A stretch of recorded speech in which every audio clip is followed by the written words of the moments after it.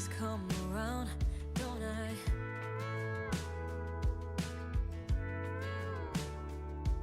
And I know sometimes I'm bringing you down, but I always make you smile, don't I?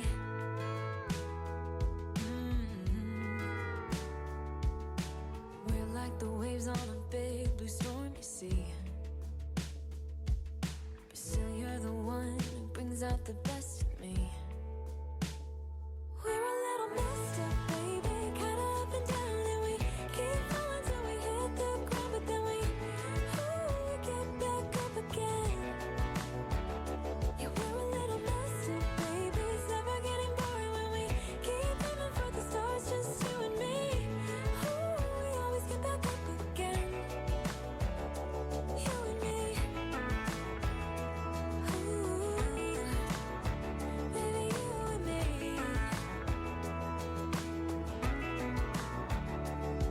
There's no one else who can make me feel like I can do anything I dream of but you.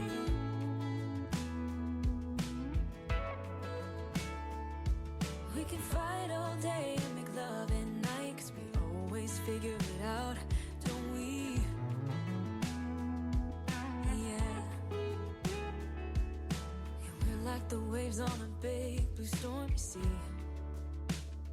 We're a little messed up, baby, kinda up and down, and we keep falling till we hit the ground, but then we get back up again. Yeah, we're a little messed up, baby, it's never getting boring when we keep aiming for the stars, just you and me. We always get back up again, you and me, you and me, baby, you and me.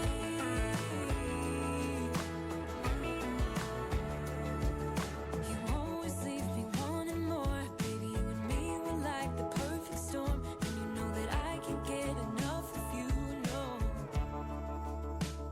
Yeah, we're a little messed up, baby, kinda up and down, and we keep falling till we hit the ground, and then we always get back up again. We're a little messed up, baby, kinda up and down, and we keep falling till we hit the ground, but then we get back up again. Yeah, we're a little messed up, baby, it's never getting boring when we keep aiming for the stars, just you and me. We always get back up again, you and me.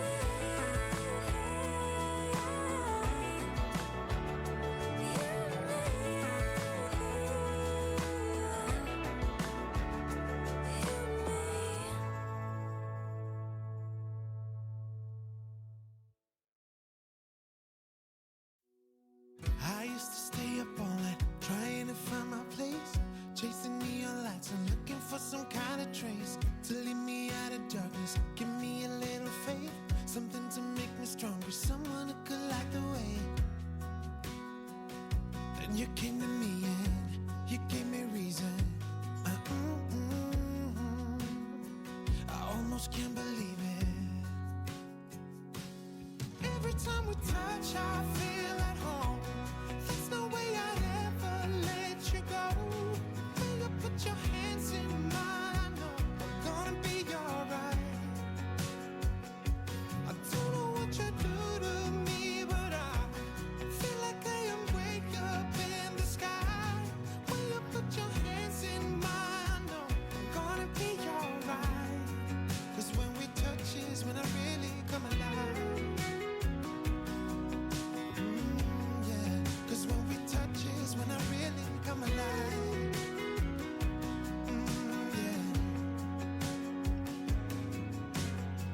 I don't know anybody that could compare to you. The way you're always smiling, the way you light up a room. I couldn't live without you, not even if I tried.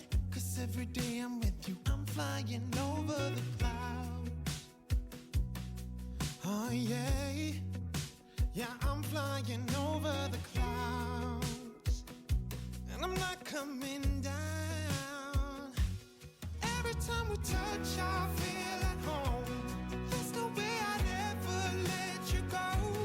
When you put your hands in mine, I know you're gonna be alright.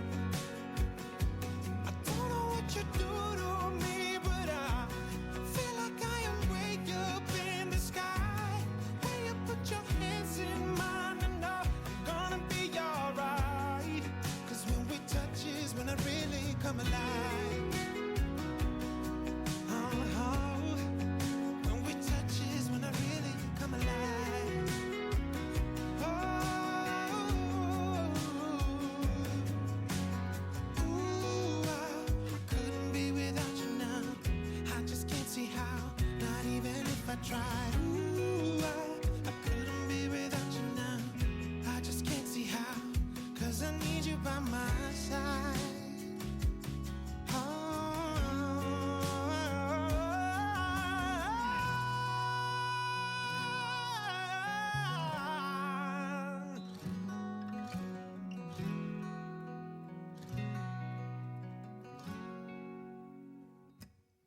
Every time we touch, I feel at home. There's no way I'd ever let you go. When you put your hands in mine, I know I'm gonna be alright. Yeah, I don't know what you do to me, but I feel like I am way up in the sky. When you put your hands in mine, I know I'm gonna be alright. 'Cause when we touch is when I really come alive.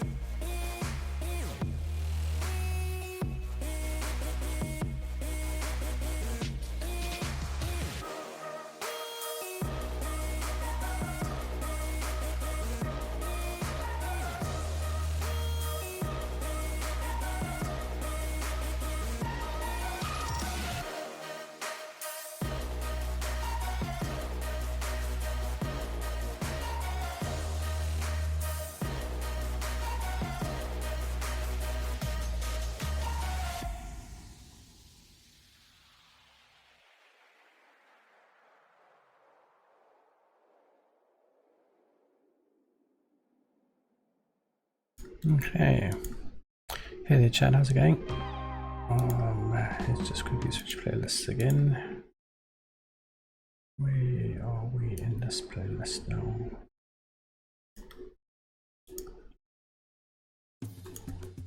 Here we go. Okay, so yesterday we ended off over here, right? We probably need to see what we're doing here.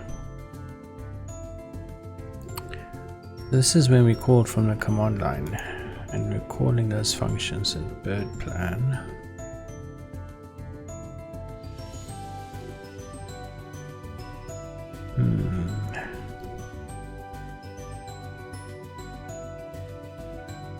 Where are those configuration functions anyway?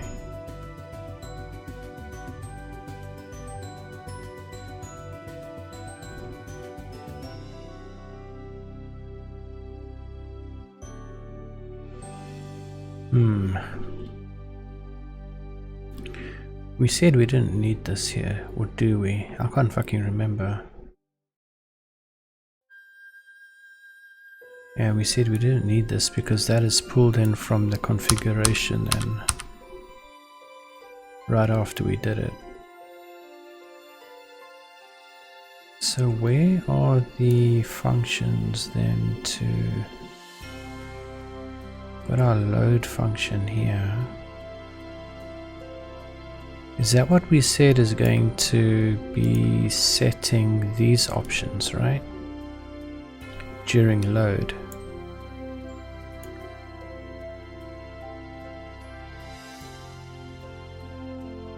Pretty sure that's what we said is going to happen. Which means our command line option then for configure is going to be passing those, right? Into load config over there. So what we need to do is move these out, right? And into the command line option here.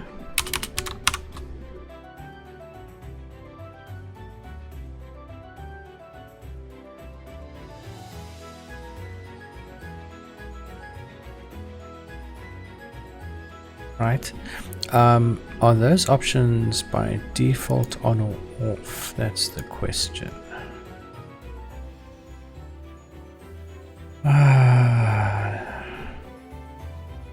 They don't have any specific value, do they? Can we just call this ignore IRR changes? Can we call this ignore peering DB changes? And can we call this use cached?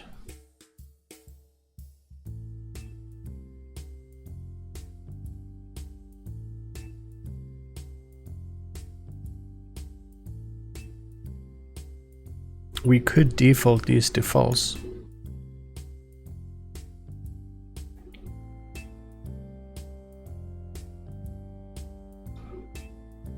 And maybe use them directly. Maybe.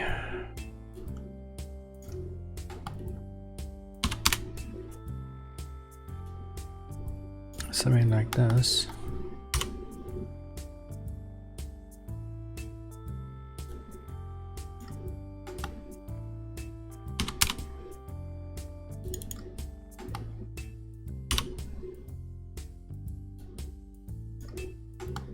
Right?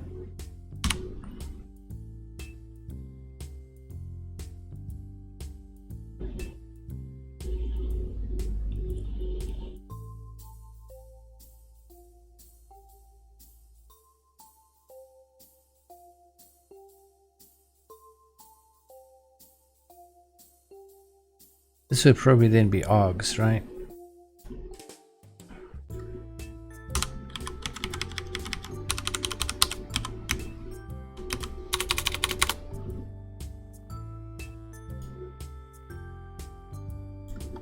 Okay, so if we're going to do that, then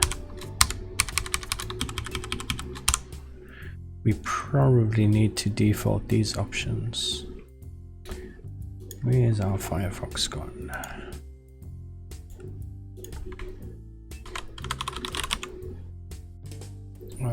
We just need default equals, I think.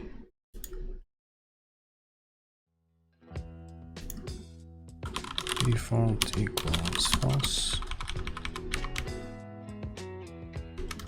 Default equals false.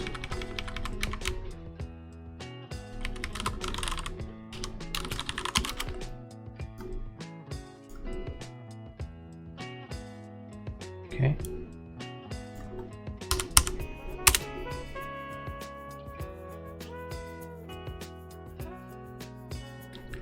And then what we probably need to do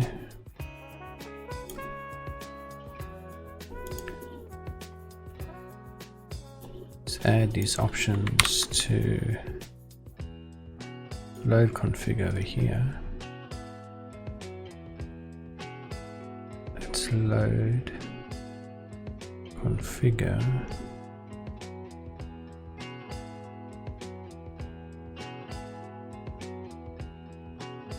Where the fuck is the load config? Oh, load config is part of command line. Oh.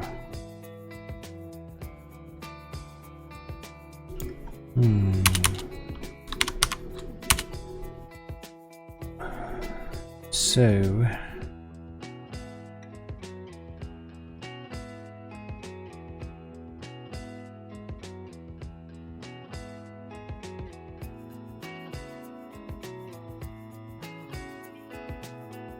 how would we do this? Hey there, Paper Armies, how's it going, mate? Yeah, it's early, man.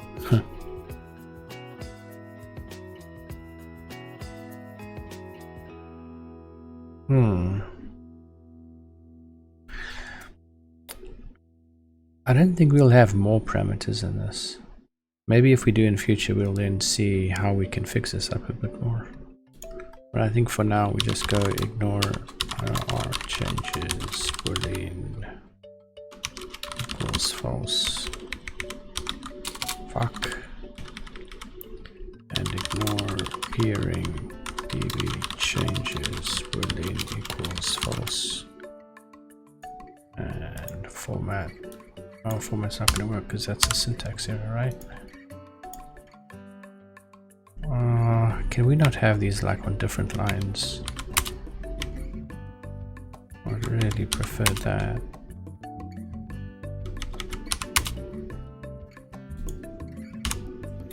Black, are you going to moan about it? No, you're not. Great. Okay, and then BirdPlan load is probably where this is actually going to happen.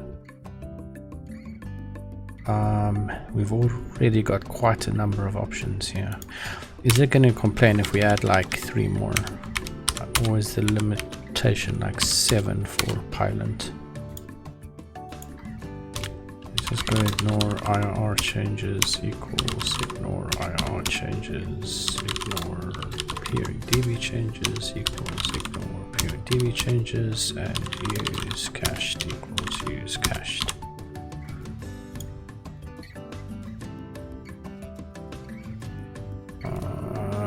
Okay.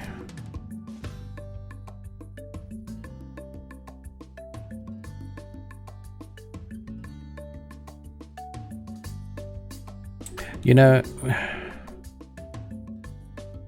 yeah, the plan file and everything has to be pulled out of args though. Those are like global options that we have. Pretty good. Made a bot with Selenium module that logs into my homework website. Great stuff, man. Now I just need to make it so it finds a question and searches around the web for it. Oh my god. Technology, man. Technology, right? Let's pass these into the load function here. We can just see how this works out.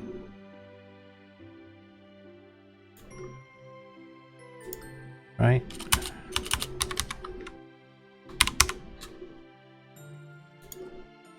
Let's pass those in here.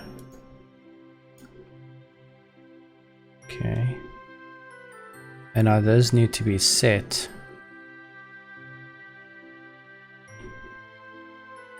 Probably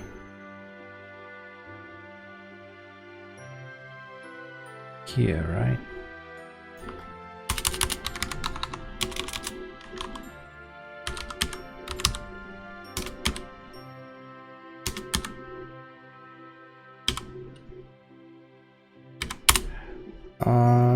Which one did we have first? Why did we? It is IR changes and then use cache next.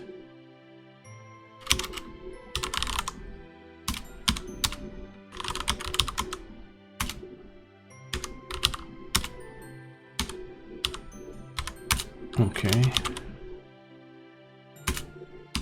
Whoops.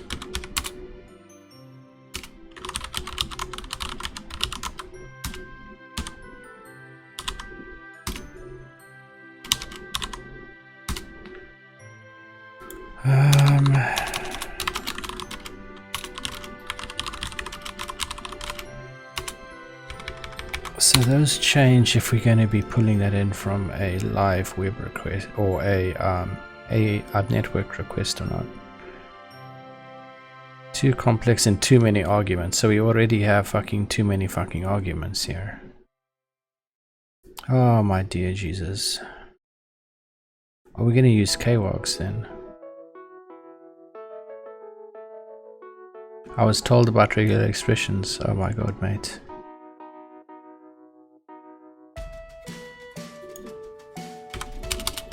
Oh my god. Oh man.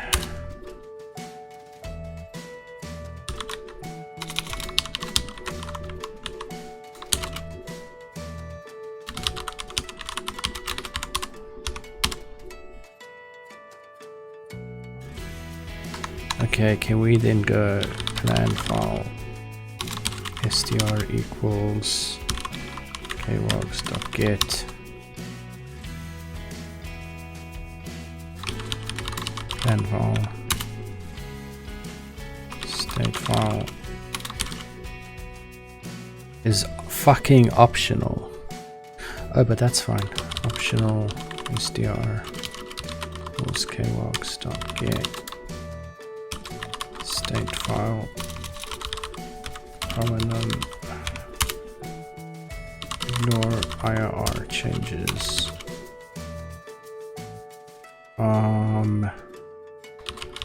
Will probably be no, that'll be a boolean. kwogs.get ignore IRR changes false. Oh my god.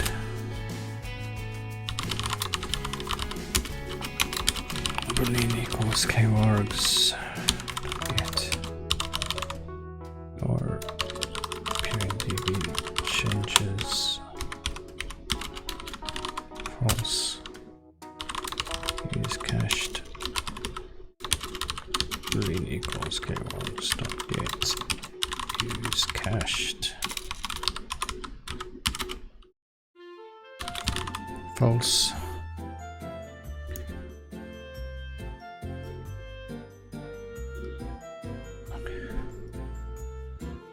String, optional string, boolean, boolean, boolean.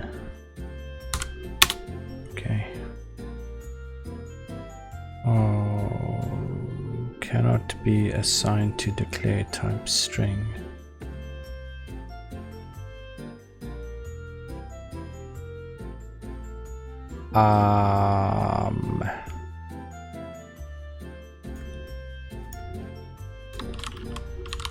Is it because you're not an optional, mate?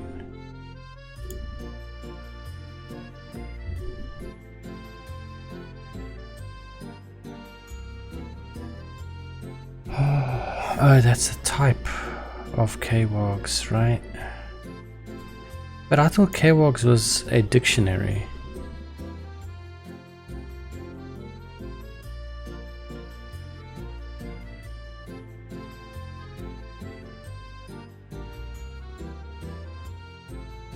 That's what I thought.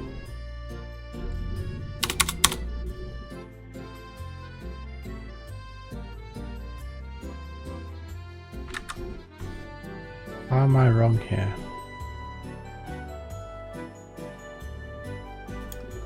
Is it just an any? Guess so. Okay. Fair enough. Fair enough, kwogs. Fair enough. You can be an any if you want to, mate. We don't discriminate here.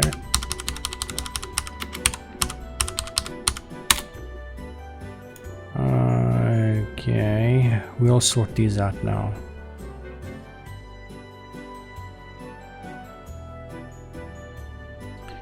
Maybe what we can do is just have a string.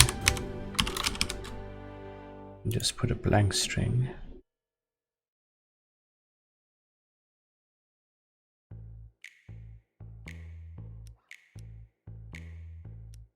Why is this partially unknown though? No overloads. Argument types any or string. The fuck? does that even mean? Well, that's going to throw an error because that is an actual string. Maybe let's just fucking put optional here. That seemed to be fine, right?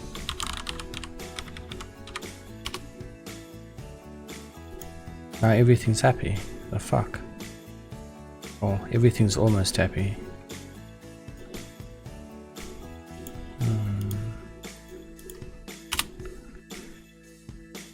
Robotic Head, she's online now. She was sleeping again. Sorry about that, man. She seems to take a nap sometimes. Plans are moving forward for providing standalone ZWALAN packages that would ship the latest ZWALAN code for allowing X11 clients within Wayland environments, separate from X.org server releases, as has been the bundling case to date. Sorry, mate.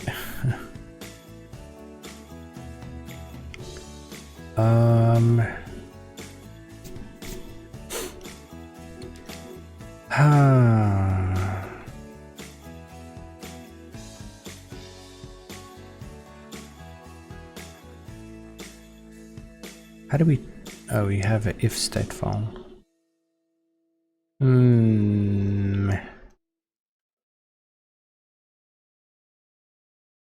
I still don't know why this fucking thing is returning. This method... What? It says it returns text. I mean, can we just assign text there?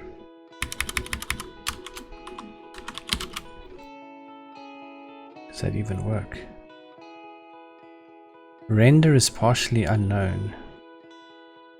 But render returns text, mate.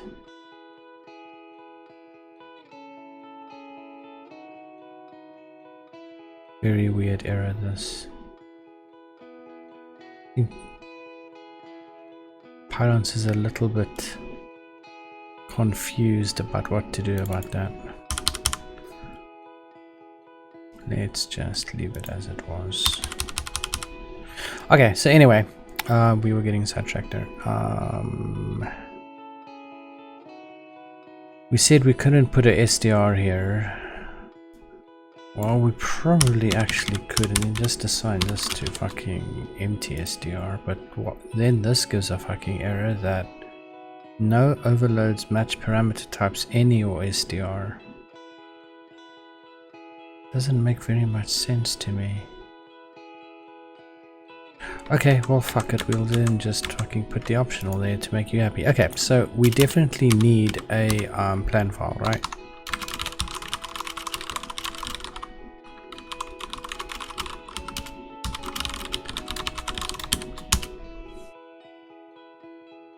Now I have to figure out how to turn off black mode, as in everything is black, the text, the background. Oh my god, how did you even manage to do that?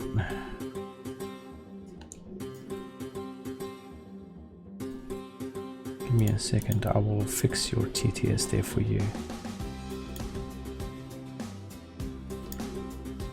Oh no. Oops. Here we go. Okay, so state file. Oh my god. That awesome person Robotic Head is here.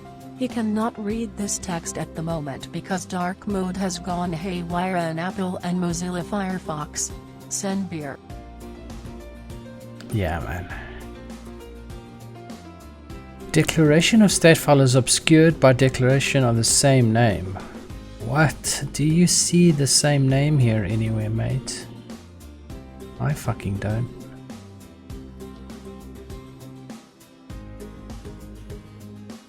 I don't see the same name here.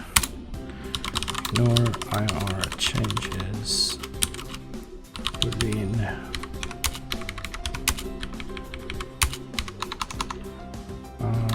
Optional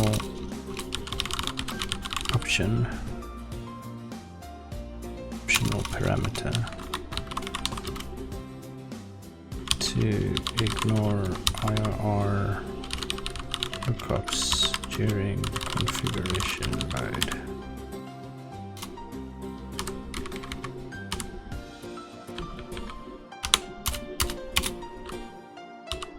ignore appearing DB changes. Boolean optional parameter to ignore appearing DB lookups during configuration load. Then is cached boolean parameter to use cached values from states during configuration load. Okay. Oh my god, why do staff now send me emails?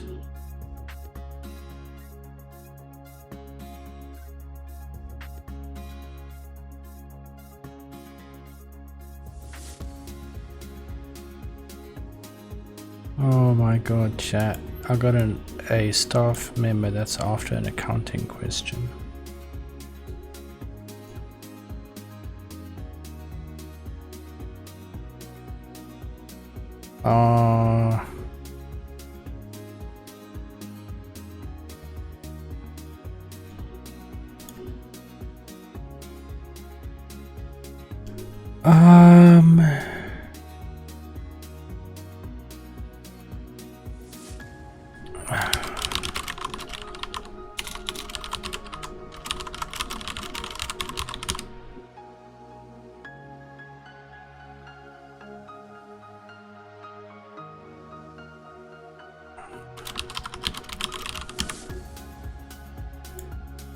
Okay, where were we? And then everything's back to update the Mac OSPF back. Don't swear too much. Oh, it finally went through. Hey there, primitive John. How's it going, mate?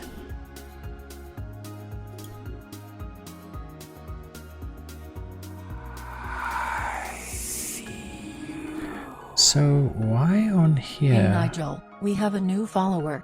Thank you for following Primitive Dawn. Thanks for the follow, mate. Greatly appreciate it. Thanks, man. Type any string cannot be assigned to type property. String is incompatible with property. Ah? What does that even mean?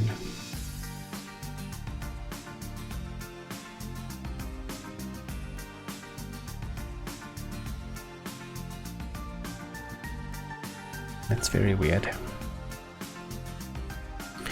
There's an interesting fact I just found. A person cannot taste food unless it is mixed with saliva. For example, if a strong tasting substance like salt is placed on a dry tongue, the taste buds will not be able to taste it. As soon as a drop of saliva is added and the salt is dissolved, however, a definite taste sensation results. This is true for all foods. Okay. Thanks, Kendra. How the fuck does KWOGS get the return type?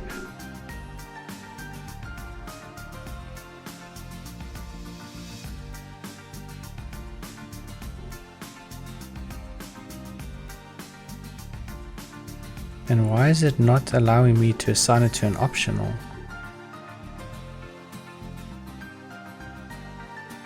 Can we just fucking search for Python 3 KWOGS? How to use args and KWOGS in Python 3? I mean, okay.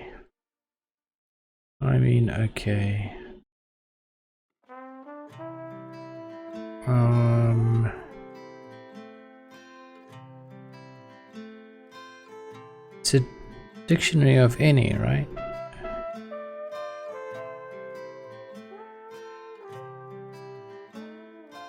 We're more interested in the typing of it.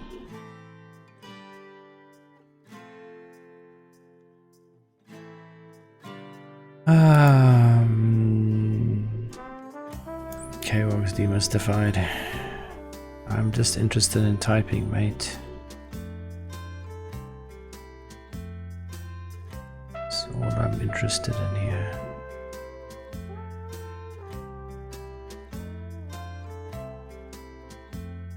is typing.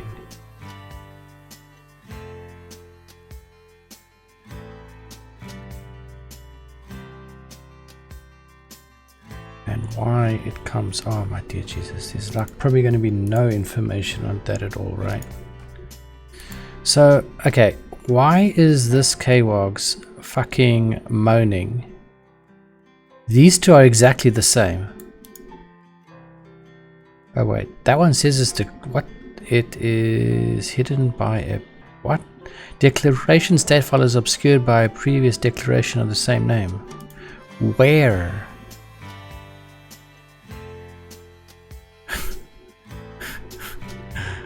I don't see any place where that could be, mate.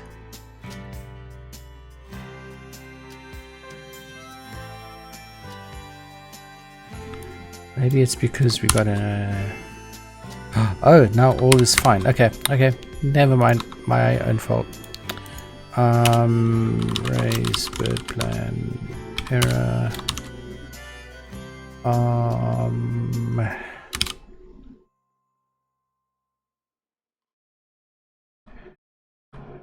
Required. What the fuck is that sound, chat? Jesus. Parameter. Plan file not found. Okay, so can we change this back to how it was then, with a string here, right? And a empty string here would be fine. But that now breaks these. Oh my dear Jesus, so it actually wants an optional instead, and then everything is happy. That is very fucking weird, but okay. We can maybe live with that. Firefox must have had a bad update where it broke things. Probably, mate. Holy code is so red today. What happened? Plush Master, I happened. That's what happened here, mate. I think lint is bugged for you. It's more like I'm bugged for lint. It's more like I'm bugged.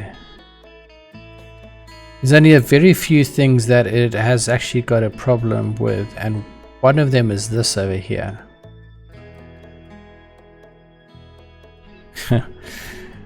Where it says the return type of render is text, and it says then the type of render is partially unknown, while at the same time saying it is text.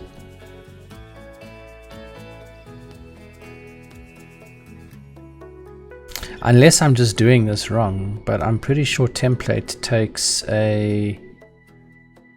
Ooh, wait a minute.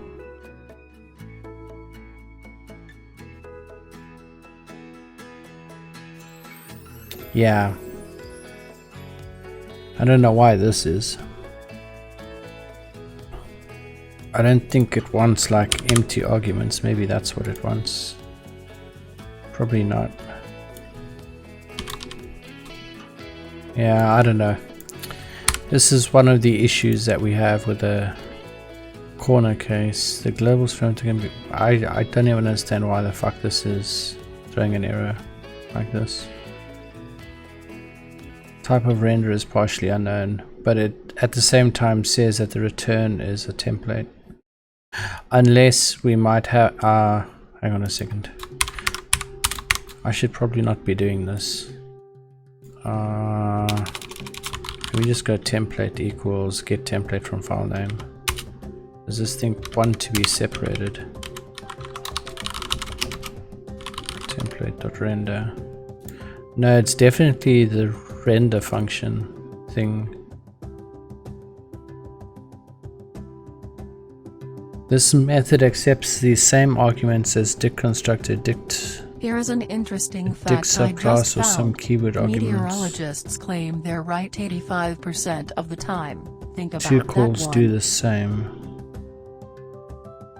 Maybe it actually wants an empty... Yeah, see, I don't know what the fuck this thing's problem is.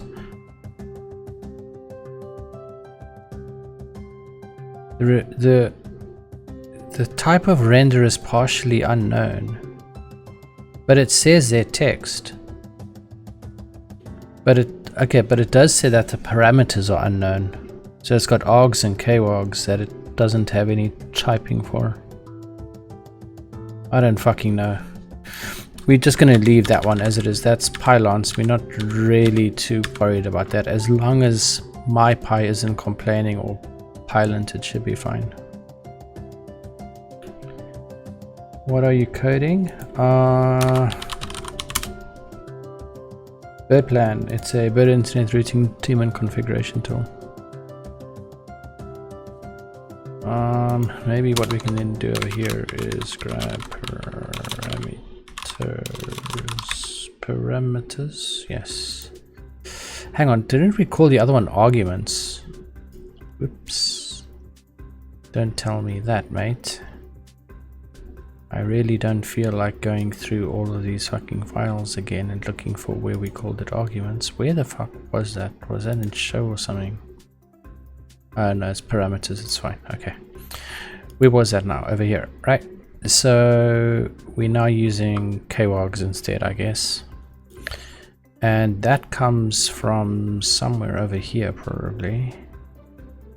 Where do we call the fucking shit from anyway? And why is this now throwing two complex? Fuck that shit. There's no way I'm going to try and fucking simplify this more. It's pretty straightforward. There's just a couple of if statements everywhere, you know? Find that pretty sort of easily readable, and we have to have our exception tries and shit. It's just unhappy with me. That's all. Well, mate, I don't think we're gonna simplify this anymore. I think that is fine. Is that no QA, right? C901. Fuck, I hope that doesn't do it for the entire file. I think it's no QA. Is that how you disable? Well, now it seems not to be a problem anymore. Oh wait. Wait a minute, it was delayed. Flake. Too complex. Well, mate. Thanks for the heads up, but how about no? How about no? Okay. So we're setting our 3 options to change the behavior slightly now. So that is in our BirdPlan load. That loads a configuration file, initializes all the objects, and pretty much passes a configuration, right? And then configure. What configure basically does is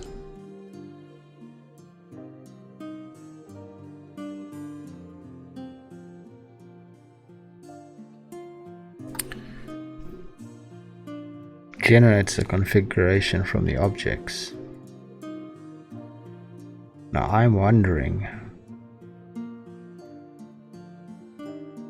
shouldn't configure not have file name? We can move the file name then into the configure command. Oh. So in command line over here, right? This is the main command line parser that we have, which calls whichever command we're supposed to be running. And we got our load config. Why is this thing complaining now? Unexpected keyword argument. Wait, what? Mate, no. Nope. Those are all fine, mate. Those are all good. We could even just pass this. No, I suppose that's fine. Oh my god.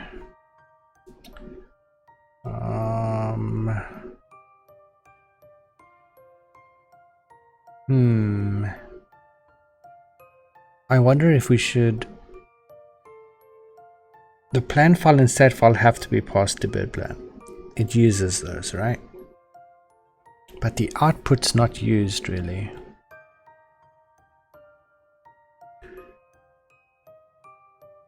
This should probably maybe be returning a string which has our output in it. And then the actual configure command can be writing it out.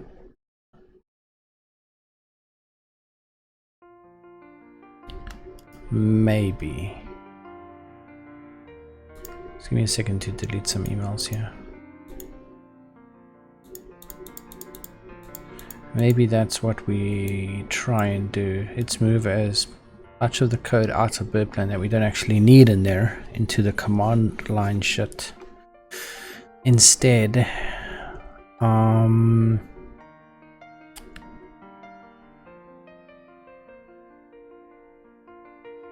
wonder if we shouldn't put kwogs here right now as well. Hang on. Where's our BirdPlan gone? Did we only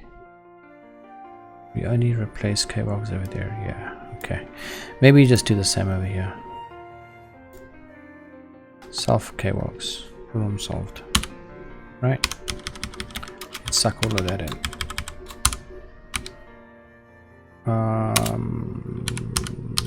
Can probably do that. I just go format. Okay, and then we can probably just pass. Can't just pass kwogs here, can we? We can probably actually pass kwogs over here. That would work. That would actually work fine. Want to hear a joke, chat? Here it goes. And then we can copy this. I couldn't get a reservation at the library.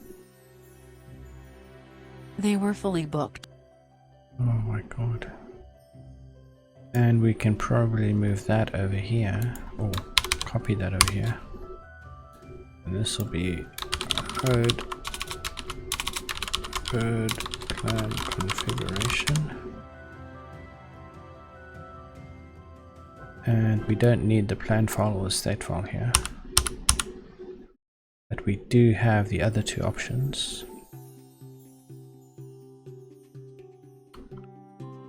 Right.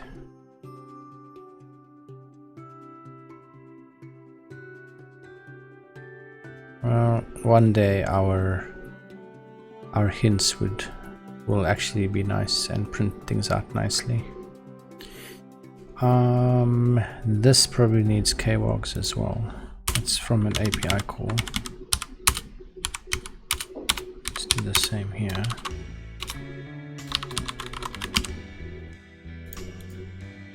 Okay. Oh, for fuck's sake.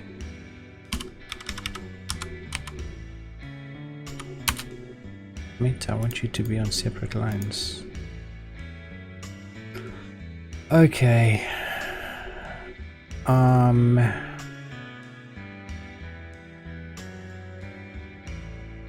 And we said we're gonna maybe return a string here instead.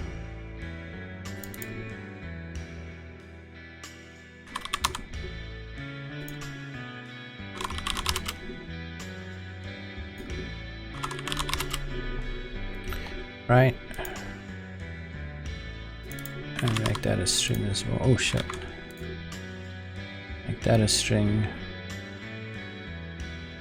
Wait. That one, this one over here. Why is it a string at the moment anyway? It was already returning it. Interesting. Well, we're going to remove the output file name then. And returns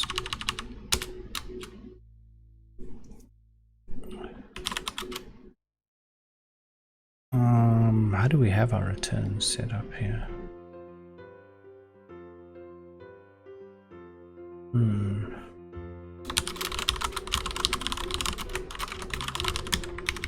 Returns word configuration as a string.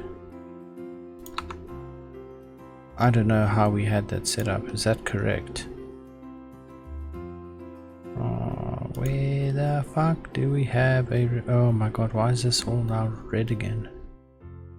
Fucking hell, mate. We'll fucking figure that out. Where's our returns gone? That's our configure command, right? And we just removed, or we're gonna remove this out here then.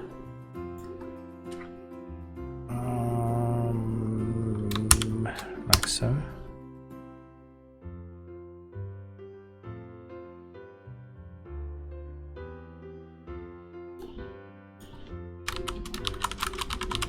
Create bird configuration.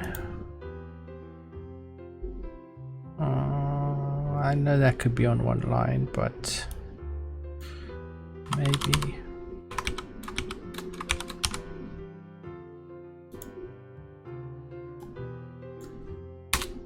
Maybe.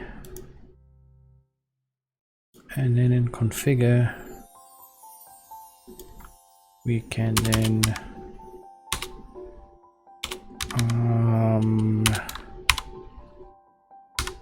write the output.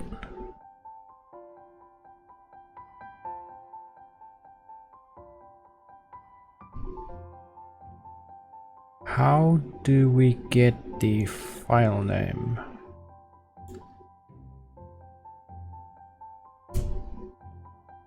Like this, right?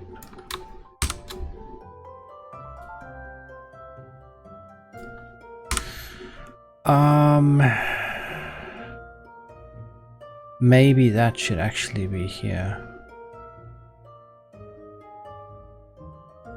Configure calls command line, right?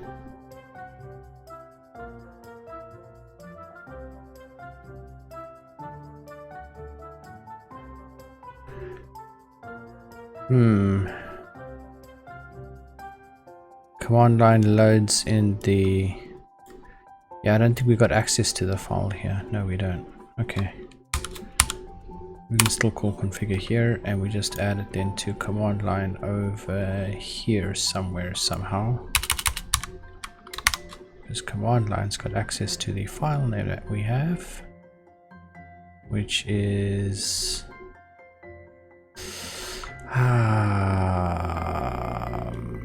going to be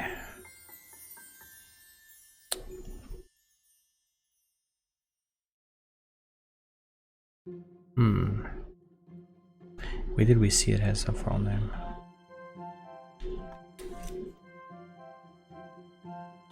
And why is there errors here?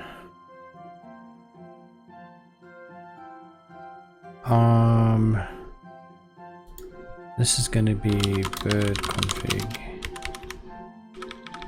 This is going to be bird config.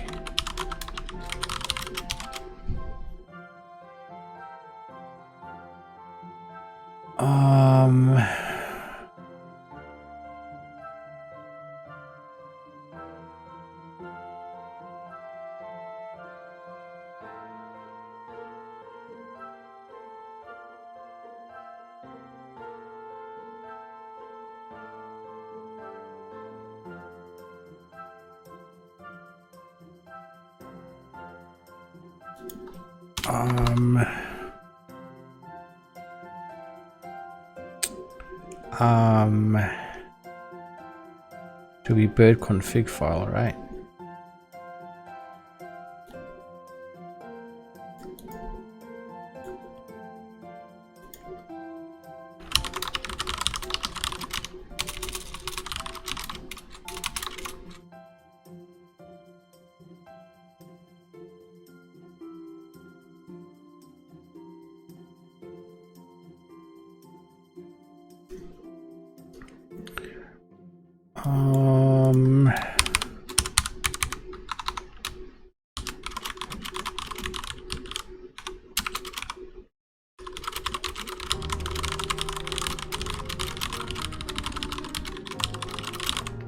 We can also return a string here.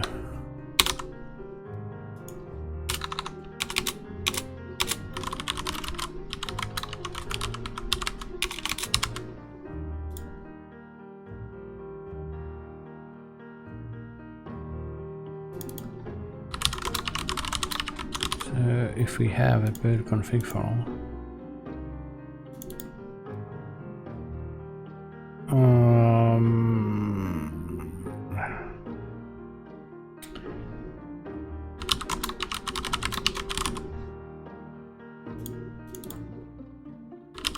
I was searching Pornhub and came to this conclusion.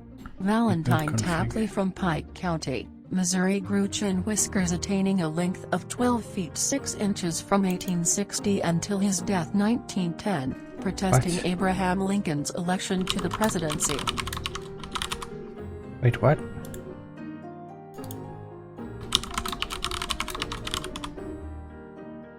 So here you bird config file name.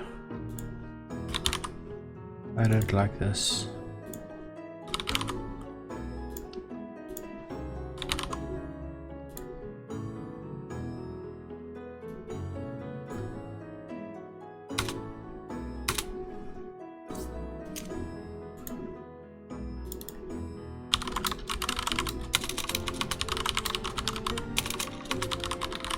Don't like this at all.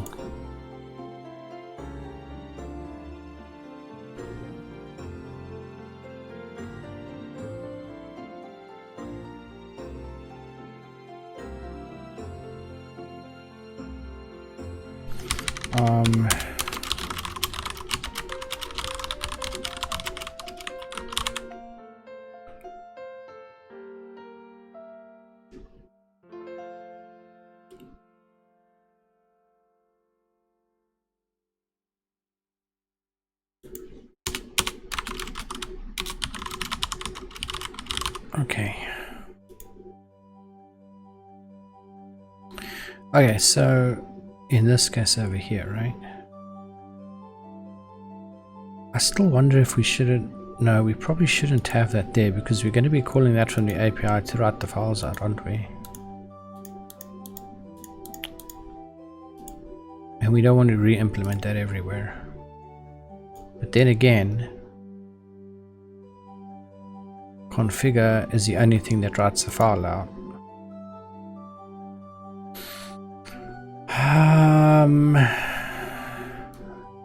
We could move this.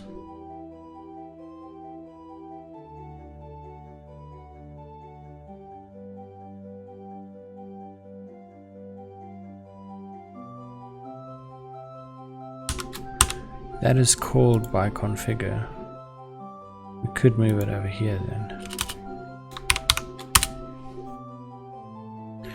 Right. And this would then be args.birdplan file.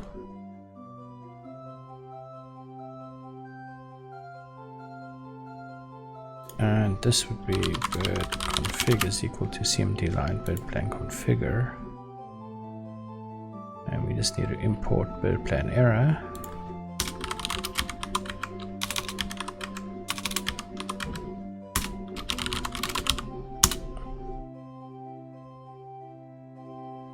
Right.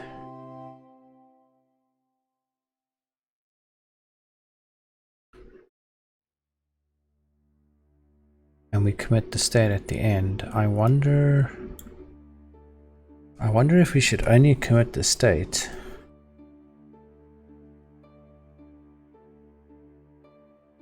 Yeah, we probably have to do that anyway. It should probably be committed at the end here. That's how it was committed before. Okay, this is not going to work, I can guarantee you that. And why are there errors here? Hang on a second. Mate. It says there's 6 errors.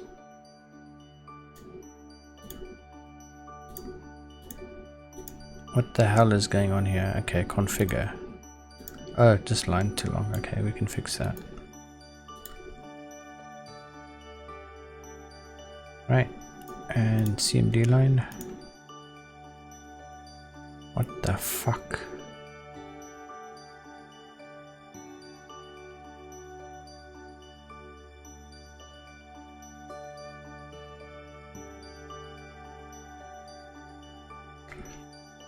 Well, our hopes of having this working nicely are dashed again.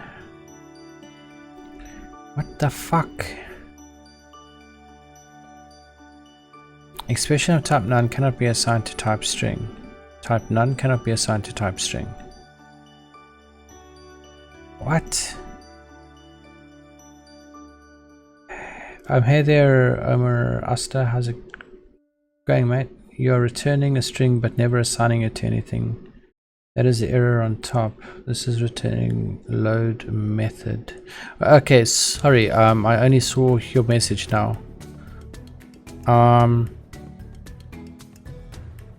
We're returning the result of load.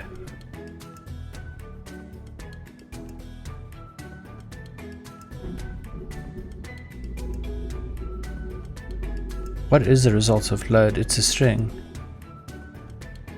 Oh, wait a minute. I think I see what you mean. And load has none. Okay. Thanks, mate.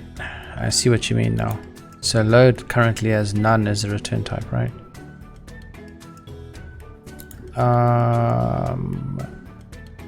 Here is an interesting fact I just found. The Vatican City registered 0 births in 1983. But load is empty. Why are we even doing this? Load shouldn't be returning anything, right? Load should be none. That is actually correct. And this should just be fucking run the function, right? It's configure that's returning something.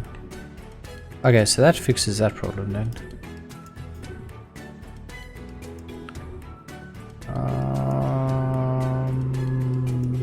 These are probably... I don't even fucking know what's going on here anymore. Oops. Okay, hang on. Let us first check this file, right? Why have we got errors here all of a sudden? That's an OSPF. Oh, we were checking out how we're going to be doing the OSPF stuff, right? Oh my dear Jesus. I don't know why we put that there, but we can remove that for now.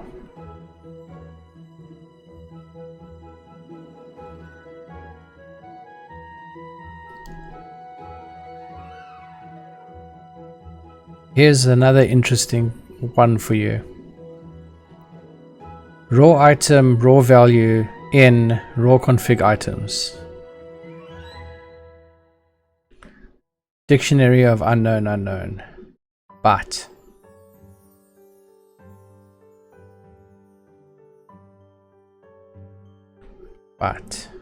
where does that raw config come from? Where do you come from, mate? There is an interesting fact for you. Item in raw item in dictionary of unknown facts. Wait, what? Yeah. Raw config. Okay, so item name raw config unless it's because this doesn't have a type.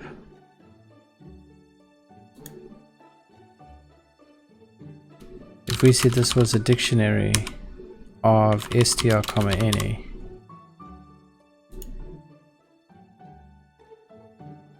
Yeah, see, you can't type it.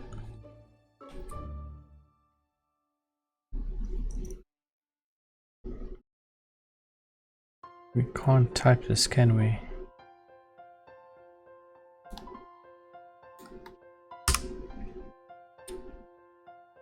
Okay, well, anyway, this is just pylons that's complaining. We don't care about that. That's fine. Okay, we were checking what the errors in this file were, right? Too many. Okay, first of all, we can do a format document. Partially unknown, we know about that problem. Nothing we can do about that. Dump, we can't do anything about that at the moment. Raw item unknown, we can't do anything about that at the moment. LC is the same thing. Then we got redistribute as too complex. That's just config parsing, man. That's not complex.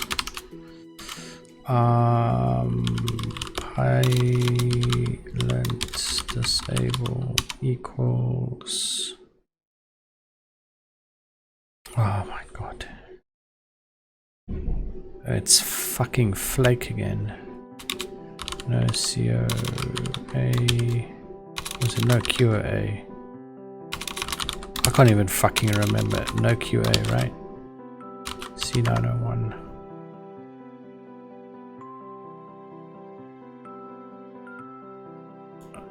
This one says too many branches. Oh my god, but we didn't even change any branches, mate. Pilot disable equals too many branches. We are fucking config parsing, man.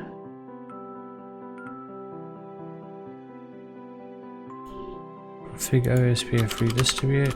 No QA. C901.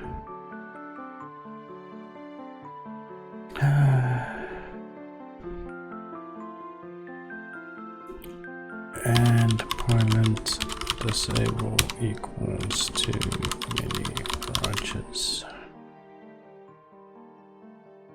It's not, I mean, okay, there are quite a couple of branches here, but we're going deeper and deeper into the configuration, right?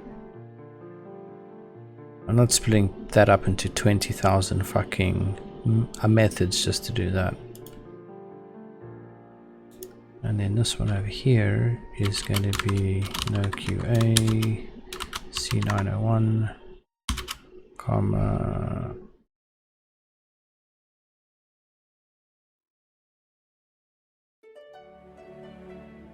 pilot disable equals too many branches. I can't spell disable right either.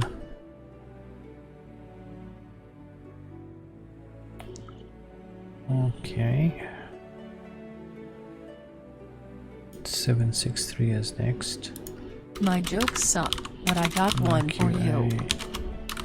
What do you call a duck that gets all A's? What? A wisecracker. Oh my god. 763. We just fucking copy this. And we can just fucking shove it in here. 877. Oh my dear Jesus.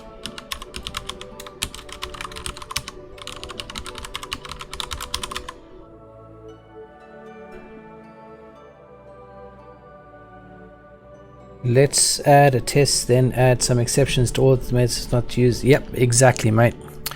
These are passing configuration options and ensuring that they are all defined. If we are to split up every single one of these functions, we will have 20,000 fucking functions instead. So we're just going to be disabling the too many branches and the too complex for these. There's only so far I would go into making Pilot and Flake happy, and it's not going to involve in splitting up a function into a gazillion pieces. Have found a really good fact on the reliable website Pornhub. Thanks to autocorrect, 1 in 5 children will be getting a visit from Maydan this Christmas.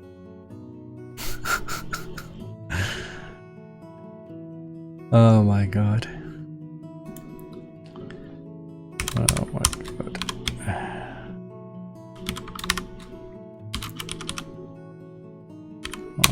We don't need a comma there, do we? Probably we do, right?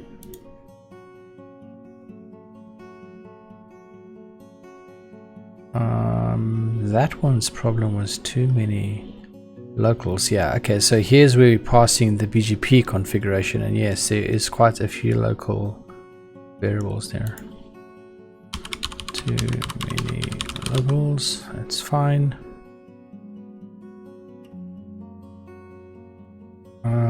Too many statements, 946. Too many statements, okay. Okay, so what did we change here, right?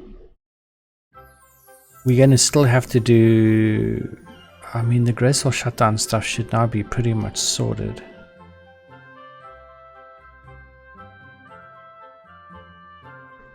right?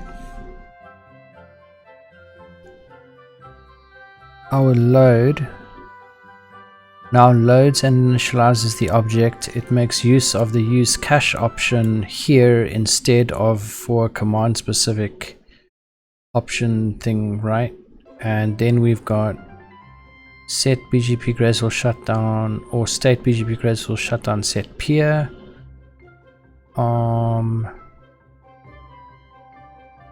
We set the state to override that peer with a specific value. We've got our remove option. We got our status option that now pulls in the configured state of it. It pulls in the overrides and it pulls in the configuration. Okay, so this is going to be generate the override status as if we were doing a configure. Generate the override status as if we were doing a configure. Okay, so we've now got that, right? OSPF we're still not doing yet. That is just going to be done just now.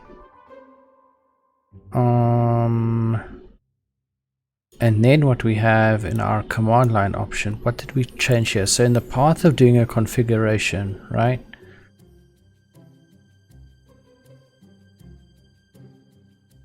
We call the command line library thing of ours and we say BirdPlan load config. We pass it ignoring IRR changes, which is over here, ignoring peering DB changes, that's over here, ignoring or using cache data, that's over here.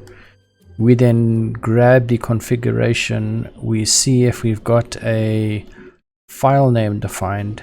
See, the thing is now we don't actually have. Should we now move the output file name to configure? I think so, right? It's not used anywhere else. That used to be a global option for all of our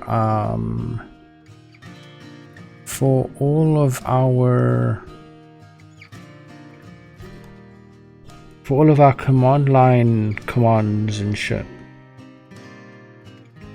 But that's not relevant. That only makes sense if you're running the configure command. So this can probably move out of here then. And probably move into the configure command.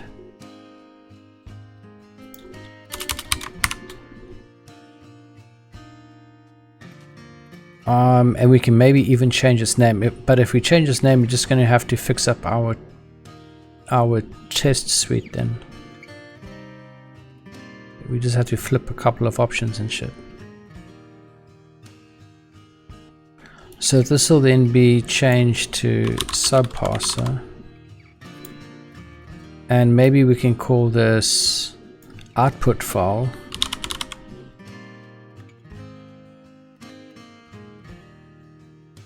and we can probably pull in bird config file from command line.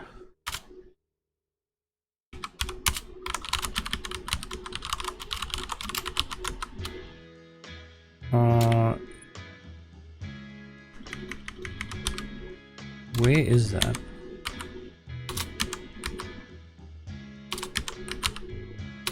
Where the fuck are we? We are 1, 2, 3 directories up, right?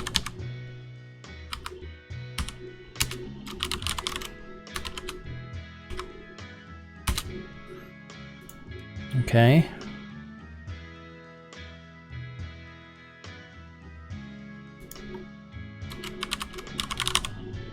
Bird config file to output.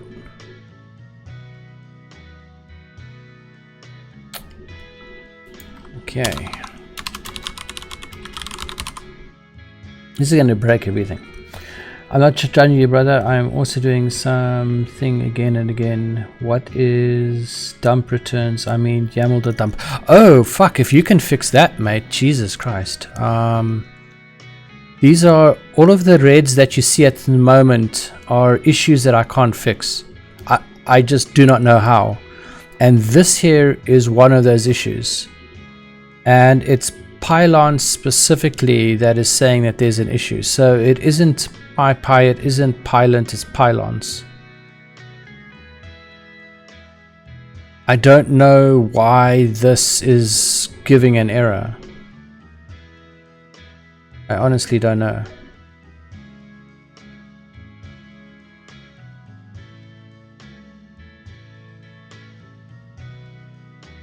I don't know what I've done wrong here.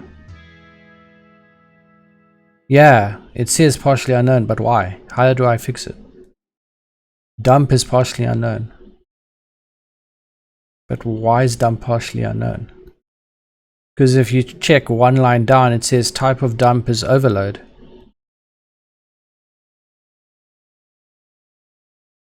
I suppose it does have some unknown items there. In some conditions, it doesn't return. Okay, how do I get rid of the error? That's my question. Hey chat, did you know? Babies are born without kneecaps. They don't appear until the child reaches 2 to 6 years of age. Gee whiz, that's interesting.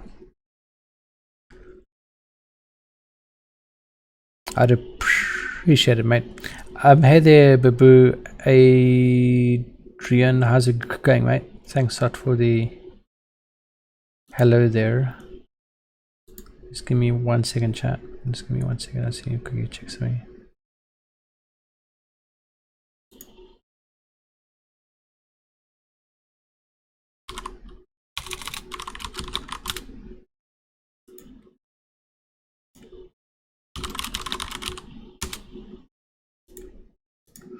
Okay, I'm gonna just quickly grab something more to drink, and I'll be back shortly. Let me just fix my playlist here. That seems to have ended again. Hey chat, did you know? Who should not be I'll a be right loan back. shark to a very young child, as they don't have kneecaps. Oh my god. Okay, I'll be right back. Give me a few minutes.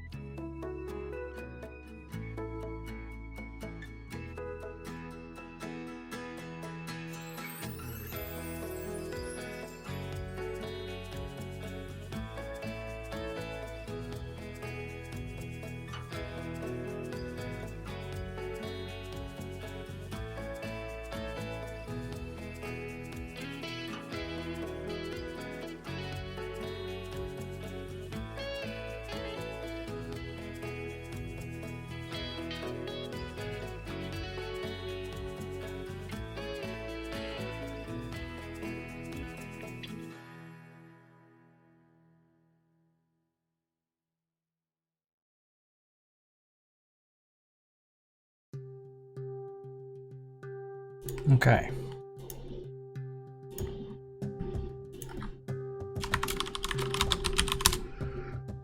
Let's see.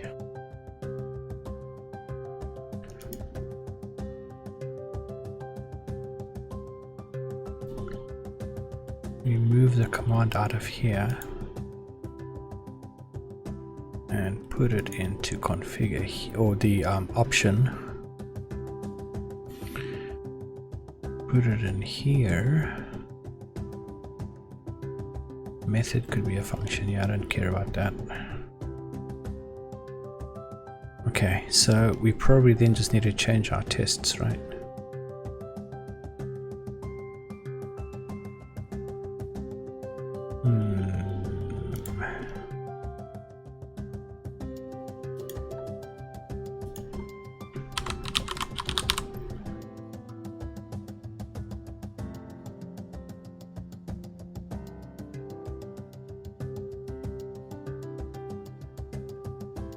Oh.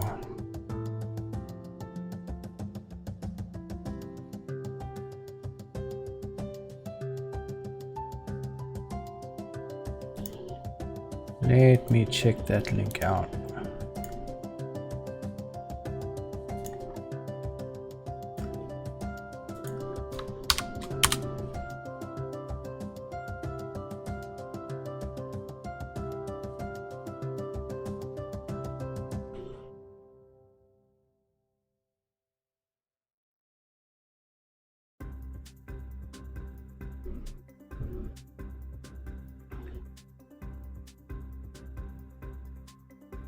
A single most abused feature of the old API is not providing the second stream parameter.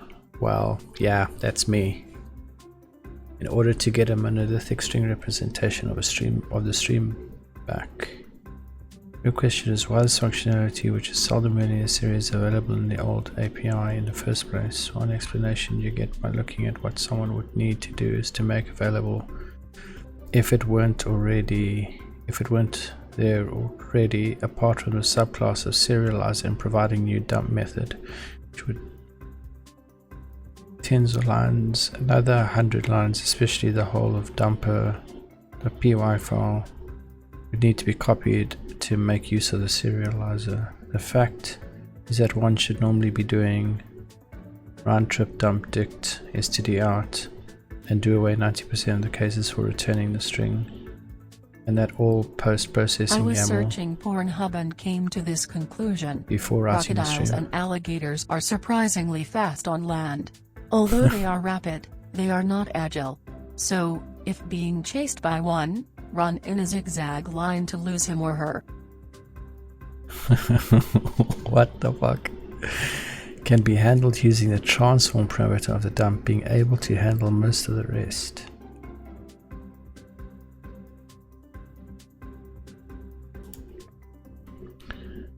But it is also much easier in the new API to provide that YAML output as a string if you really need to have it or think you do. Well, we do need to have it because we're returning it in an API, mate.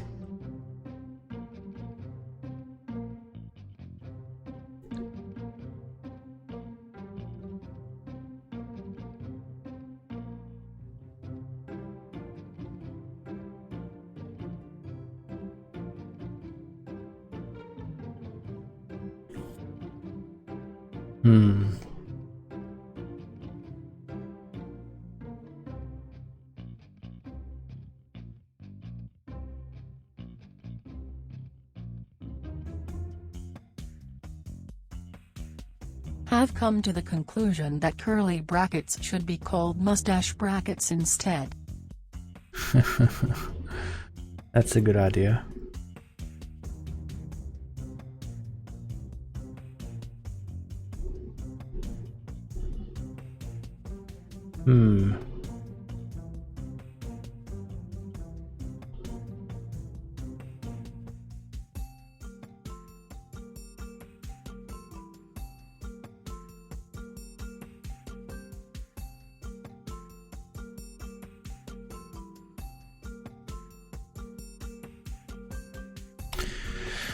What do we have in our code though?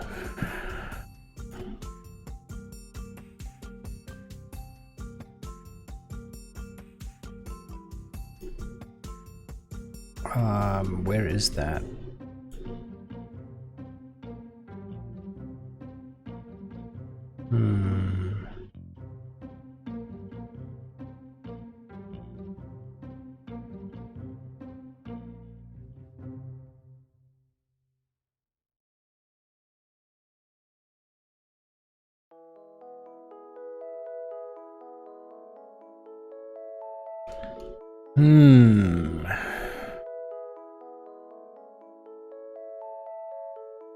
Aha, hang on a second. But chat, you see here, we're writing it out, right?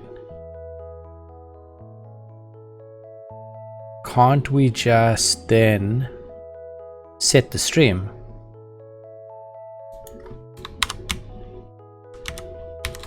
Can't we just do this?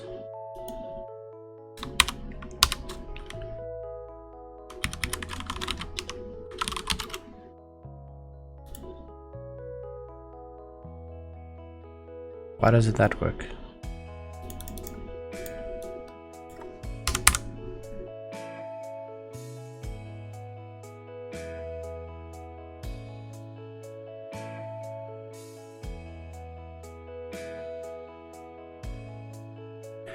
Is it because this is opened as... That's a text IO wrapper, right?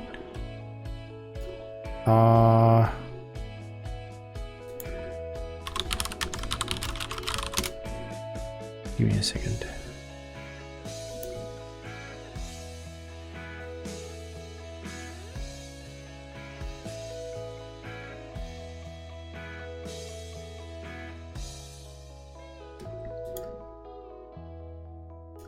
Give me a second.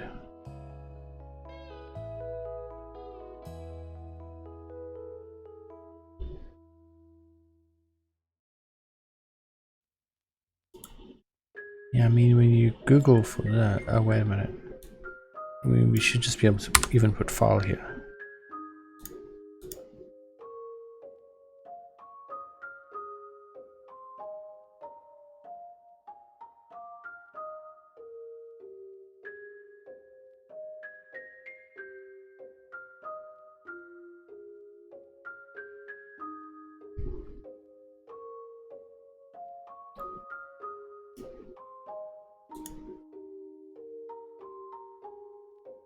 Self-data stream keywords.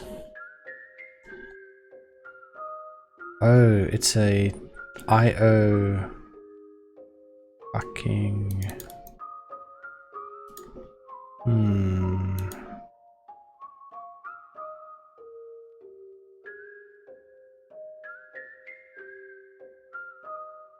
What we need to do, I think, is set encoding here, right?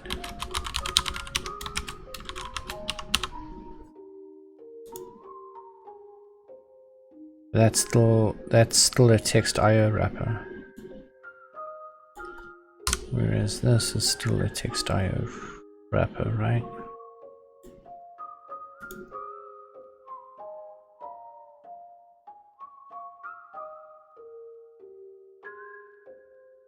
The fuck?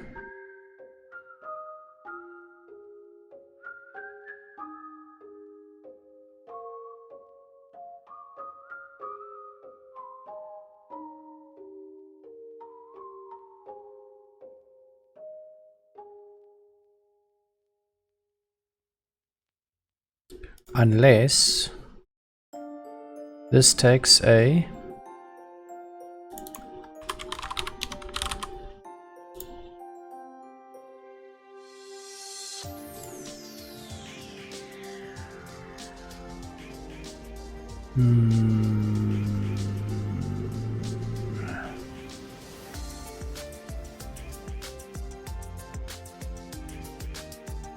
give me a moment.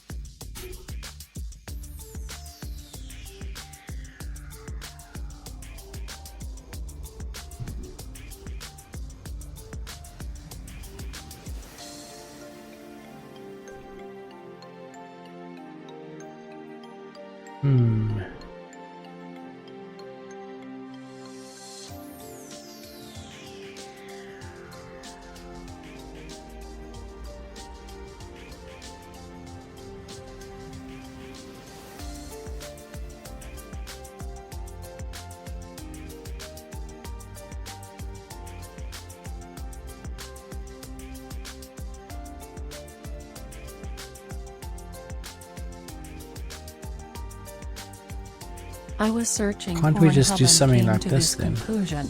It takes about 142.18 licks to reach the center of a Tootsie Pop.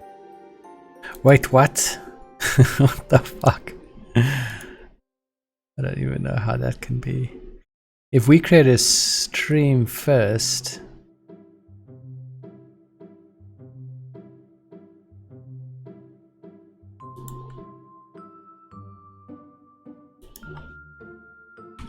We create a stream first. Hang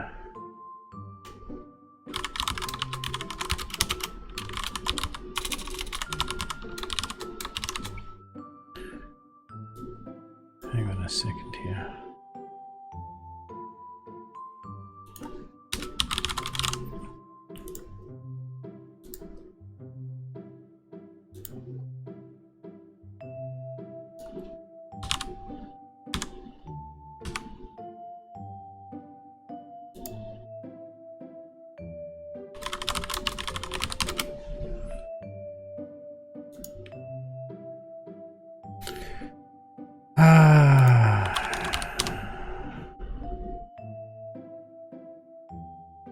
This is still showing IO string. What the fuck is IO string though?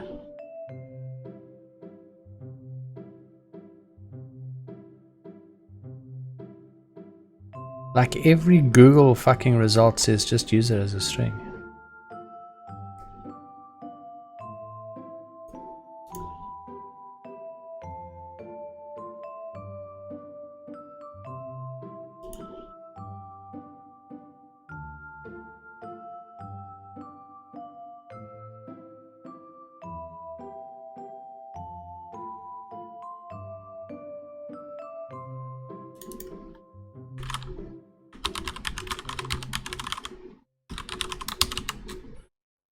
Is it stream? Get value?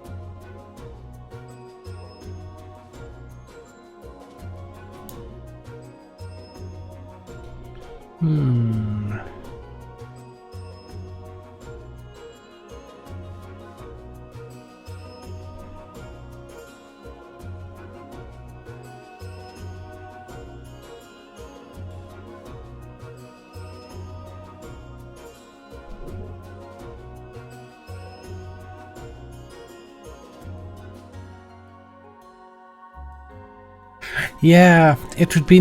I mean, almost every single one of the fucking Google results has any combination of all of the other things. I mean, can this even be typed to IOSDR? Maybe that's what it wants.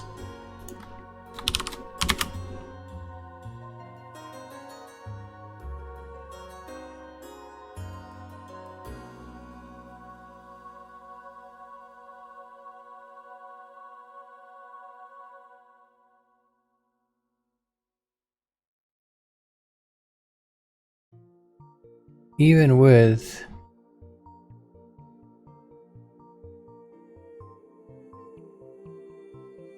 a type, it still does the same thing. I don't know, man. I don't know. I suppose that this is better than what we had before, but we still got the error here.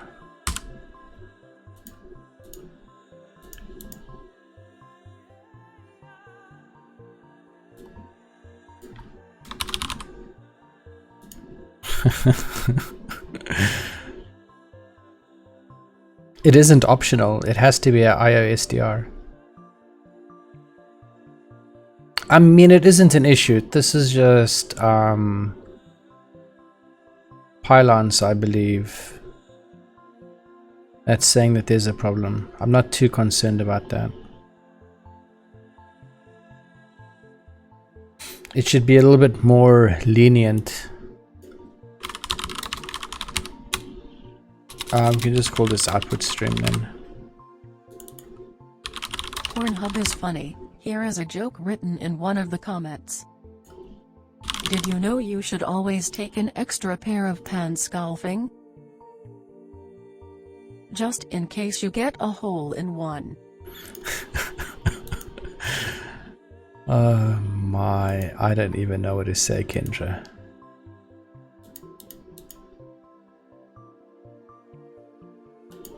I don't even know what to say.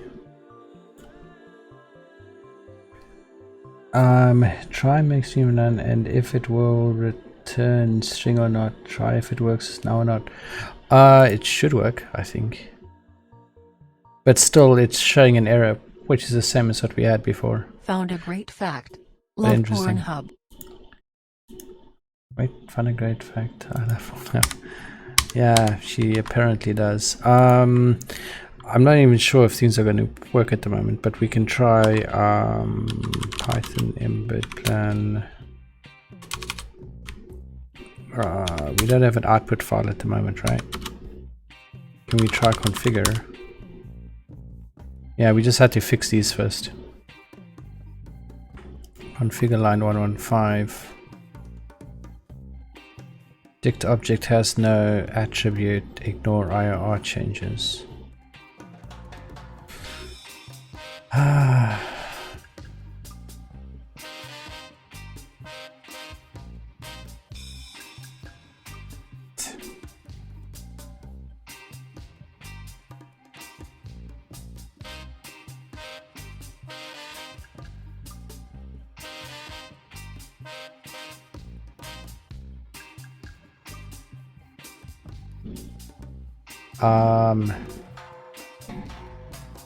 I think I might have made a mistake with this.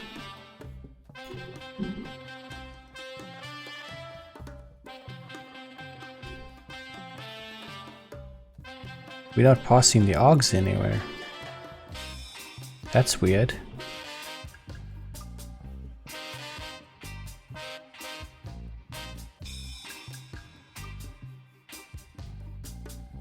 That is very weird.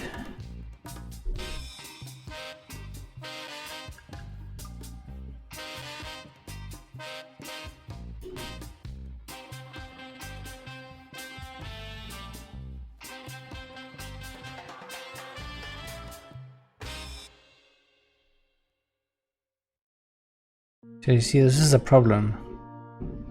If people interrupt you during the day, you can't fucking remember how we pulled args into this fucking bunch of options now. Hang on, it'll be under our set, right? It'll be cmd line dot args dot. Okay, so it's cmd line dot args. So this needs to slightly be changed to cmd line. So it's command line arguments.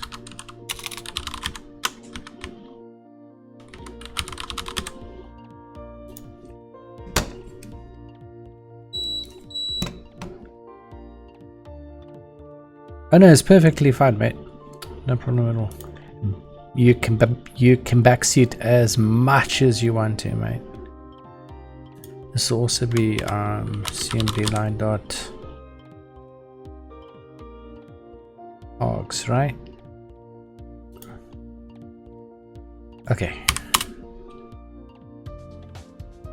Protocol BGP. Oh, that's probably not good.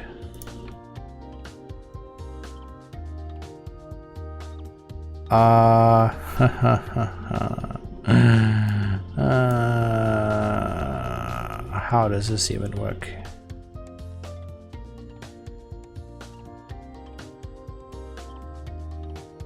Would this be just .ps? Probably. Hey there, Algebra Emmy No Ether. True about birds, there was a snowy owl in New York for the first time in 130 years. Oh, that's pretty cool. Hey Nigel, we have a new follower. Thank you for following Dizolopi. Hey there, Dizolopi, thanks a lot. Or Dizlappy, thanks a lot for the follow, mate. Greatly appreciated. Thanks, man. Okay, well, let's try this again. Okay, so it doesn't do anything now. It just does a fucking blind configure, right? And if we specify a minus as the output file, we get a fucking YAML parser error. What the fuck? Now that is weird.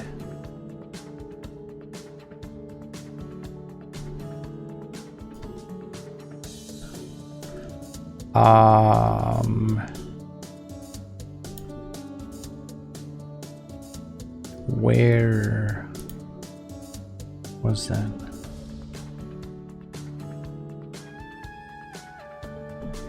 Where was that? That's because of this, right? Hang on, I just want to try something.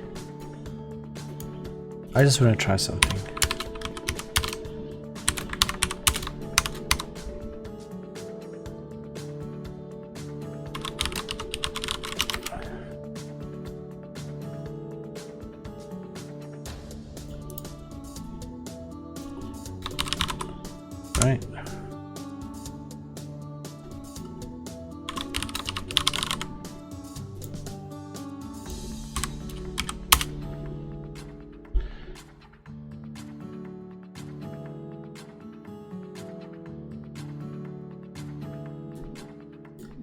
How have I broken this?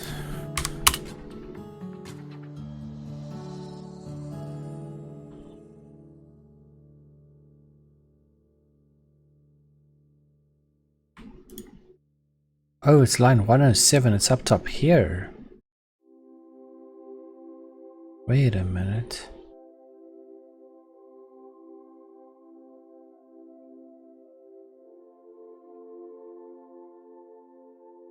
What the fuck?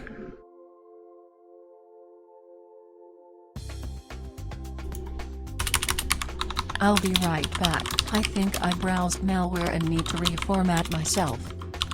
Not again, Kendra. You do that like every day, mate.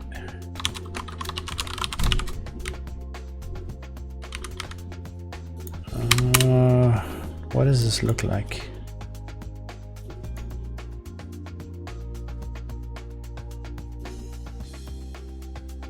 Okay.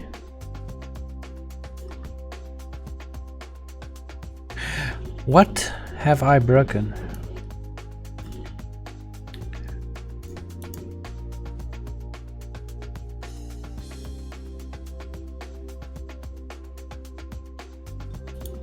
This is not the right file that's being pulled in, is it? I think there's a problem here.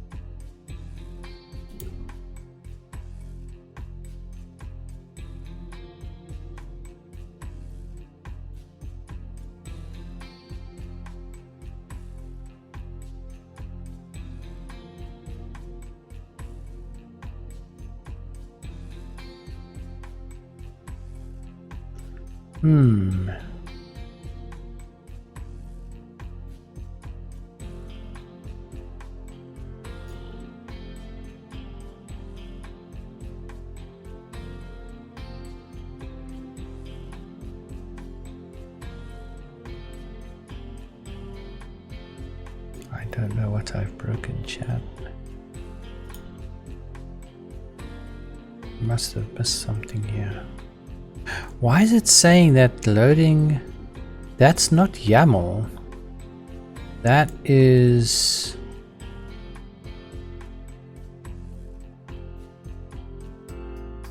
It's coming from here, right?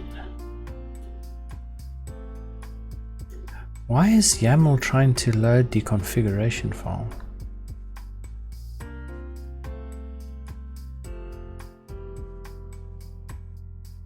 Oh, that's not correct. That would be why. Hang on a second, I think I made a mistake here. Just revert some of this stuff until we get back. Just give me a moment. What was this before? What was this before?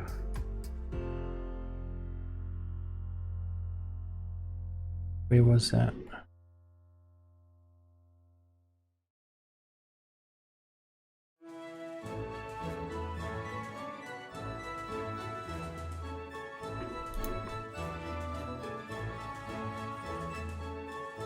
Hang on.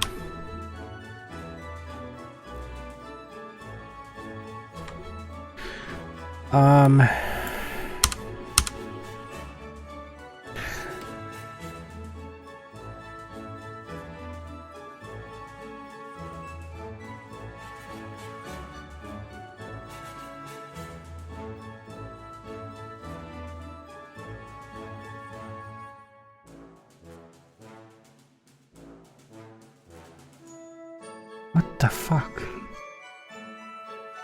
This is not right. It should be the state file that we're pulling in here.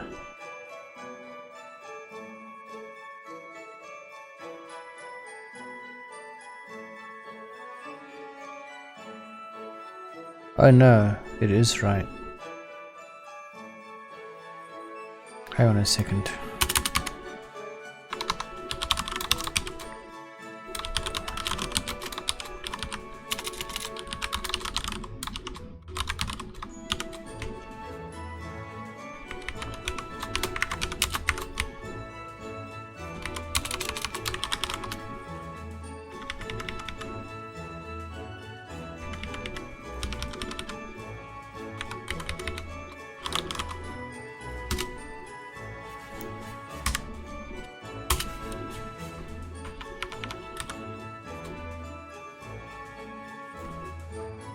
Weird.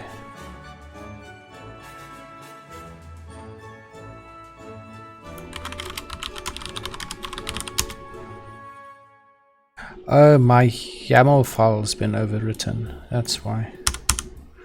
Well, that's probably not a good thing.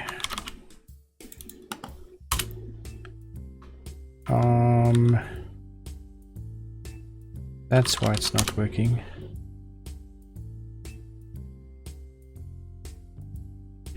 Something overwrited it, right?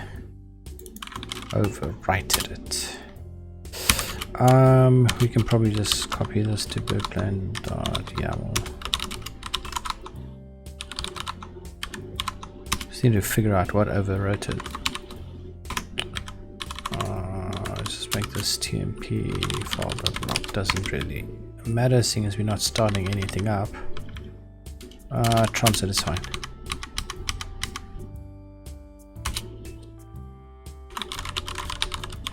Hey Eagle, forgot to mention overwrote your YAML file. Thanks, Kendra. It overwrote it again though. I think we set our state file. Why is it overwriting the file anyway? That's a bit weird. How does it even know that it's... What the fuck?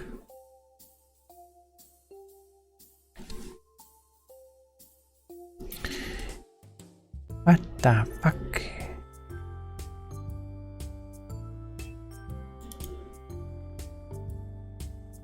Oh, that's probably why.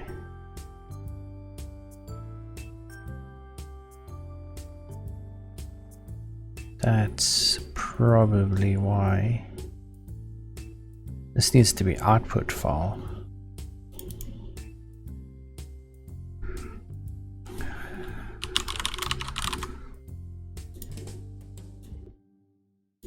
This needs to be output.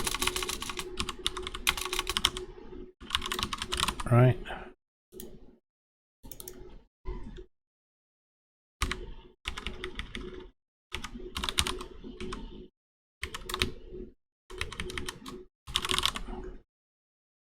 Right.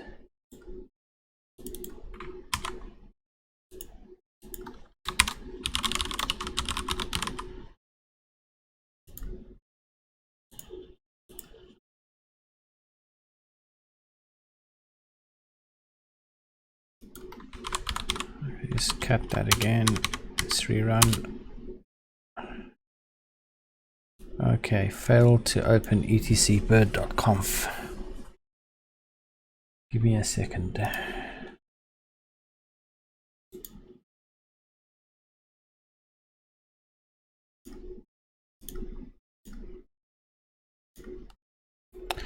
Okay, so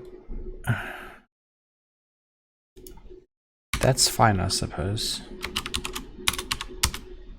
You can just output to dev null. Well, that also works, right? Or we can output to bird.conf. Okay. Okay. So that's fine, right? So we should have state now, which has got, for some reason, OSPF configuration. Does not look correct to me though. We got state for the previous peer that we had. I wonder if we shouldn't delete that.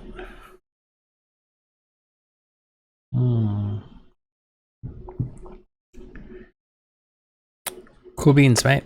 Have a good one. I just found something interesting. In England, the Speaker of the House is not allowed to speak. Told us that yesterday, Kendra. Our state file is going to get polluted. This BGP peers needs to all be replaced on a configuration run. Where'd our music go?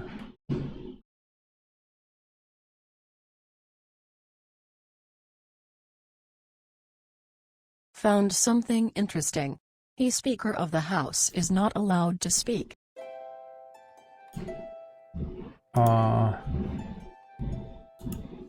Interesting. Oh, you're crazy, mate.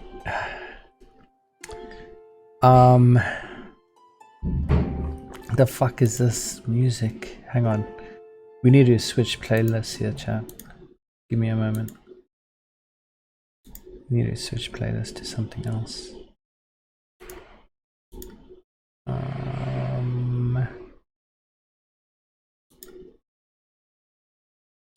Let's try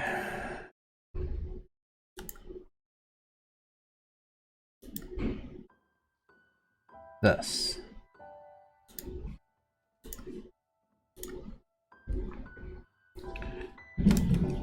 The fuck is up with this fucking climate control today?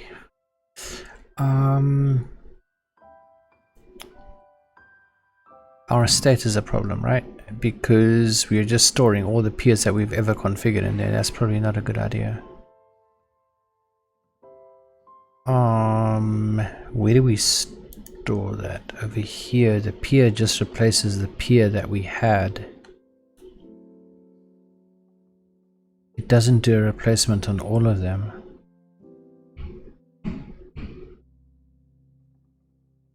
Right?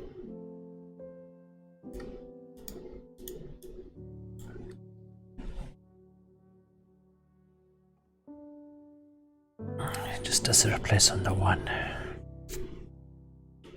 That's probably not good.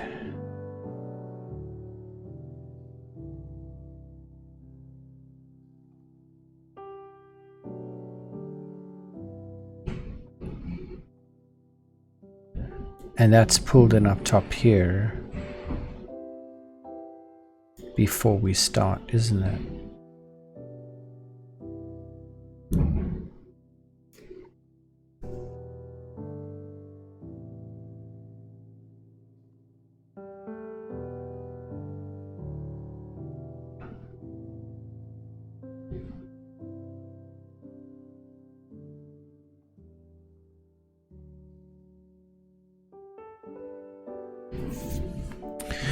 Huh.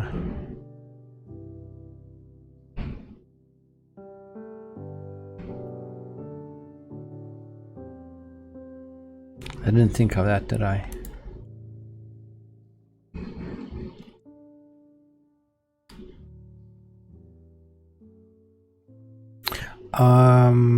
Where is BGP's configuration of peers? It's where it adds a peer over here.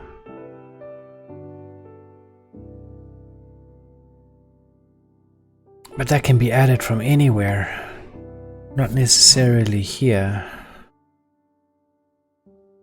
Well, this is going to definitely be a problem, I think. We don't know when we start and when we end.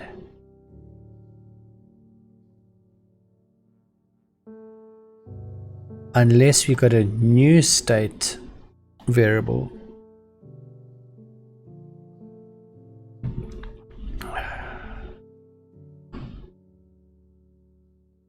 This is starting to become a bit of a problem, guys. We just want nice features.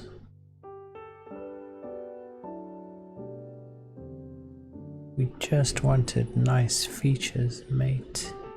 So after the configuration is status saved, but now this just means that all of the peers that we've ever had are going to be stored in the state file.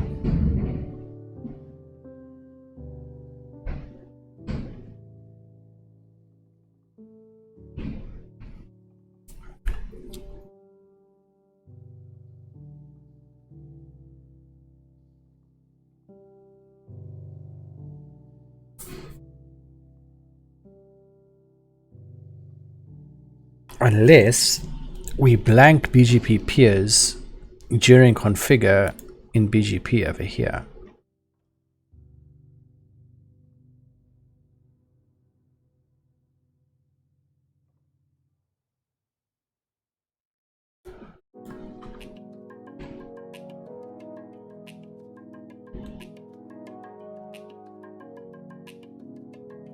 We can't really do that. Oh, we can. That's the only place that changes the state. We read the state from init. Hang on, do we read the state from init? Oh, why have we got fucking vocals here?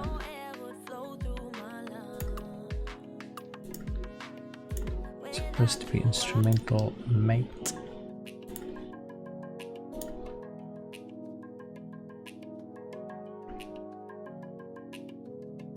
The only place we change the state is here, right? We load it in init, but we change it during configure. And we pretty much rewrite it out, it seems. So does that mean we load it in init, right? Just to be very sure, we load it in init. Over here. After previous state.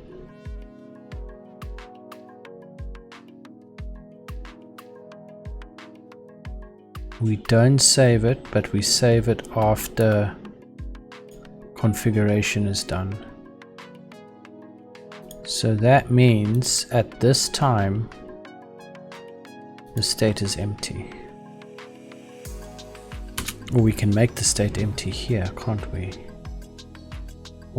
Okay, that's at the end of configure, right? At the end of configure, but hang on, all of these things are fucking deferred now. We got deferred output of the peer configuration. So that Huh. I don't know, man. I don't know.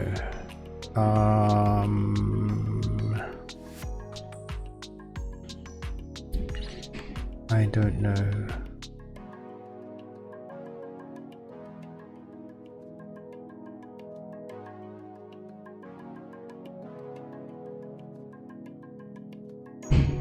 It's not going to be an order.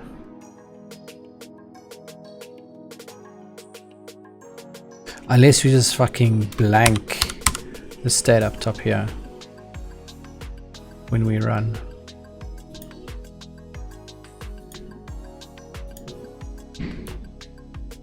We just blank the peers. I don't even know how this is going to work for OSPF. We'll sort out. We'll sort OSPF out. Let's just get BGP functioning again.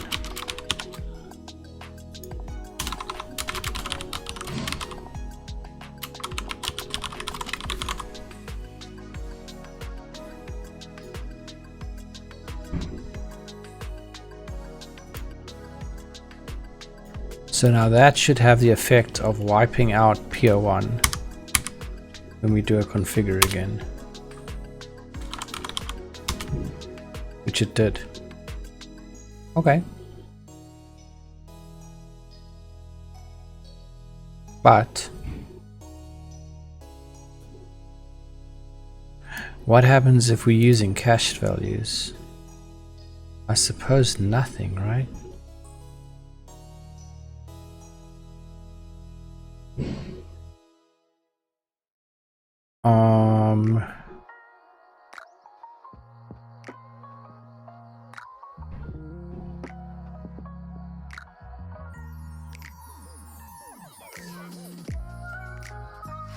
I suppose I'm nothing, because those are loaded during init into what's hopefully the correct attributes.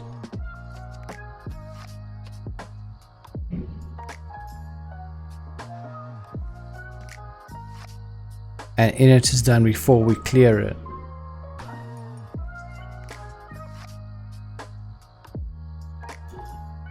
I don't even know. We'll have to see what happens. Can we run something here? I feel like I've broken everything again.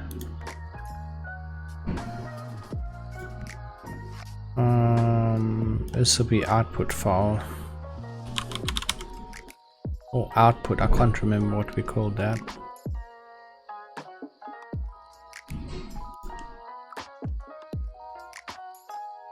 Output file.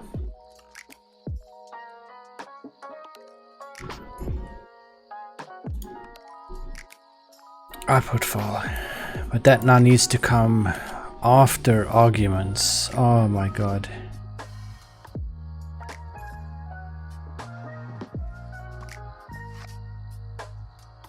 Unless, what is this called? BirdPlan run. It creates the environment.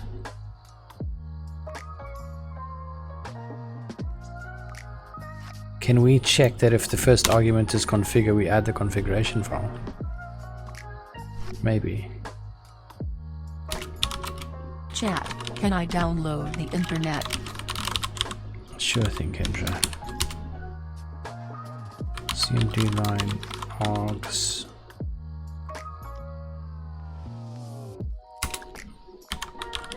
Append.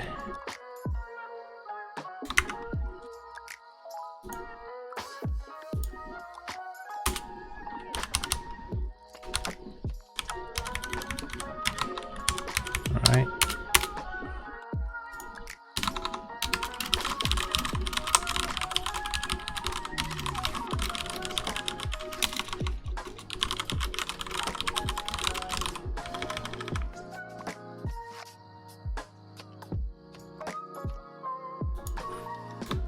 And this probably needs to then be over here.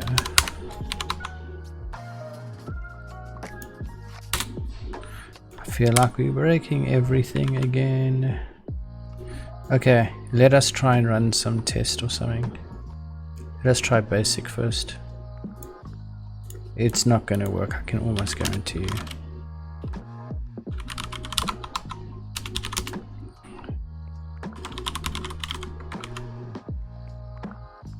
How do we fucking run this again? Just run test, right?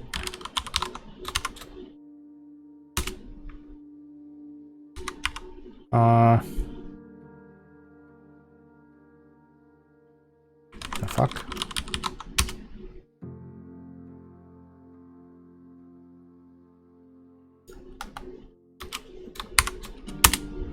Here we go. Yeah, like I said,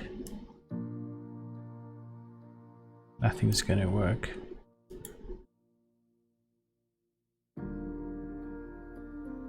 Pend takes one argument. Oh, well, that's probably why.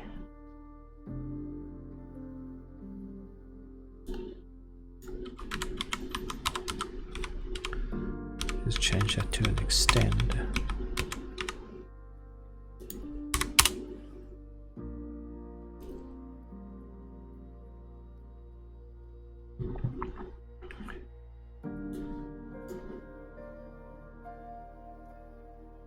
Well, somehow it works.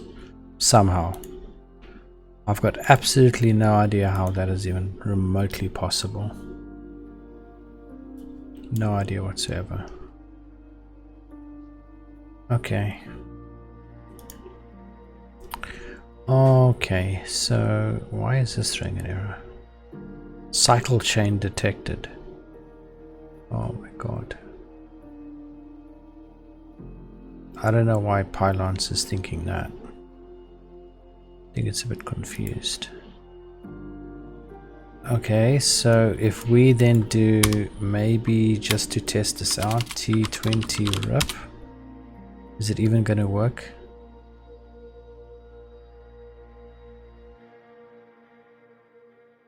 What the fuck?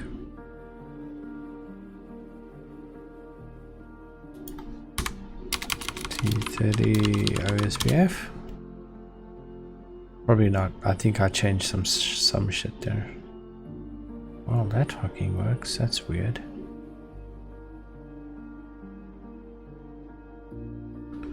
Okay, T40 BGP T10 basic.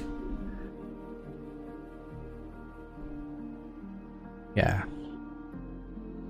Problems. The state doesn't exist yet, does it?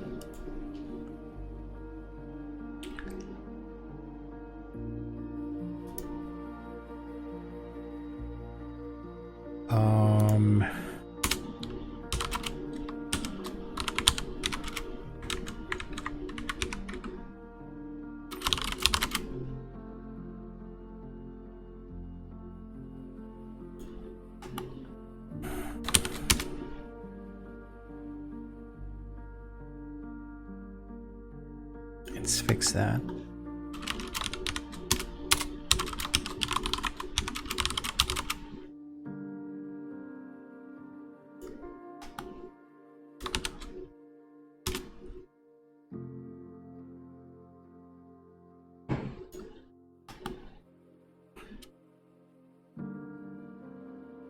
We can just use this, right?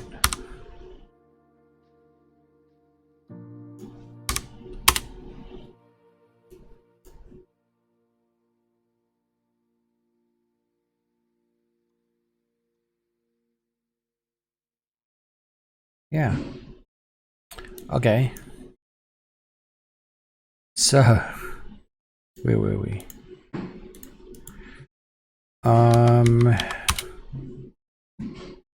So if we change in BirdPlan.yaml, if we change that to R1 and we rerun,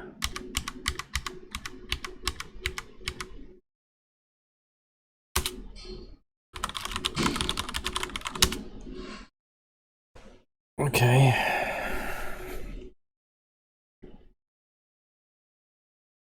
Why is graceful shutdown set to false though? That's not right, is it, chat? Oh, is that the configured value?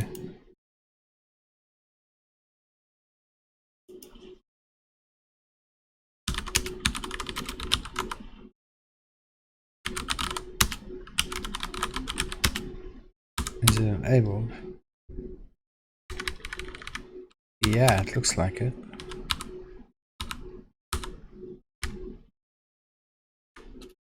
Okay, so I mean, that's what it got from the configuration then.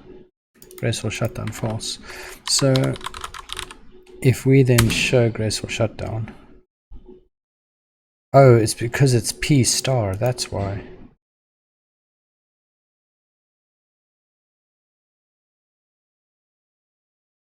Oh.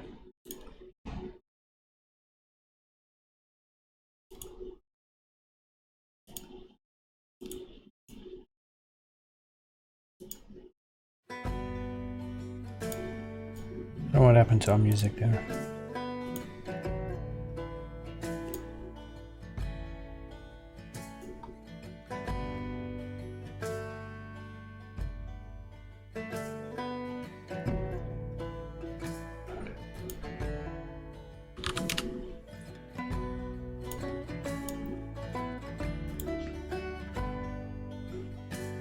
Okay. M2021.Q1.1 released near the beginning of the month with various RDNA2 optimizations, while now M2021.Q1.2 is out in closing out the month and bringing more big Navi optimizations.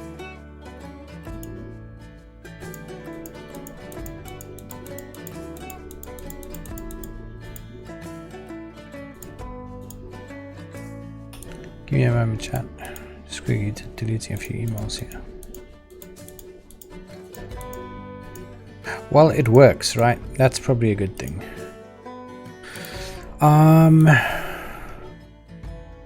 So if we then set is it set? That's the option, right? Set P star false. Wait a minute.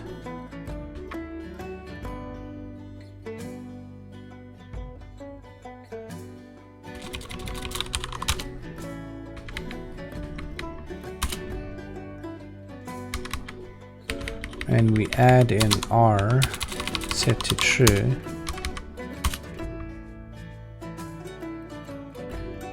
See, pending config status is now true, current peer status is false, right?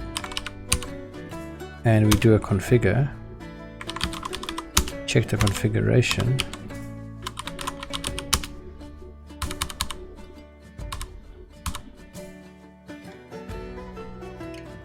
I'm seeing more graceful shutdown shit here, so that looks good. And then we do a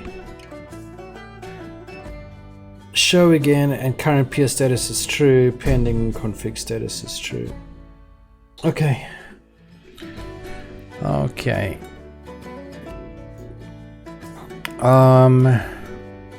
So now we need to maybe fix this output somehow. Give me a second.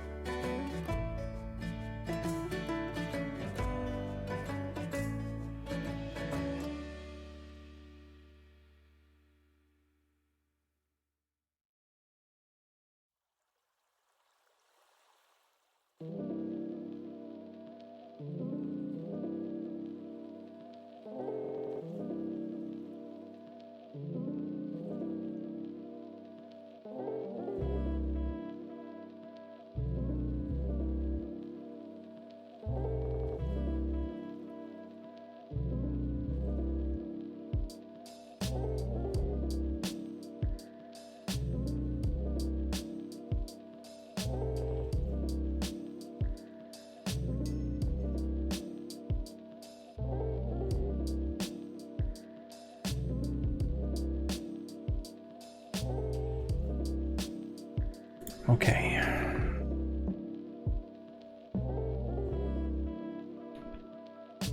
Probably need to decide what we want the output to look like.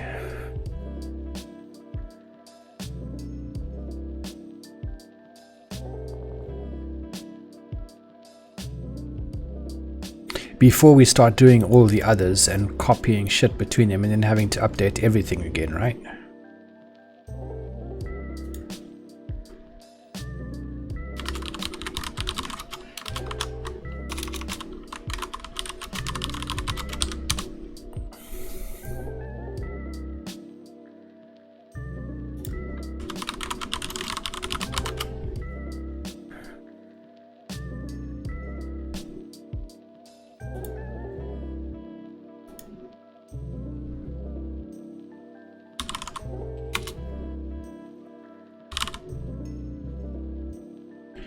And I think we need to add color,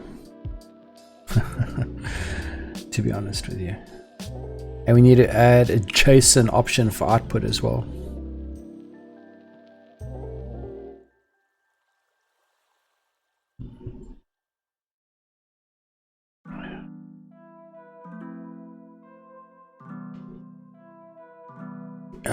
JSON option can go probably in here is a global option.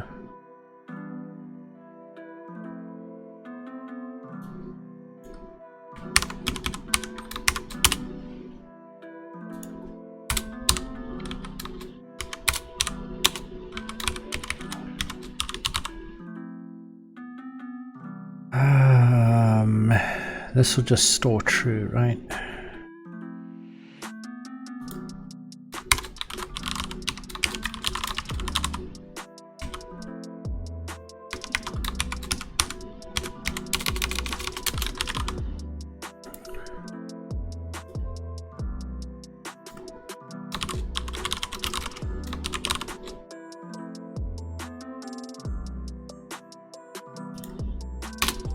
We now got a JSON option, chat.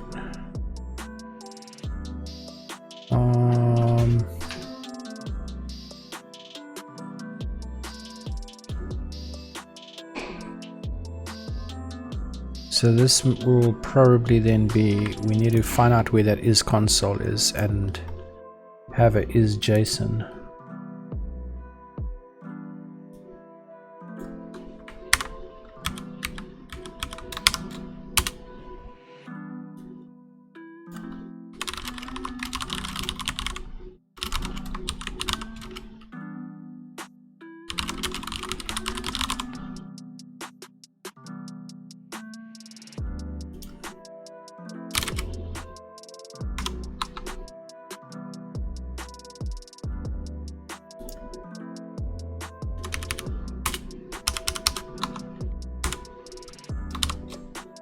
I don't know how we should do the fucking return.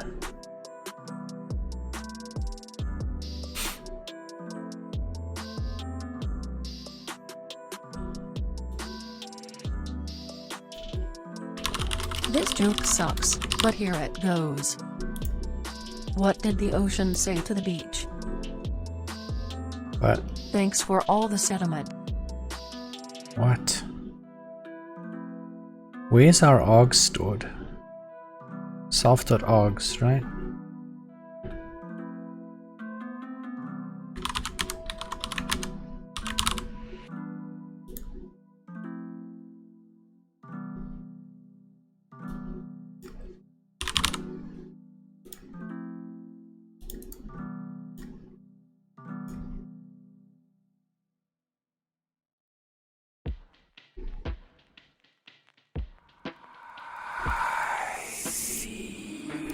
Maybe this needs to be if. Hey Nigel, we have a new follower.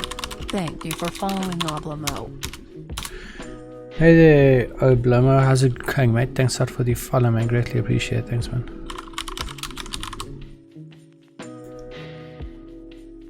Okay. Oh, chat, we got so many commands to do, man. So this will be if is console. Oh my god, do we have to have another fucking... Maybe we need to split this.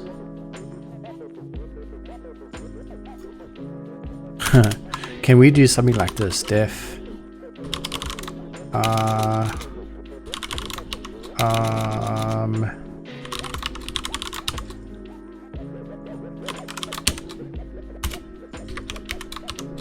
Can we do something like this, maybe? We can split this, I think.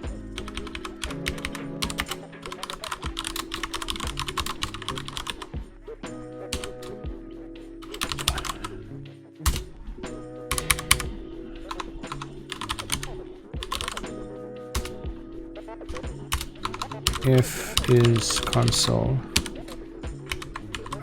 cmd line that is console if cmd line dot is JSON else self.show output JSON. Can remove that, de-indent this, delete that, put that here. I don't like this.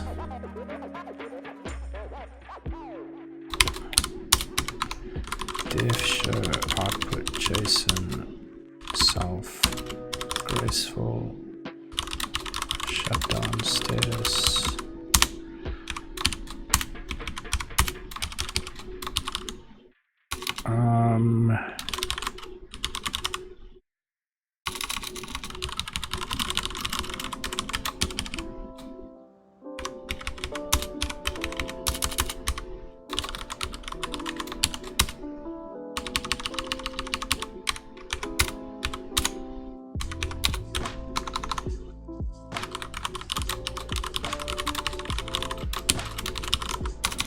Fuck.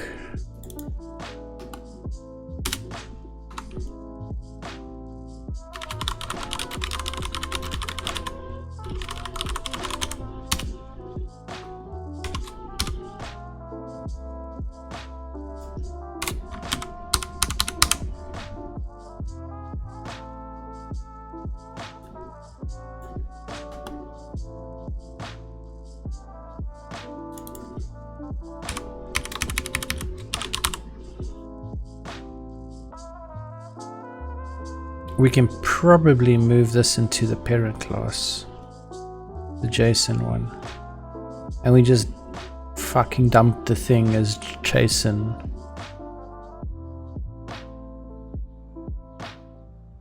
But then,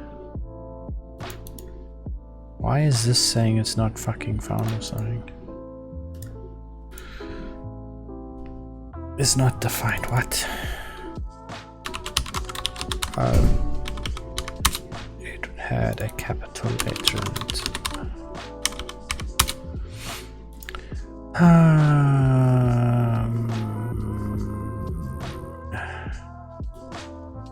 Can we just maybe then say output JSON and give it graceful shutdown status as an argument?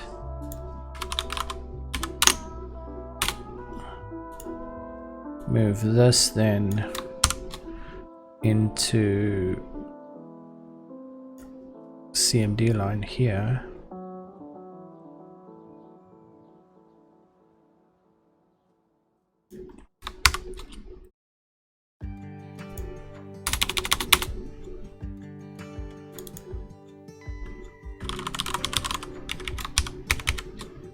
I don't know, fucking call this just data.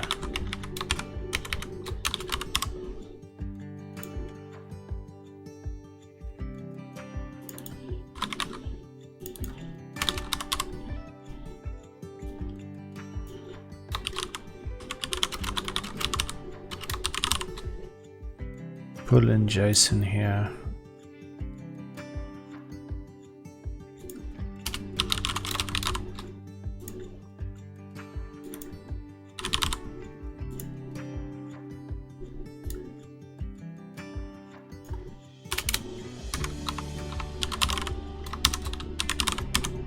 Is it load it? It's dump, right?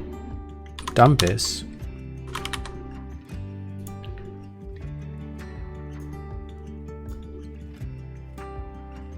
Why is this right? Oh, because this needs to be none.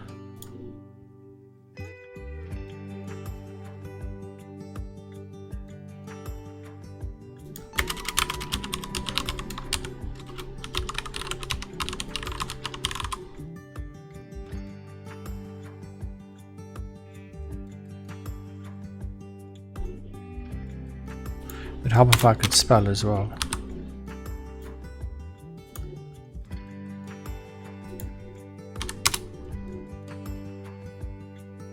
Why is this not working? Oh, for fuck's sake, you know something? I think that this needs to be in a different class. Oh,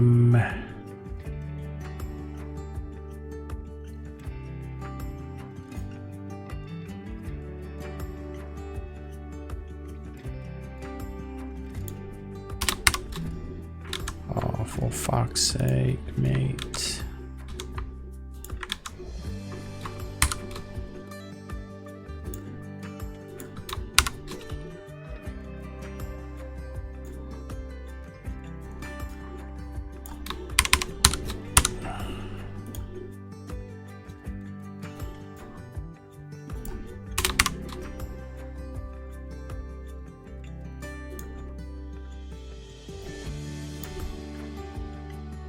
Okay.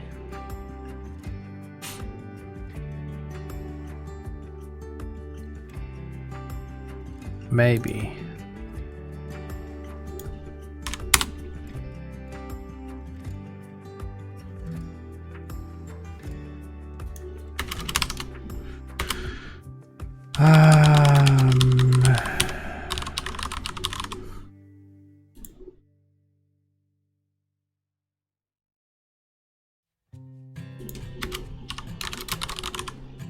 Okay.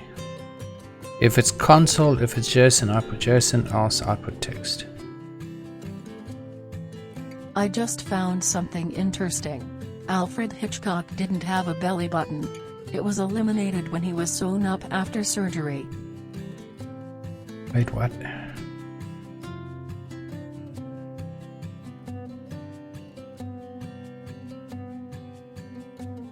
Okay, so if we show and we show JSON, can we even do that?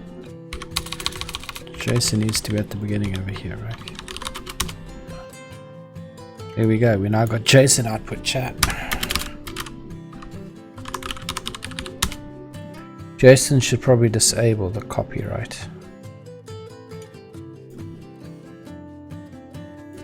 Where is that?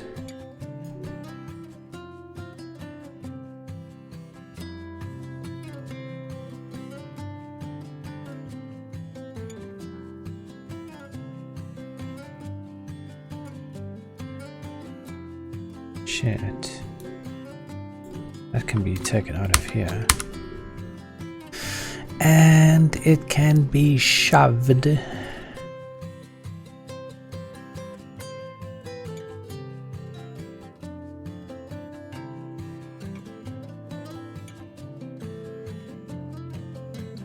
Fuck.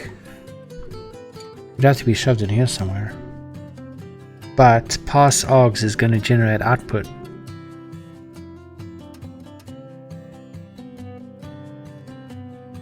Unless what we do, so we put it here, right? Wait, it can't actually go there, can it? It would have to go over here, but what we can do, and not JSON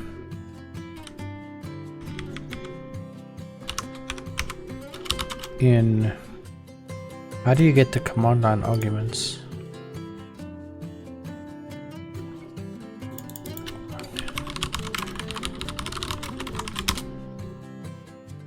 Sys.argv.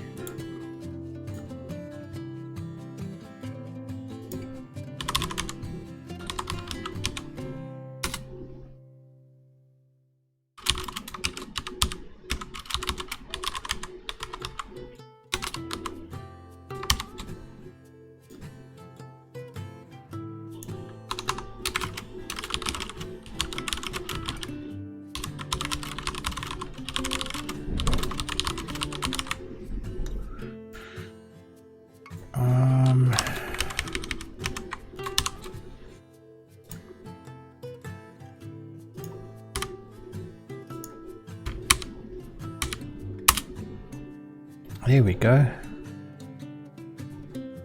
I got some pretty JSON output. Okay, this peers config needs to probably change.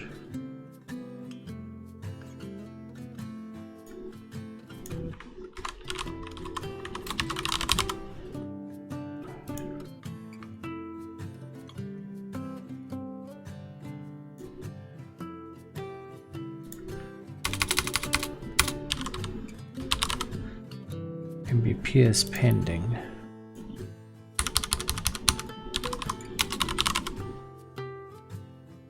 Or maybe we can have current and pending. That might actually be a better idea. And overrides. But we probably need peers in this. Graceful shut. I don't think we need peers in this. It's fine. Shit.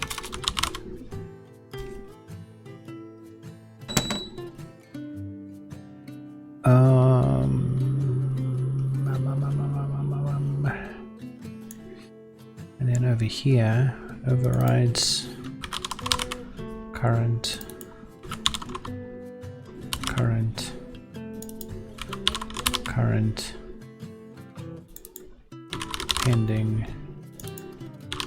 pending,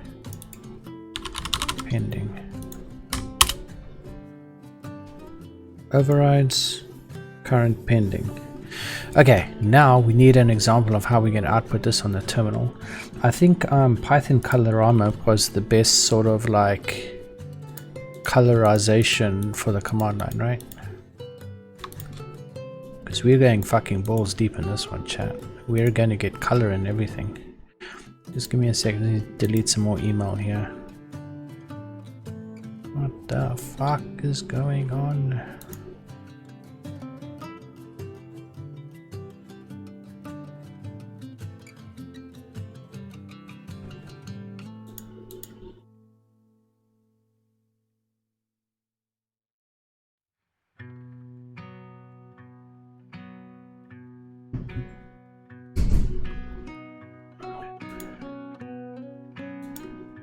Give me a sec. Okay, so Python Colorama I think was the best thing to use. Let's see. I think it had a pretty good support base on GitHub with 2,300 stars. Get some nice color maybe.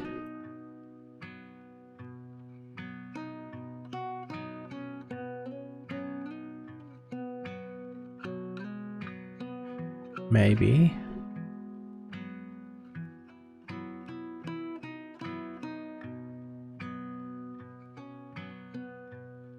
So we're going to then be using print colored, right? So use Colorama to make term color work on Windows 2. So we need to do an init then.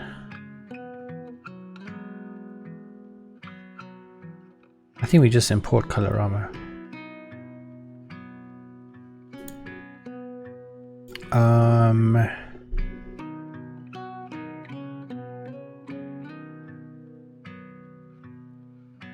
We don't really have a requirements.txt file, do we? We should probably have one at some stage.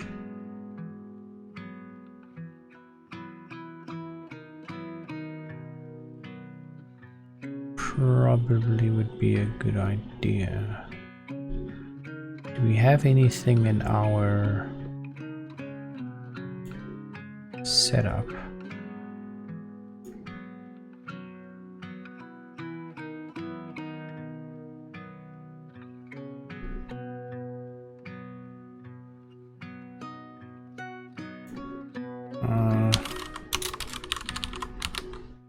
It's Colorama, right? Which means we probably need to change our Docker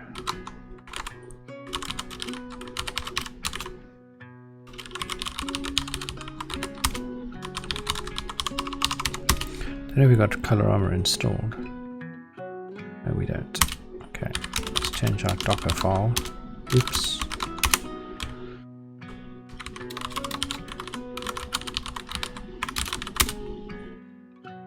Okay,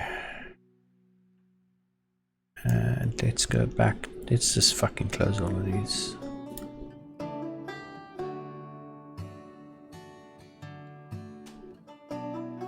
We don't need that. Okay, show output, right?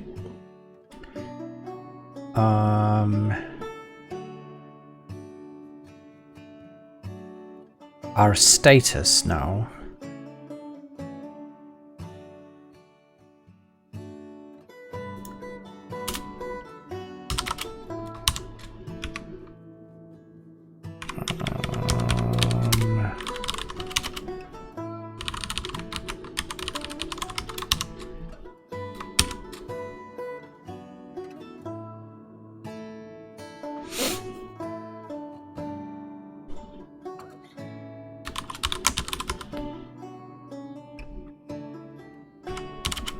How do we specify red?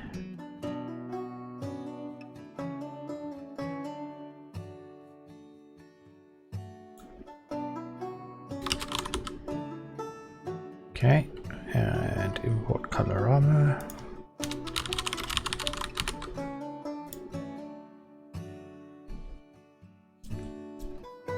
What?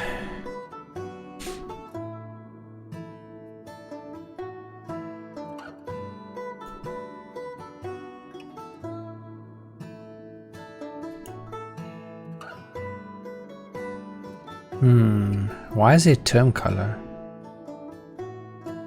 Uh-oh. I might have misunderstood how colorama works, chat. Uh-oh.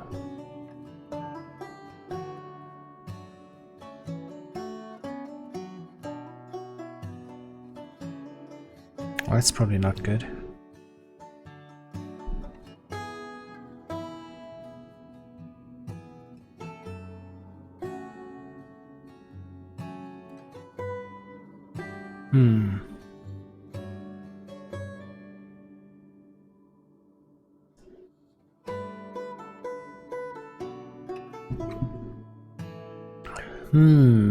I was searching Pornhub and came to this conclusion. The only real person to ever to appear on a Pez dispenser was Betsy Ross. Wait, what? The fuck?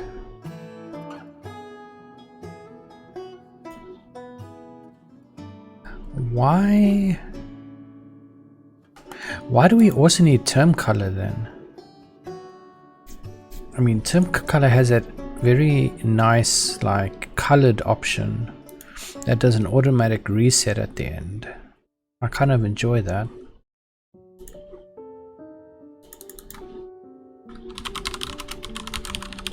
But how many supporters does this project have?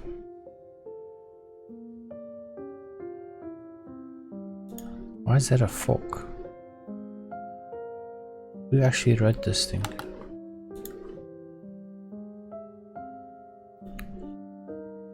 Vault Boy, okay.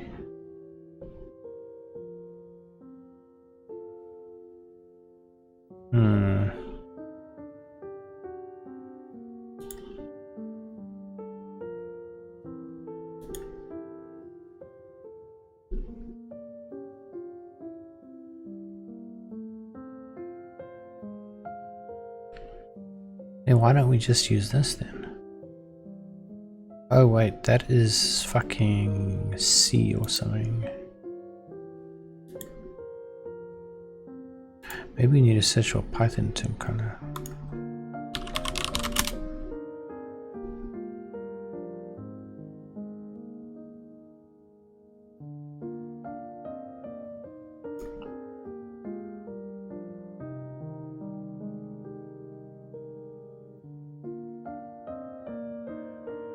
Maybe it isn't even on here.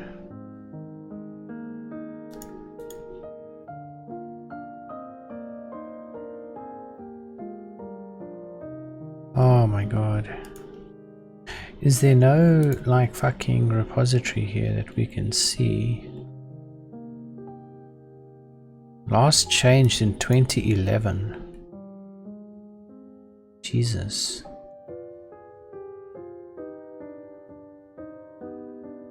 And colorama, what do we have for that, mate?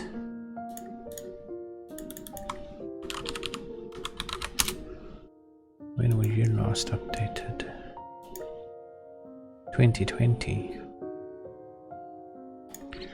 Is there no like easier way to use this? Why is there two imports here? Oh, Anaconda, what the fuck is that for? Colored output.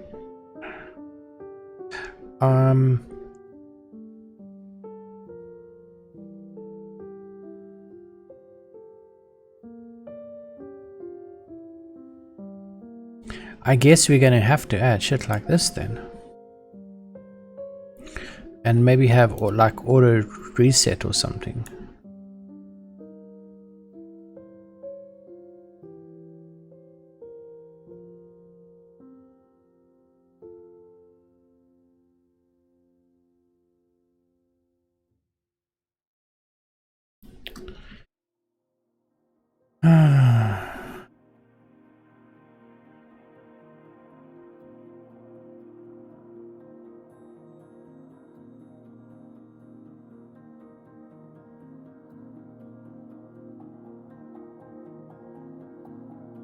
What is blessings?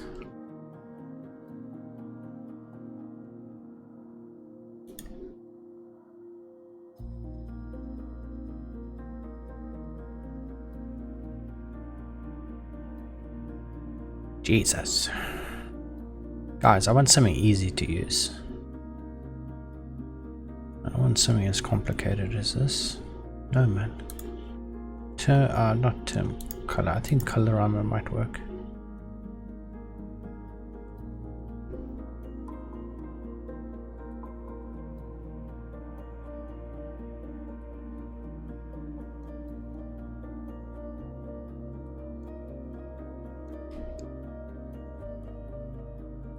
I don't quite want to do an auto reset though. Okay, let's see what this looks like. So we can't use the colored command then.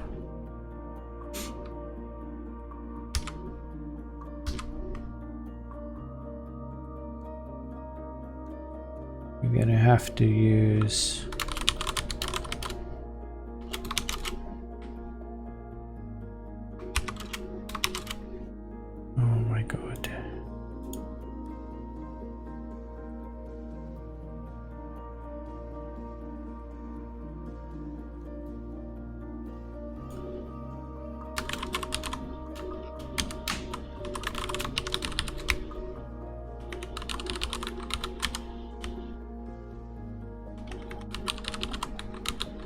maybe we need our own colored option.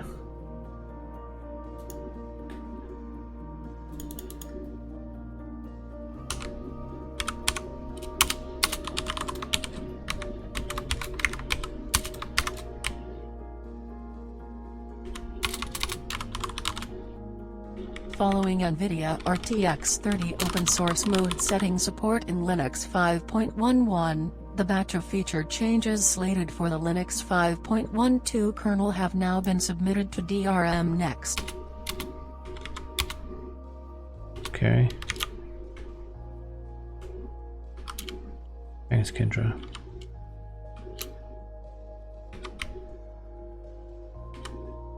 Chat, I think we need a better way to do this.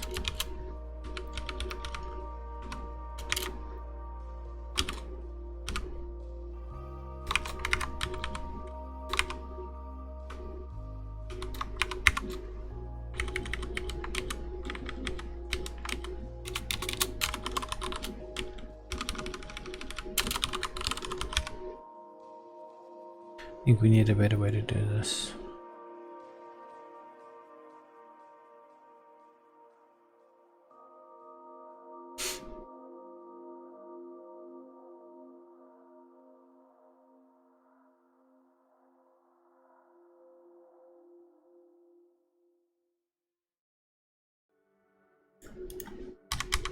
Let's see what it looks like though.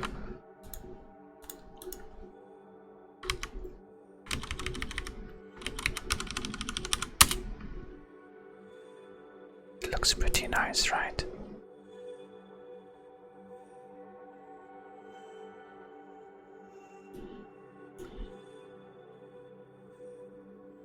But I think we need a better way to do this.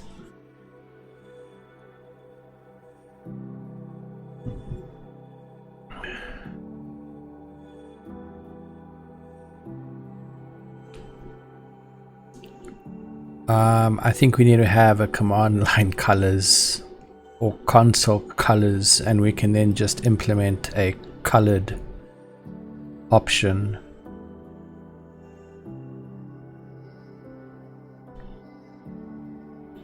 What do you think?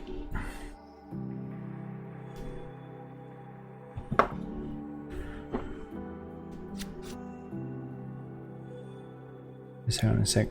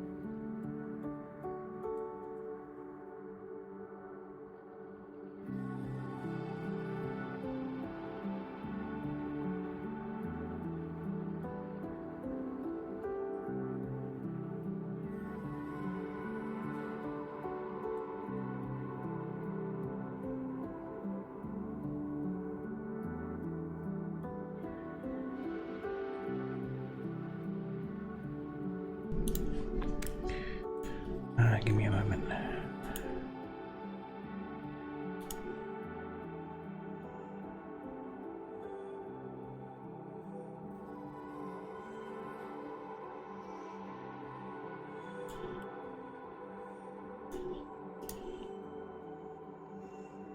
Pretty much all out of coffee again, god damn it.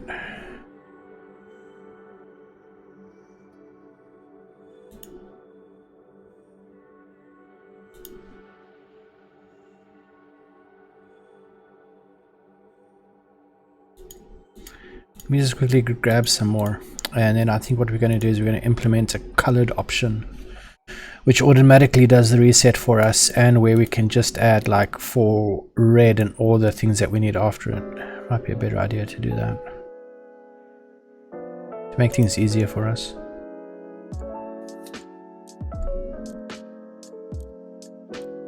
Anyway, I'll be right back. Give me a few minutes, man.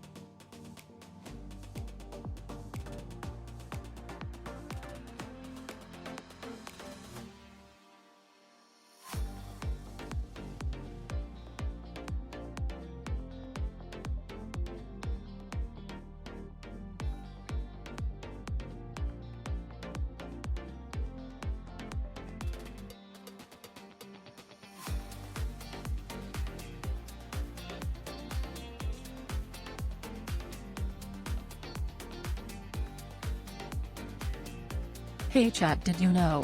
The average American butt is 14.9 inches long.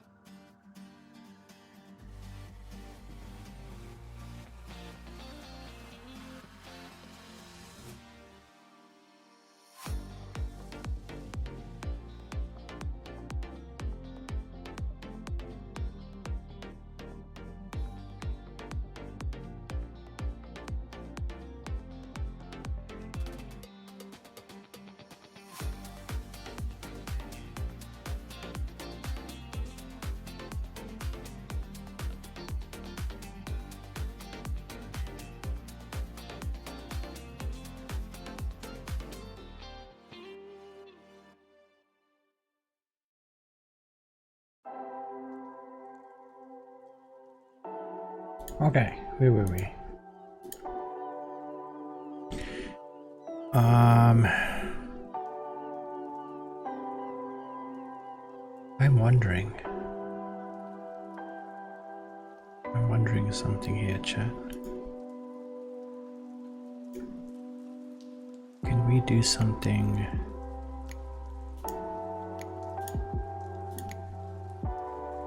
like this?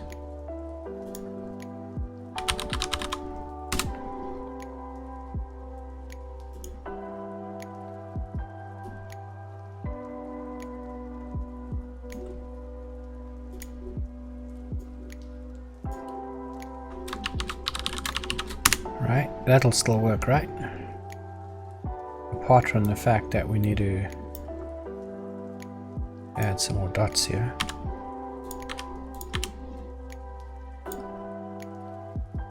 Well, a couple more dots here.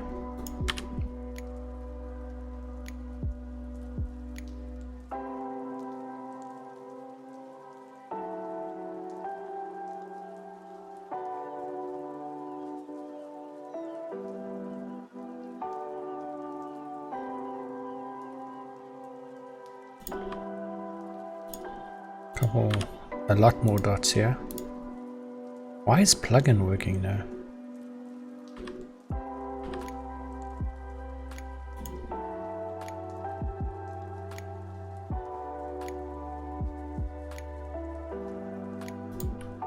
That's weird.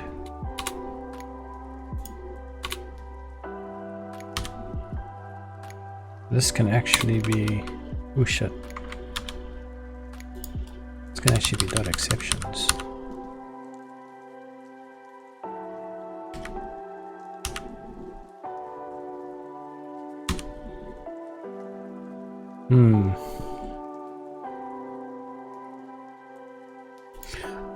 Hey there, Luket S2S, how's it going, mate? Podicad, I'm 95% at the moment, mate. The last time, like 2 weeks ago, that we actually were able to run all the tests was 95%.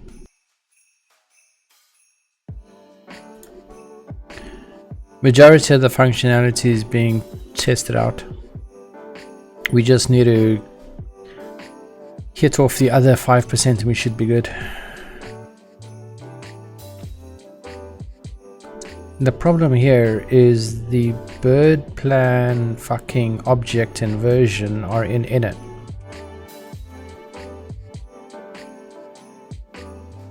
Can we even do something like this? Well, that is totally unexpected, but it works. That's nice.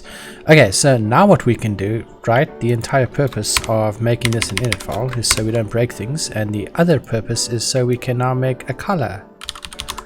Command line color, right? Or colored. Color or colored? Or colors. Colors? Colored?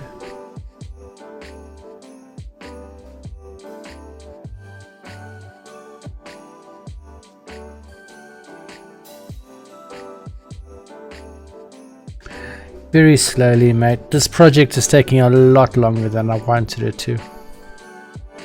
And the fact that I'm fucking interrupted 20,000 times This a day joke with... sucks, but here it goes. Okay, Want to hear a Kendra. joke about construction? Nah, I'm still working on it. What? Yeah, the worst thing is that I'm interrupted so many times a day.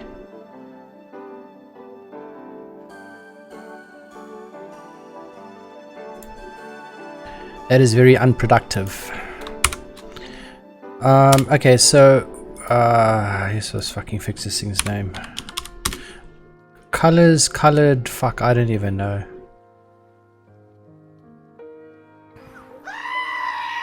Jesus. Holy shit, man. Hey there, L8866, how's it going, mate? Thanks for for the prime, man. L8866. Nigel is AFK at the moment. But I'm not I'll tell AFK, him when Kendra. he gets back. Not AFK. God damn it. She always thinks I'm AFK. She's... Well, then again, she has no eyes, right? Maybe she needs some. What are we gonna call this fucking thing, man? We've got, where's our command line shit? So we have now 20,000 He is currently plugins. still. Wait, what? We've got 20,000 functions here. I don't know why she didn't want to read the AFK at the end. That's weird. So we can go maybe something like from dot fucking too many dots here. Maybe we need one more dot. CMD line dot colors. Maybe too many dots. Maybe not enough dots. Oh my dear Jesus, this is 1, 2, 3, 4, 4 up. 1, 2, 3, 4. But why is it not finding colors here? Command line colors. Why isn't she reading that? Hang on a second. Oh, you know why? I found a bug. No, she isn't napping. She's got a bug. Give me a moment. I'll fix it. I will fix it. Don't panic. Where on earth does she interpret capital letters? Somewhere. Give me just one moment, I'll find it now. She has an issue.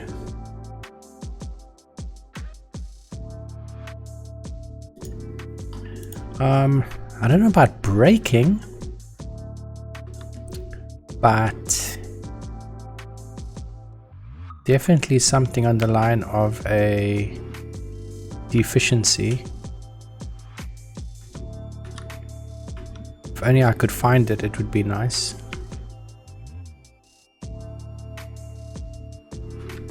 Where on earth would I have put that? Just give me one moment, I'll find it now.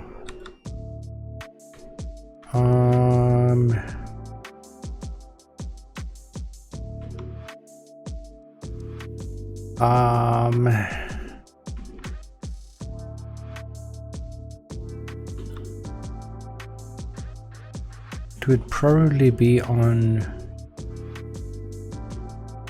one of the events that are triggered, like channel,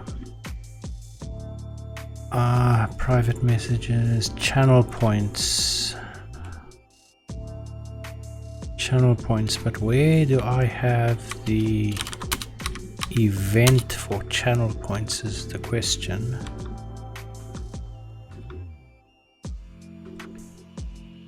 I have an event somewhere. What on earth is going on here? I have an event set up for us somewhere. That when channel points are spent for that specific reward.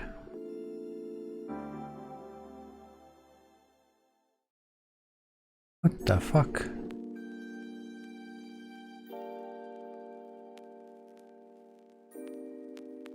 What? Chat, I need more sleep sometimes, you know, because I can't fucking find out where this is now.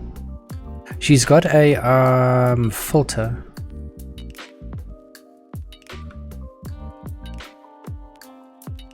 Can't remember why we added it, but it was a very good reason at the time.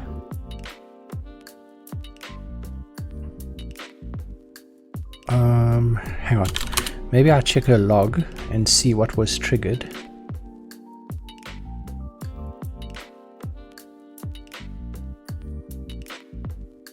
And why did it only put E? There's no H either. Hang on, I got an idea. If I search... I converted it to using cogs, that's why. So it'll probably be...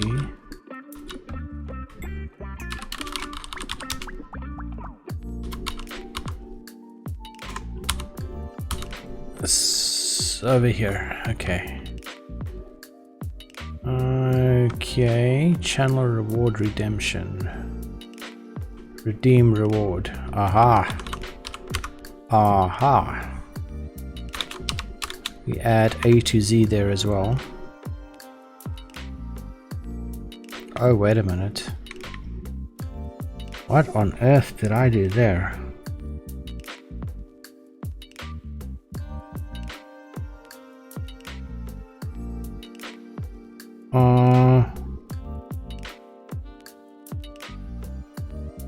Substitute everything which isn't within the filter list with blank space. Okay. Kendra, let's try that again. Mate. Okay. TTS, AFK, AFK, AFK, AFK.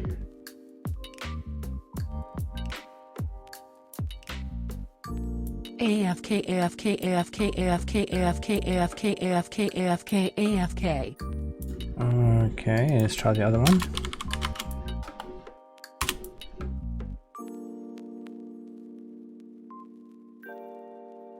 He is currently still AFK. Okay, and let's try this. My jokes suck, but I got one for you. Okay. Why are oranges the smartest fruit? Because they are made to concentrate. Okay. Mwahahahahahahaha. Okay, I think she's back. She's good. Command line colors. Okay, so that's going to be command line colors. Now, how are we going to implement this? We need to import Colorama, right? But why isn't this now? Oh.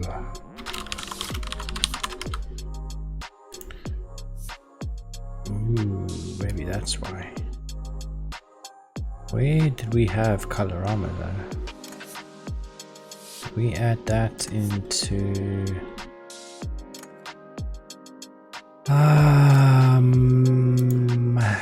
let's just add a def colored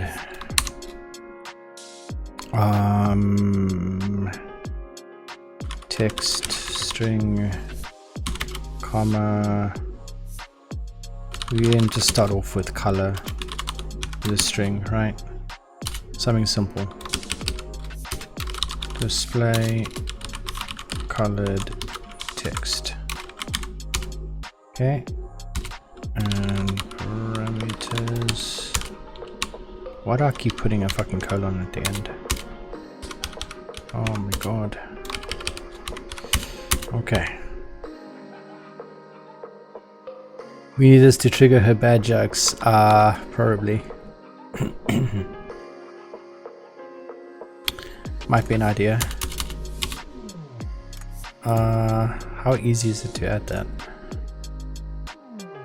Give me a second. I'm just quickly editing her quick.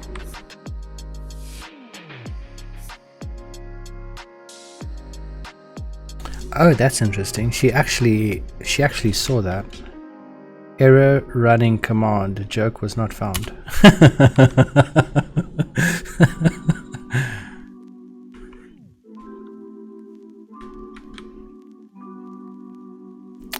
Give me a second. I'll add it quick.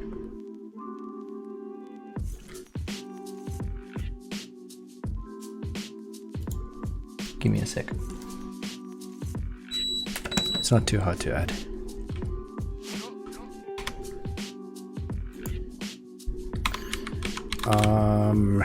Add a command.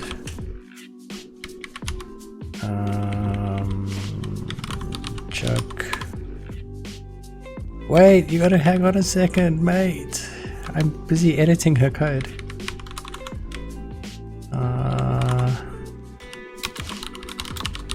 Just give me one moment.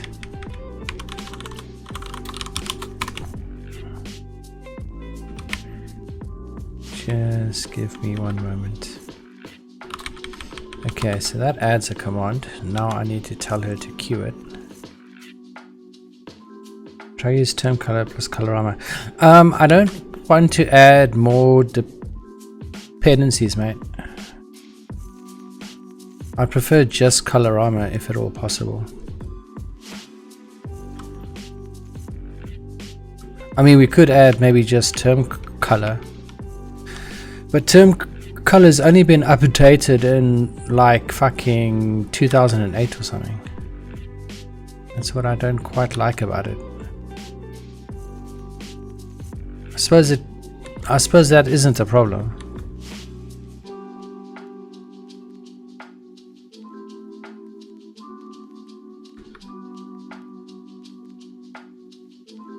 I think term color might be an idea. Just give me one second to fix her here. So we need to trigger a joke, right?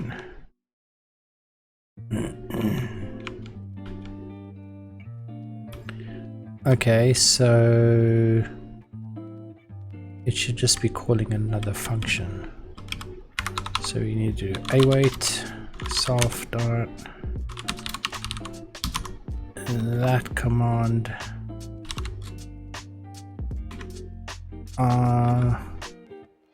that returns a joke with a how do we then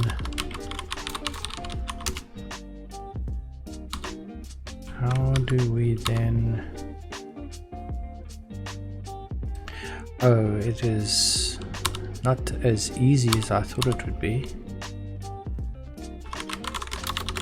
We need to inject it into a queue,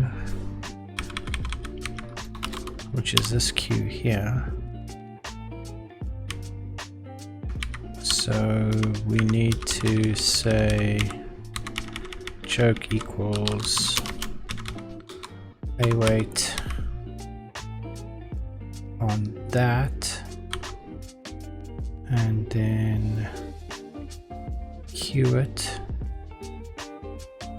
It might work.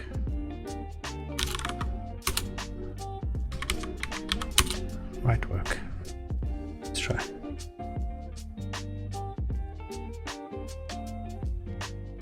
Yeah, I mean, I don't really care about Windows compatibility at the moment.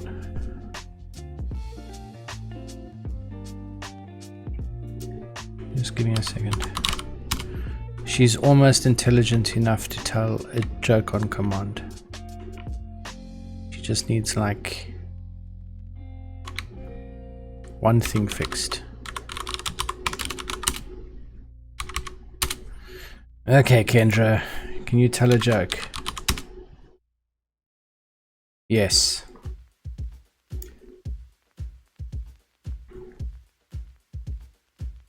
Hey chat, I found a joke.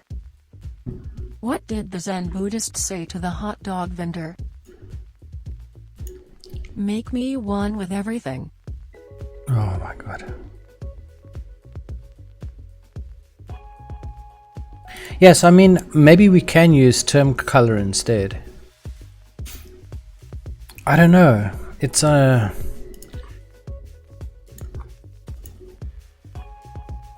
I mean, term color's got the colored command, which I'm after, which already works, right? Maybe we just use term color instead of colorama.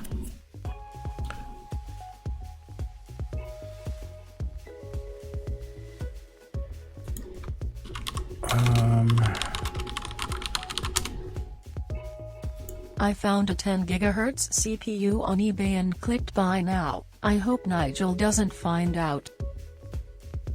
You shouldn't be telling me, mate.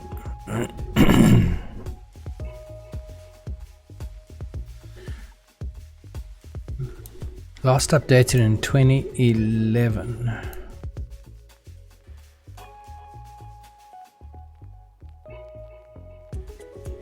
Yeah.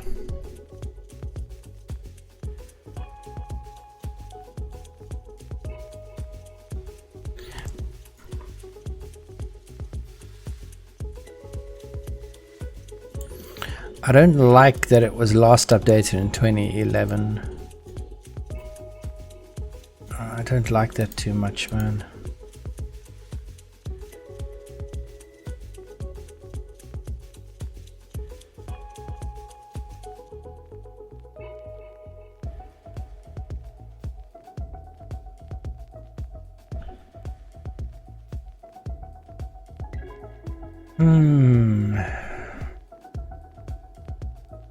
I kind of enjoy Colorama a little bit more. It's got better project, 2,300 stars, a testing framework.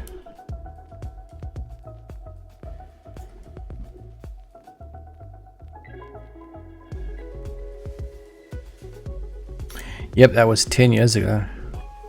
That's why I don't really want to use it.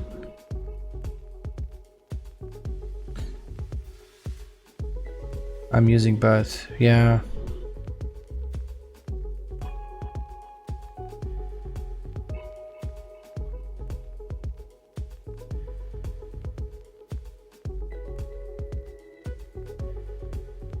The only problem with term color is the last update was 2011. That's my problem. And the fact it would be a second dependency.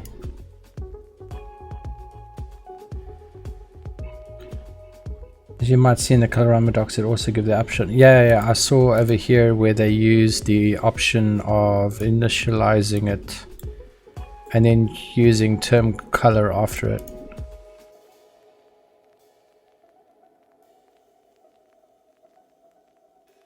What I'm thinking of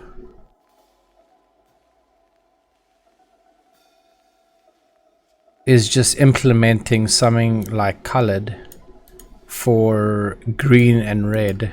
That's all we need at the moment. And then if we ever do change the libraries for color or so, we don't have to change all of the command output or anything. It can just all stay the same.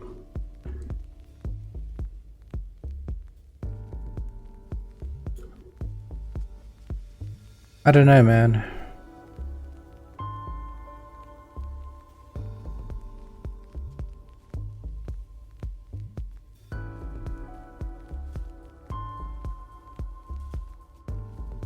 I just don't want to add one more dependency just to get one function of something that's 10 years old. I don't quite like that idea. If you will just use two color, then you can do it with Colorama. Yeah, over here I have it without using init with the reset, but I don't like how long this is. I would have preferred just to specify red. I know I can import for and I can import style.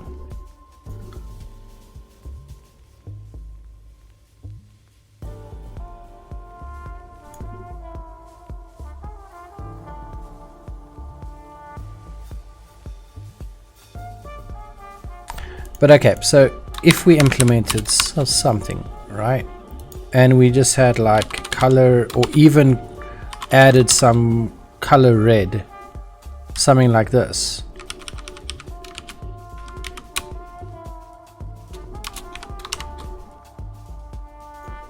or colored and then just added red.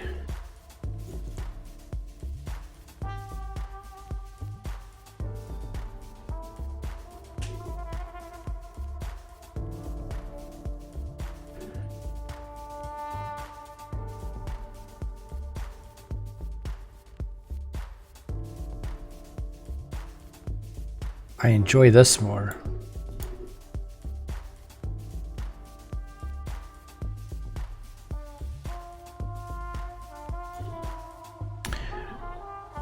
We could do something like this, right? Okay. Bear with me 1 second. Bear with me 1 second.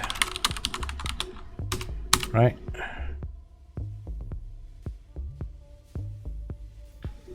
Bear with me just 1 second here.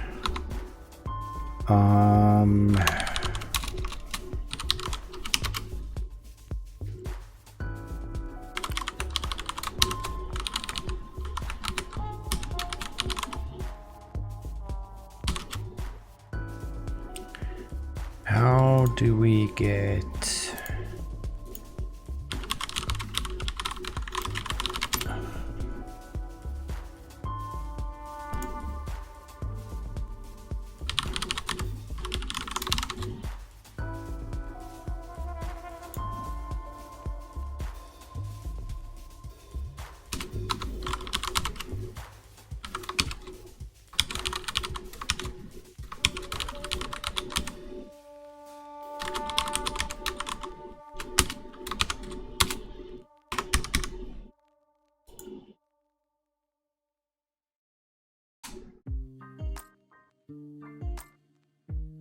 Yeah, I mean, with these escape sequences, it's pretty easy to do. I mean, I don't mind Colorama just because it is quite popular and it's updated pretty often. I don't mind it because of that. I probably prefer to use it just so I don't have to care about it, about the escape sequences or anything. But we could just do something like this. We just uppercase the color and we grab the attribute from Colorama 4.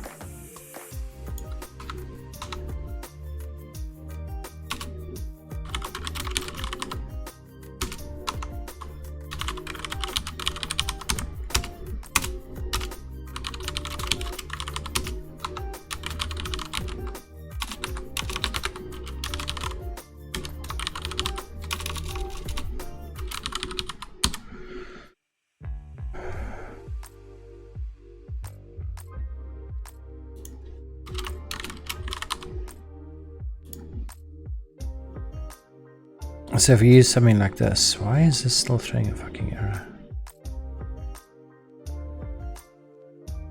No stub file. What the fuck?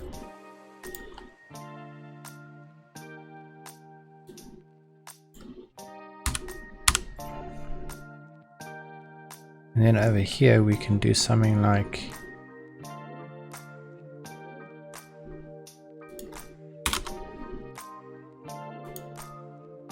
why is this not doing what I wanted to do?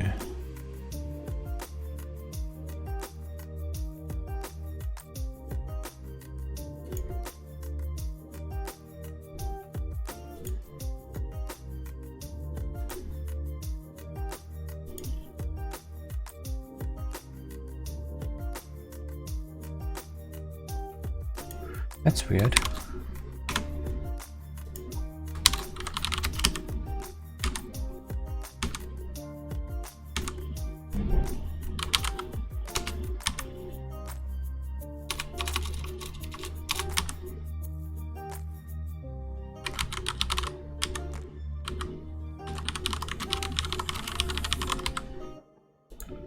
Here we go.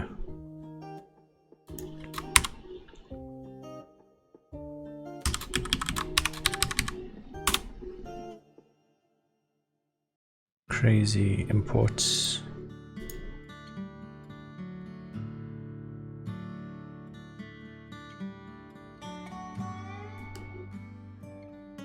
Here we go. Colored. Disable.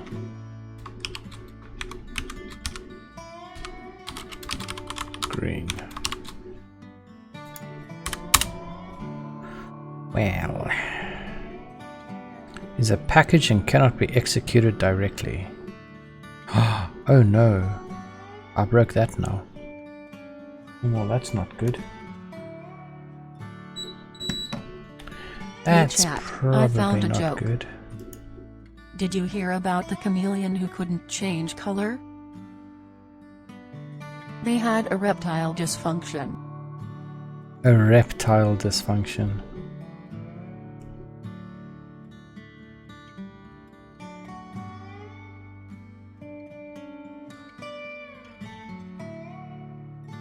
I mean, I don't. Why would we check for allowed colors, by the My way? jokes suck, but I got one for you. What do you call a fat psychic? A fortune teller. What?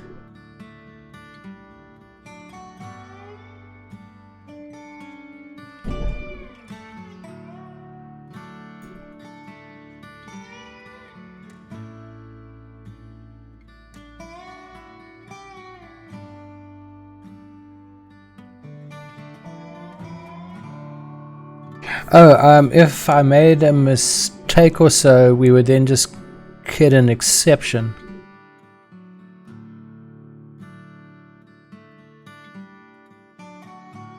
Like if I think, I just have to fix this first, but I think we can just rename this to console then. And we can just copy all of this back into here. Oh, not there.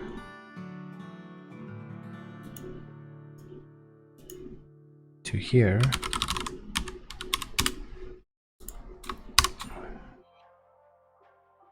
And just fix these.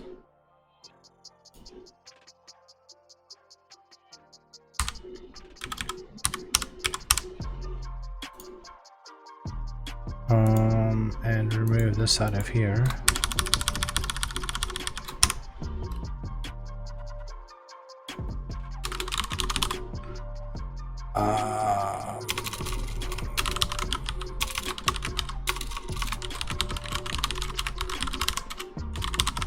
I don't know, console handling stuff is fine for now. Okay, and then over here, I'll show you now. Should be console. Right? And if we put an A here,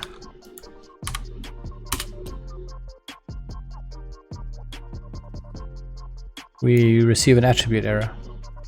Oh, so maybe what we could do, like you said,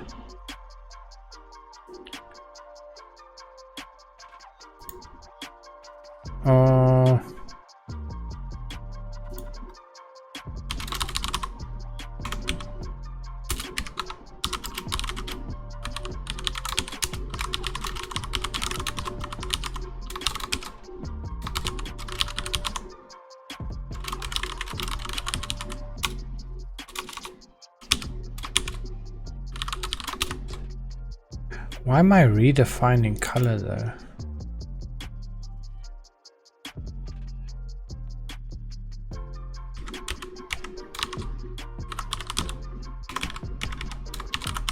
Whatever.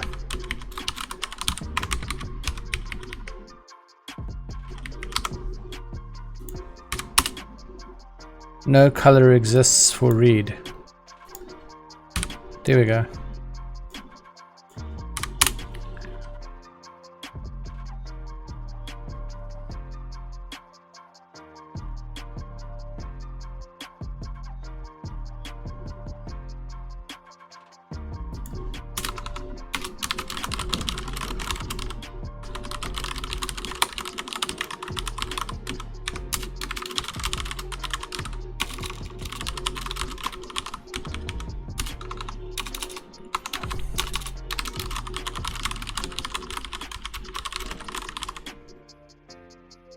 Something like that.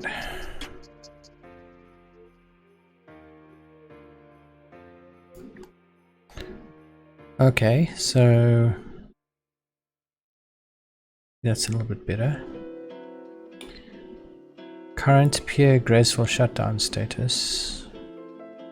We probably do the same thing here.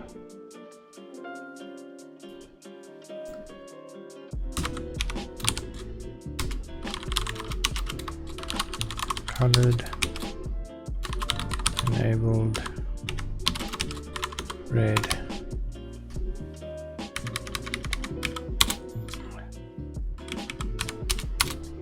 Else status equals colored, disabled, green.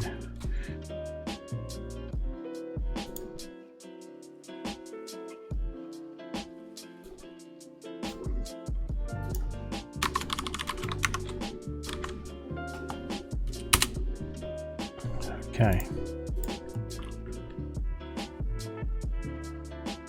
Why did What the we want spider to get on the computer? To do check over his here is website. something else, I think. What we need to do here is something slightly different. So if we ran this now, right?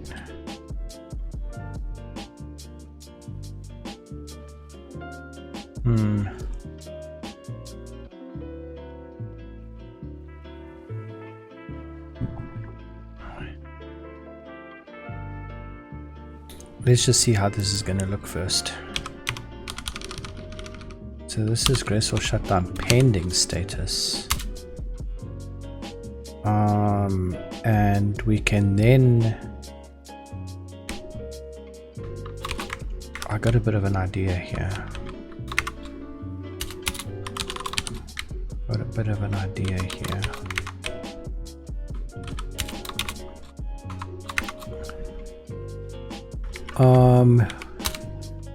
We can then have one more if peer in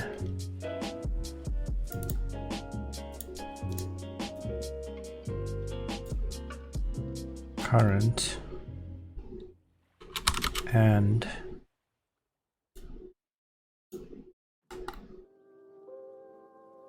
it's true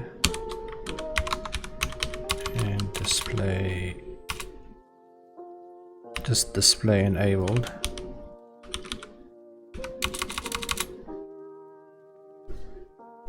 Right.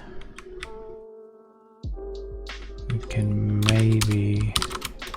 I'll show you why I'm doing this now.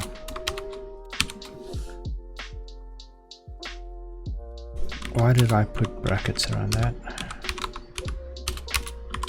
Else.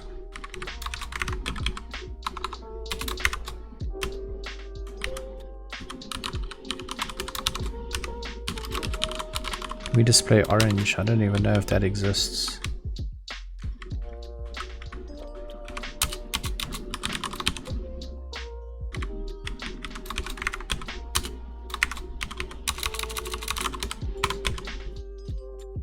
Okay, check what the current status is. If it's not changed, don't output a color. If it did change, output orange. Because graceful shutdown means that the peer isn't going to be it's a state in which the peer isn't operating as it should be operating.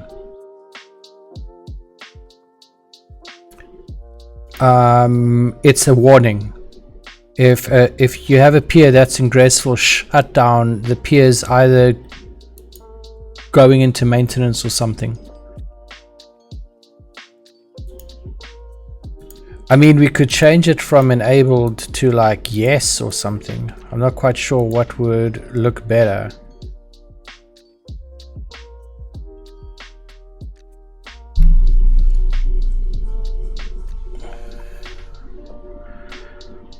I'm not sure how we can do the output at the moment. I'm just like playing around with ideas, sort of.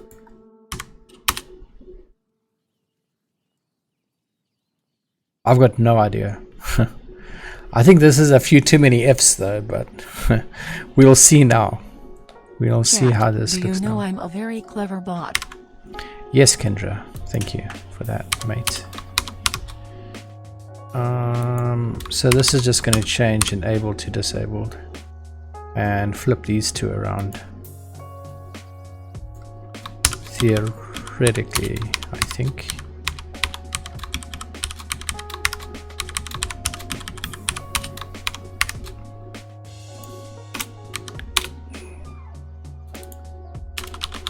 Disabled.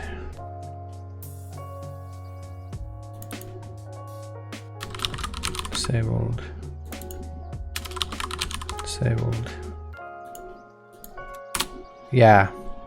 So it'll be orange, but only if it's going to change.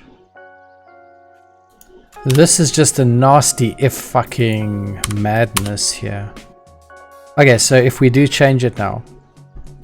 So the current state is enabled, right? So if we go set R star or even R1 to false, right? Oh, there is no color that's called orange. Colorama, mate. It's odd that there's like no ASCII color called orange. It's yellow.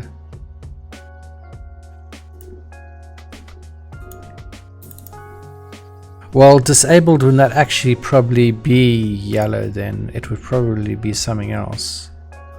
Like, I don't know, we make this one blue and we make this one yellow.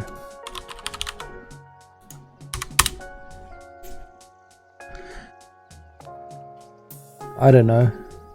Or both yellow.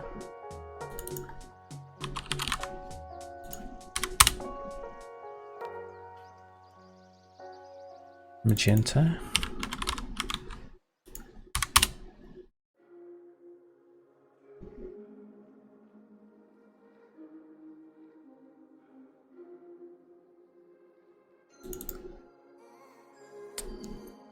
Maybe magenta and blue. Okay, we need some more peers here to test this out. Let's add R2. Let's add R3. Oh shit.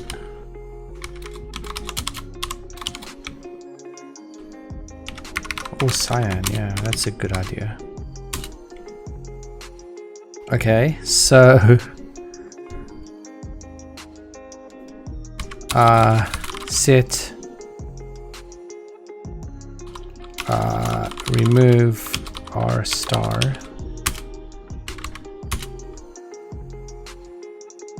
Okay, set R2 true.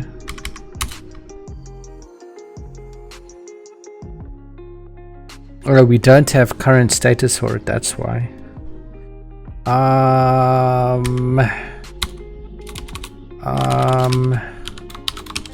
Remove P star, remove R1, remove R2.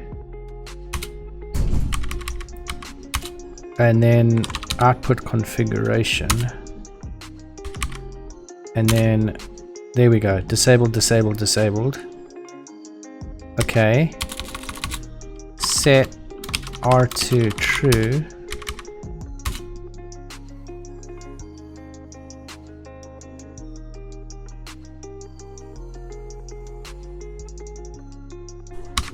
Set R1 false. It's not changing state though.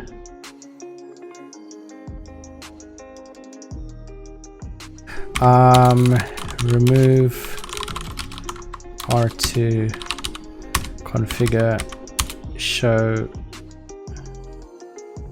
Wait. R1 true. Configure. Okay, now set R1 false, set R2 true, something like that. Cyan, let's see what color cyan is. A funny blue.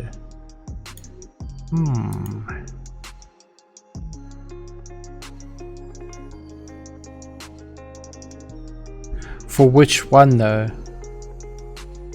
Couldn't you do things as class? I mean, for making graceful as a class, you might directly use graceful.status. Not really, no.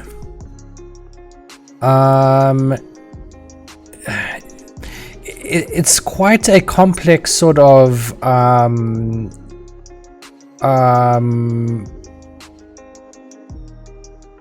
okay, so what we have,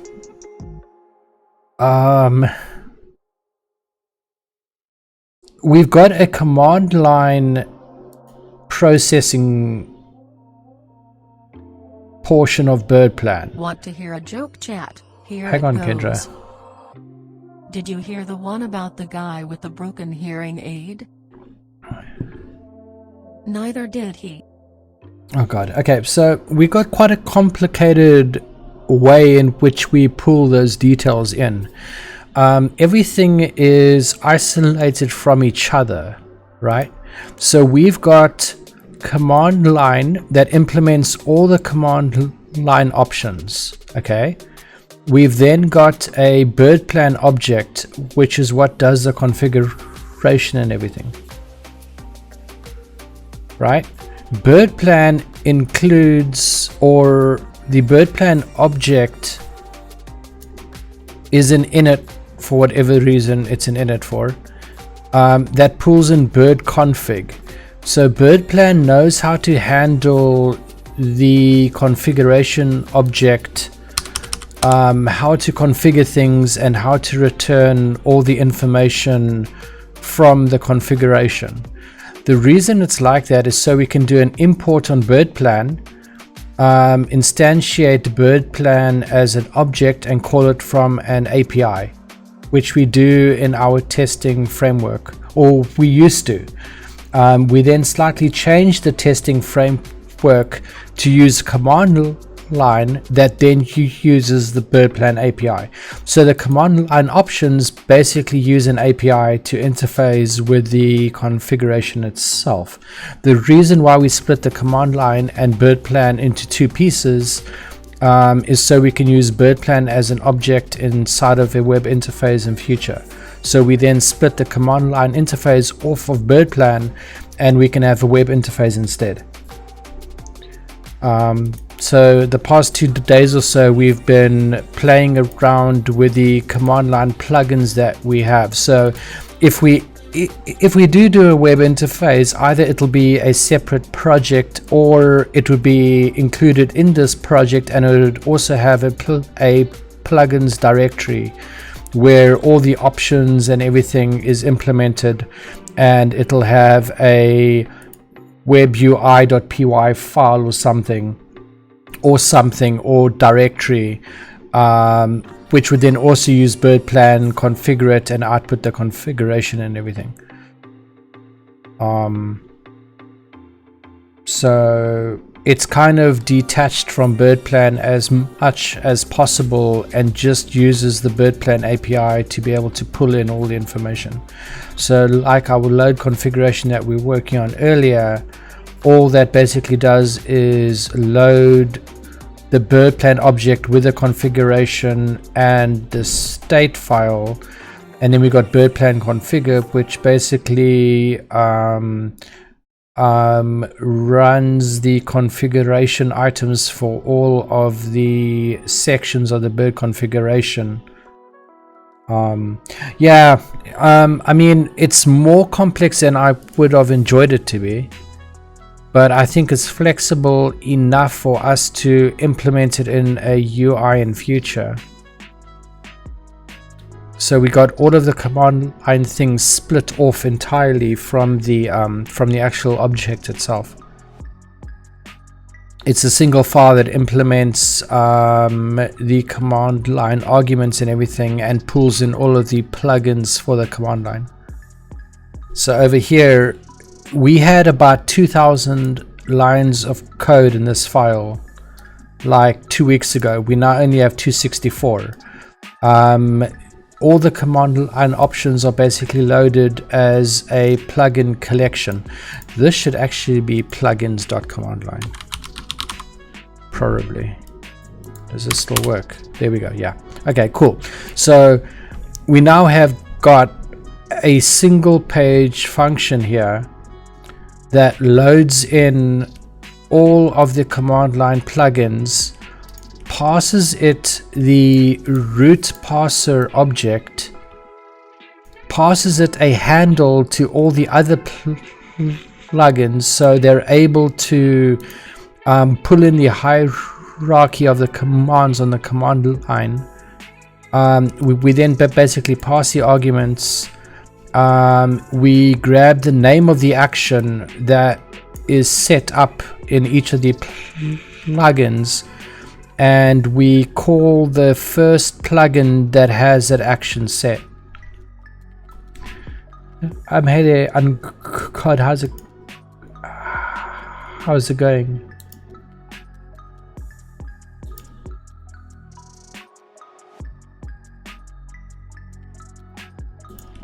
I see you have a problem. Let me just quickly check.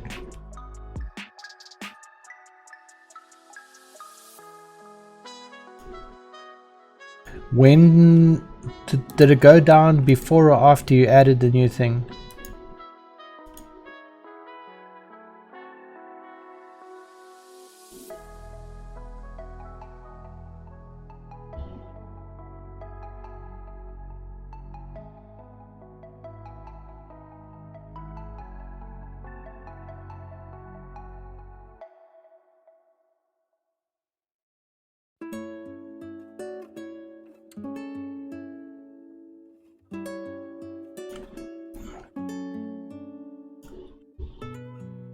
Okay, I'm in the support channel for that. Hang on a second. Let me just quickly check.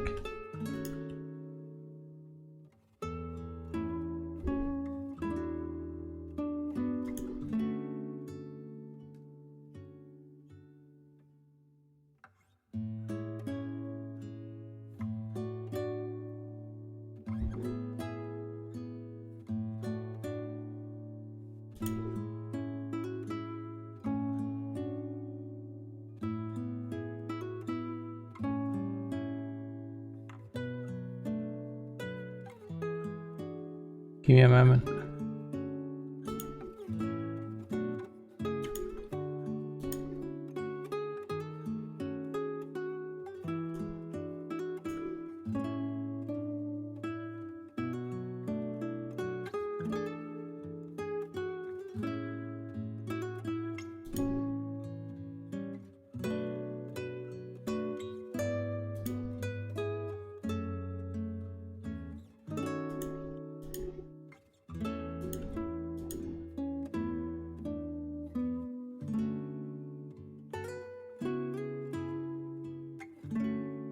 Give me a moment.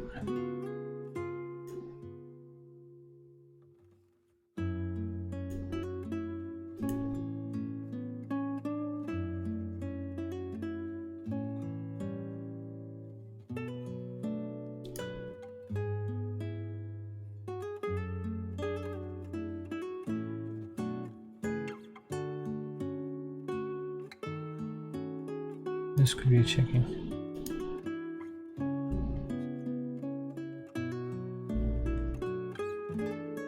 Yeah, I see that. There's no one else that's reported it.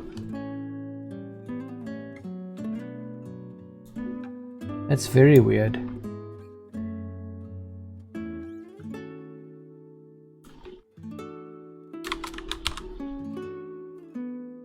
It's definitely offline on their side as well. It's showing as unavailable. I guess we'll just have to wait.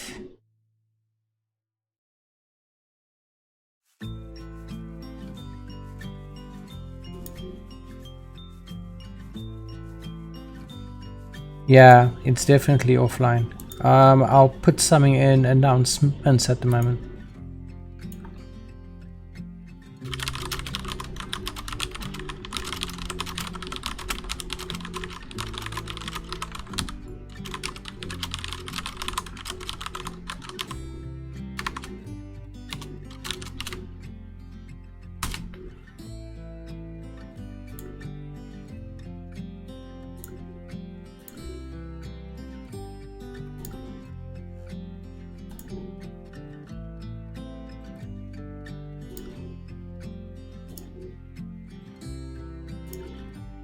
Here we go. Cool beans, cool beans. We'll see what happens. Okay, yeah, so we basically find the first plugin that has a specific function set that's got Pornhub and came to this conclusion. God damn it, Women Kendra. manage the money and pay the bills in 75% of all Americans' households. Wait, what? What did that say? Women manage the money and pay the bills in 75% of all American households. And she found that on Pornhub. What are we supposed to think about that, chat? That's a bit weird. I don't know how she came up with that. I've got no idea. She apparently came to the conclusion of that. She was searching and came to a conclusion. Oh, Asta, it's a Discord giveaway system that's done at the moment.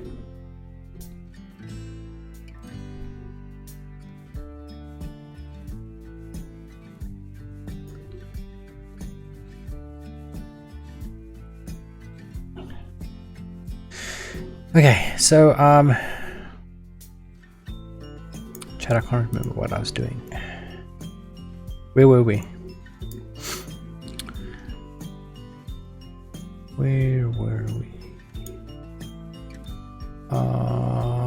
Plugins, command line, BGP, graceful shutdown. Sure, I think we were working out the colors and everything.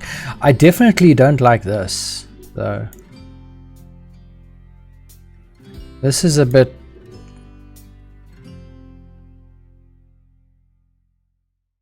crazy. Can't we like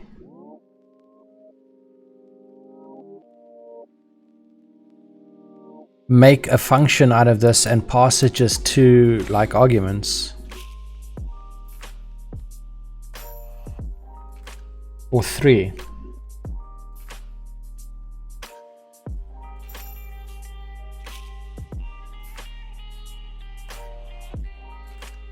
Or I've got a better idea. Chat, hang on. Watch this shit. Watch this space. Hang on a second. I've got a possible idea here. I've got a possible very cool idea. Okay, so let us just delete this for now. I'll show you why now. Or maybe we can't actually delete it. I'll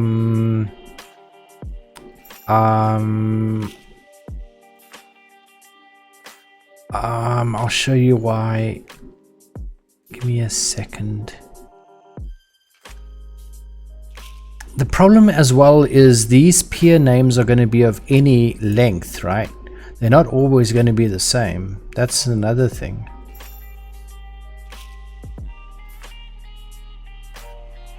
Unless we do it on 2 lines. But I'll show you now what I mean. We can have something like let's just add an if here for it, and I'll show you. Maybe we can do something like this. So if we got a pending config, oh shit, and we've got a current config, I'm just going to use this as an example, right? Can we then do something like status equals? See, we also need to color that again, right?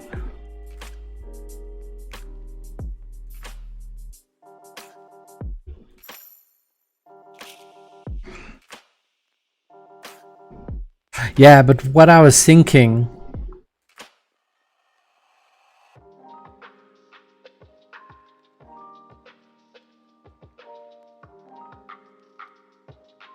oh, you might have an idea there.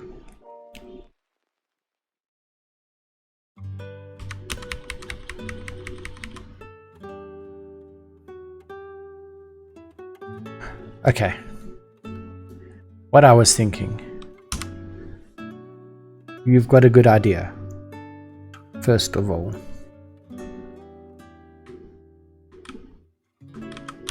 But we need these on 2 lines. Okay. First off.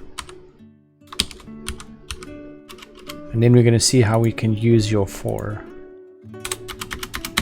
Okay. Now that status, we can then go for peer in. Hang on a second. For it'll make it half less code. What happens if we also had something like just to test it out, right? Only to test. Colored boolean, right?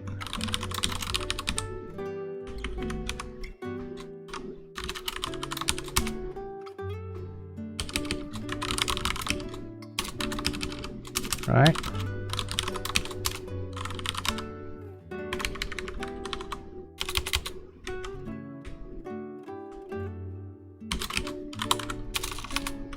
Fuck.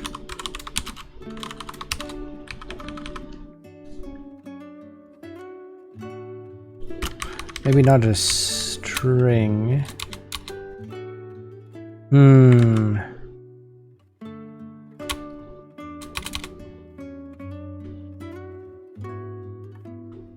What the fuck is this music?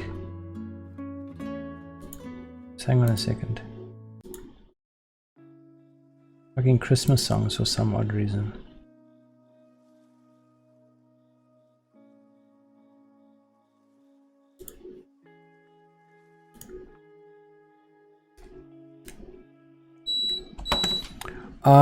Maybe this won't work. Maybe colored status. Okay. If this is colored status and the value, we can then go colored enabled red.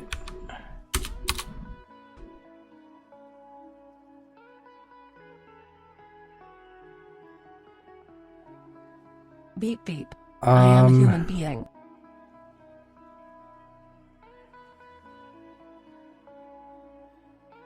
Can I commit it?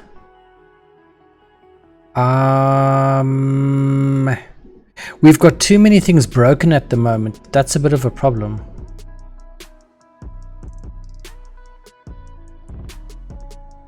I don't want to add commits at the moment that we haven't properly split up into all the things that we've changed. I haven't done that yet.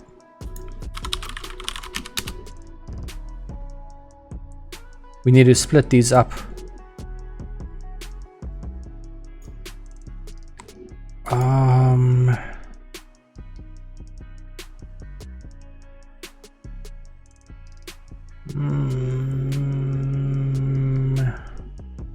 Nigel, you have too much email. I am going to delete all. Done.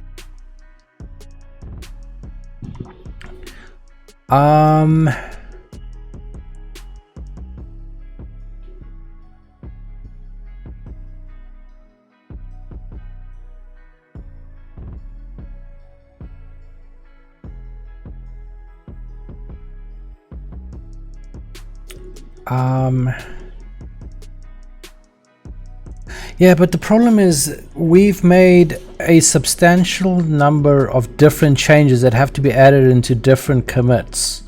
If we did one commit now with everything inside of it, I would then need to rebase it and split the commit up into different pieces. I'm just thinking how much, if that's going to cost any additional time or not. I don't think so, right? We just reverse the head once, add like 20,000 commits, it should be fine.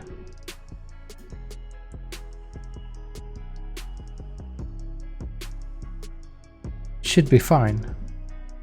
I just haven't thought about doing that yet because of all the changes that we have.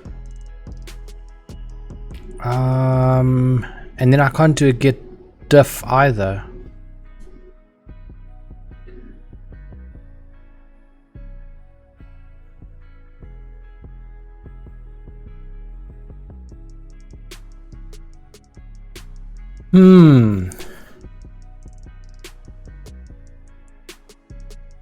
Yeah, that's what I'm thinking. I mean, I was thinking, I don't know how safe VS Code is to do a live share.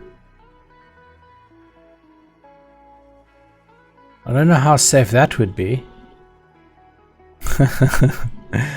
Because that would work, right?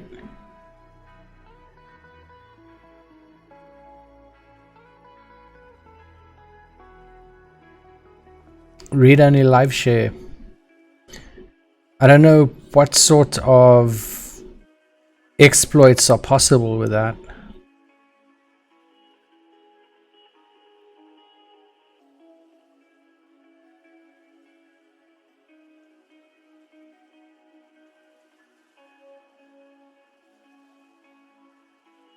Two different repos.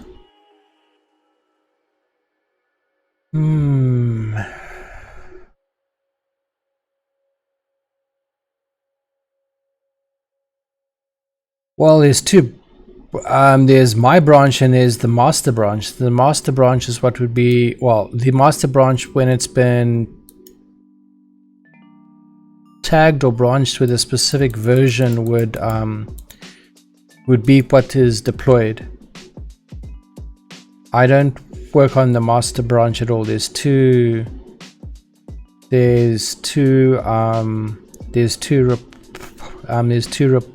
repositories, mine and then the actual software itself.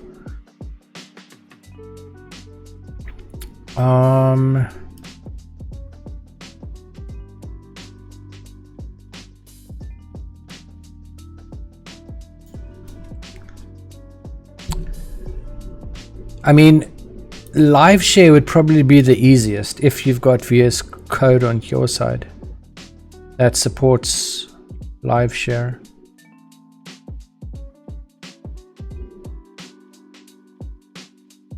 Live share I think would be the best, because then you can highlight things. I just don't know how secure it is. Does VS Codium support live sharing?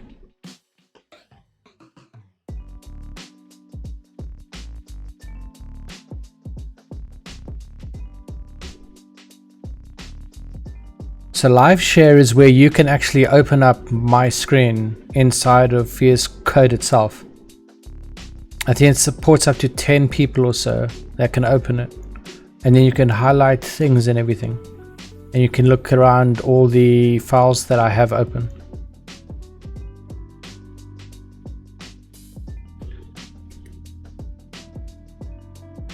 It's pretty cool, and I think that there's like a chat option as well where you can highlight things and everything.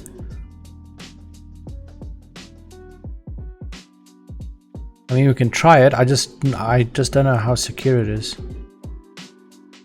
I'm pretty sure that the read-only mode won't allow you to do anything on my machine.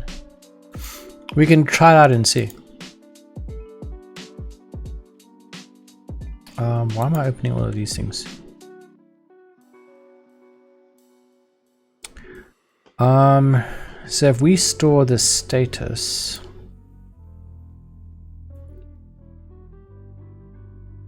what I was thinking here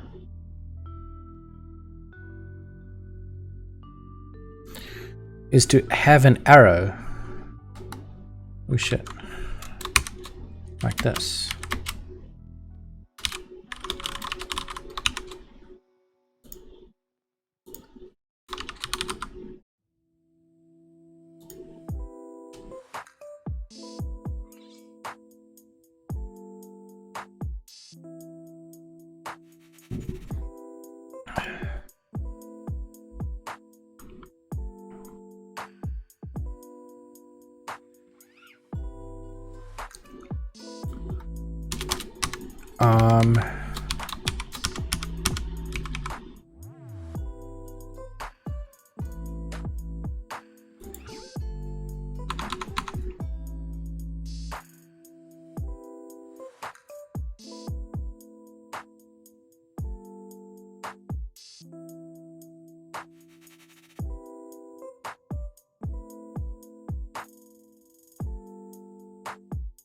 If peer in, we'd have to see if it's in the current first of all,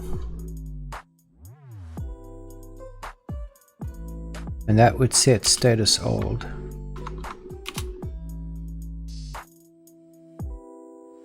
We might have to move this into a function.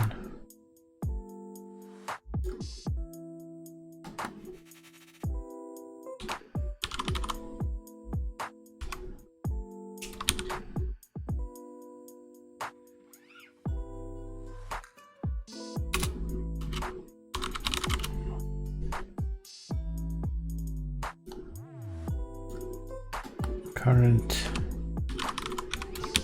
not current peer,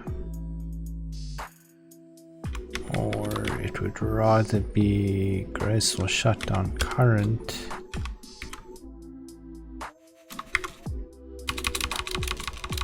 and not, oh wait, it would actually be,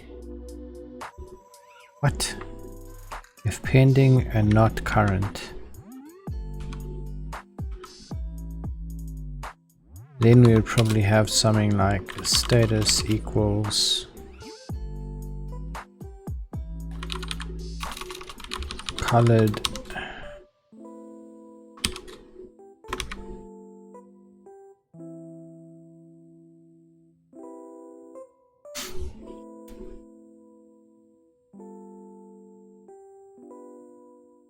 For those Linux gamers and other desktop users of the open source OpenGL/Vulkan drivers with some extra time this weekend, Mesa 21.0 RC3 is now available for testing as what might be the last release candidate before officially releasing Mesa 21.0 as soon as next week.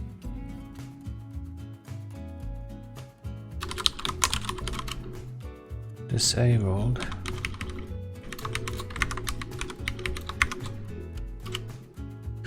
Okay, we can quickly try this out. I just need to leave like pretty soon, but there is a add-on called Live Share. Live Share. This one over here. Let me copy the ID for you. That one.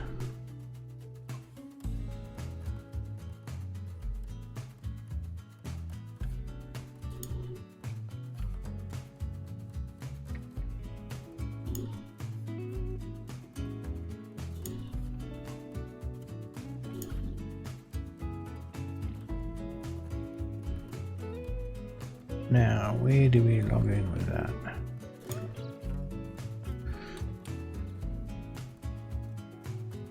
Cool beans, Robotic Kid. Have a good one, mate.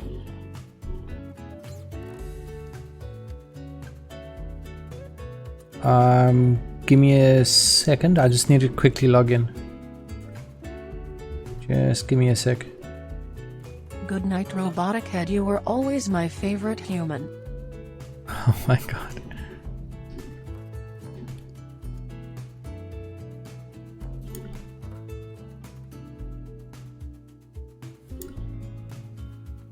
Just give me 1 second. I just need to log in quick.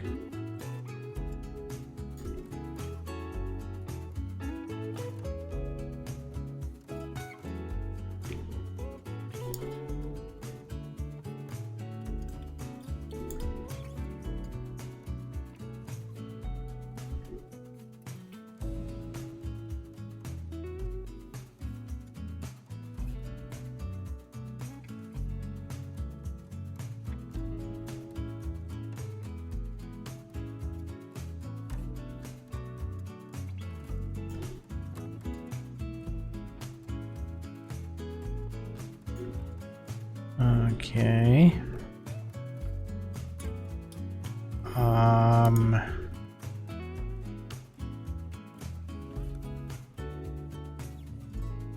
Give me a second.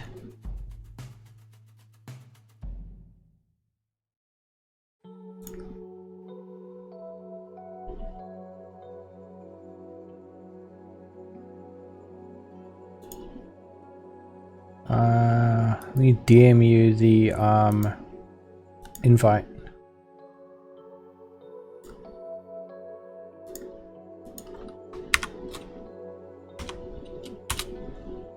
Here we go.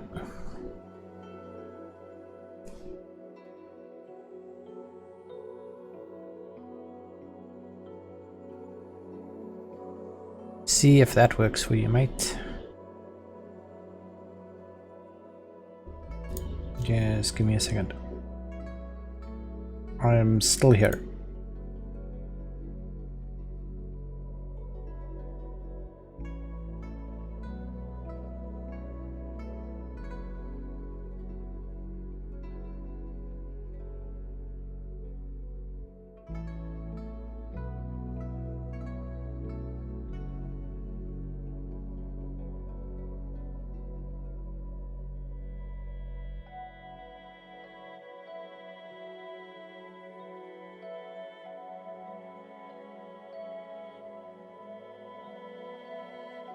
Okay.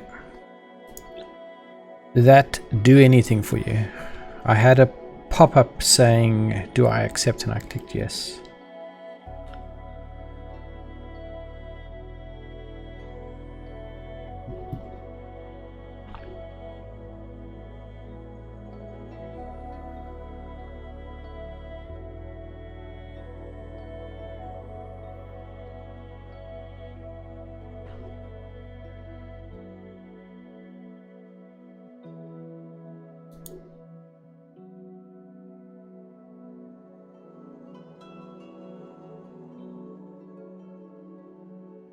I don't know if that did anything.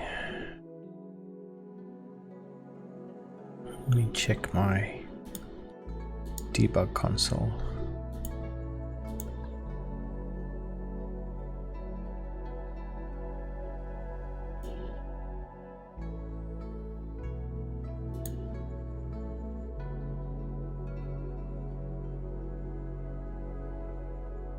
Yeah, I do as well. The only reason why I use VS Code is because of pylons. At the end of the day, it's got quite a couple of nice sort of features in terms of showing me things I'm doing wrong.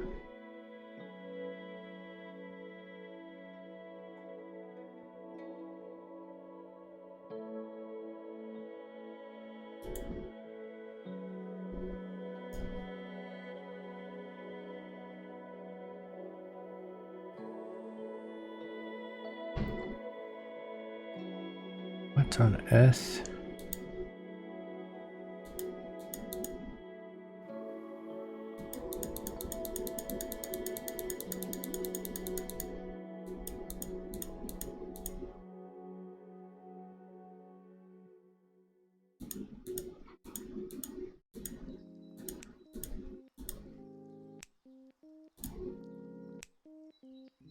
Just happened. Sorry, yeah. I just received like 30 or 40 network notifications here of something that went down.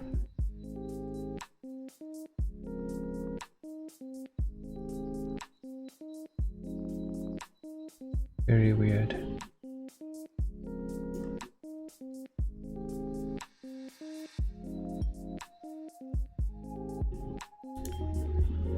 Oh no, isn't it doing anything on your side?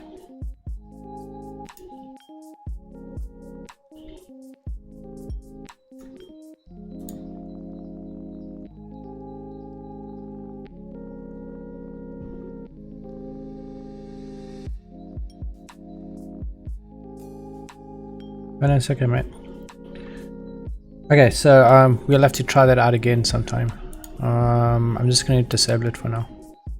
I'll test it out this evening and see why it isn't working. No problem, man. I actually need to be off pretty soon anyway. I've got some other things I need to quickly sort out. Okay, so if graceful shutdown in pending is true and the current one is disabled, that's a lot of errors I'm seeing here on my network notification feed. Give me a second. Yeah, something is definitely up. I might have to cut this a little bit sooner than I thought.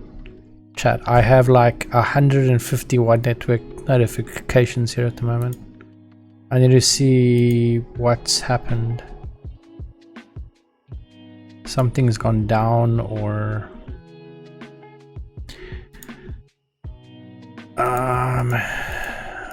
it doesn't look like someone's trying to attack something. Let me just quickly check that system out. I think somebody might be poking at stuff they shouldn't be poking at.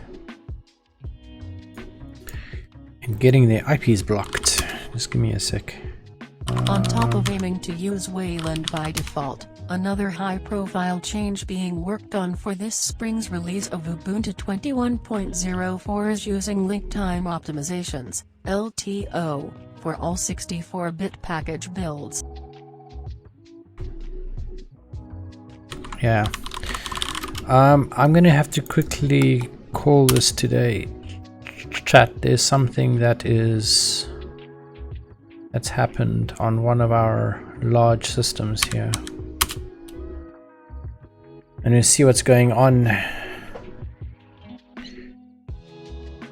It might be under attack or some sort of a connectivity issue. What's down at the moment? Monitoring. There's not too many things that are broken, but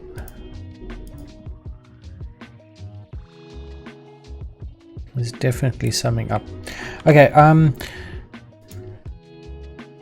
Microsoft telemetry, yeah, there's that as well. Sending statistics to Microsoft. I think we just quickly add something here to see how this looks, and then I must be off. So graceful shutdown status pending is true and the previous state is false. It means it's going to transition from disabled to enabled. This is probably not going to be colored. We can't add a plus for this, can we? Red, something like that. And then we can do something like this. If not, graceful shutdown pending, and that one.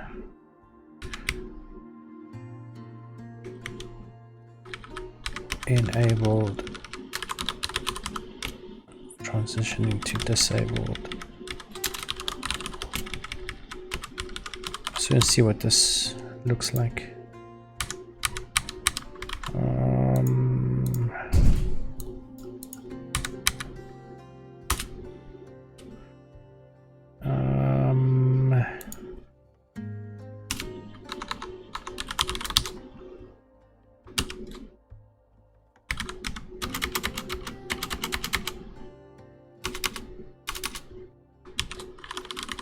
status.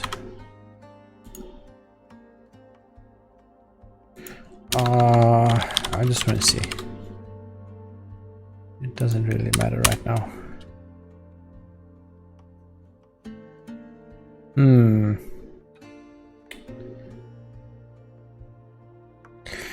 We just need a way to align these things or something. I don't know. Because the peer name is going to be a variable length. Some might even be extremely long. So if we added a long one.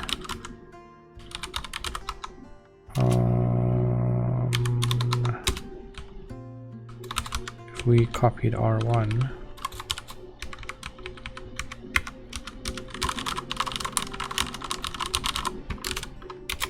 Okay.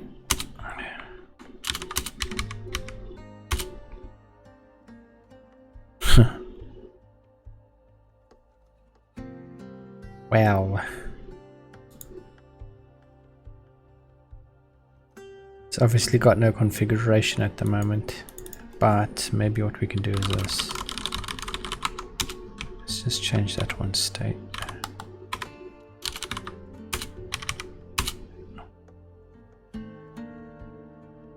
See. Why has it got an extra dot at the end? That's weird.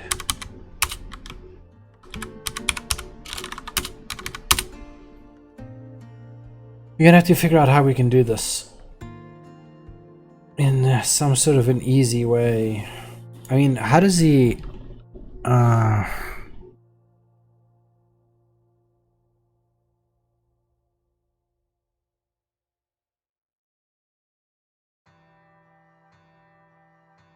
yeah, I'll think about this a little bit, but I need to be off now.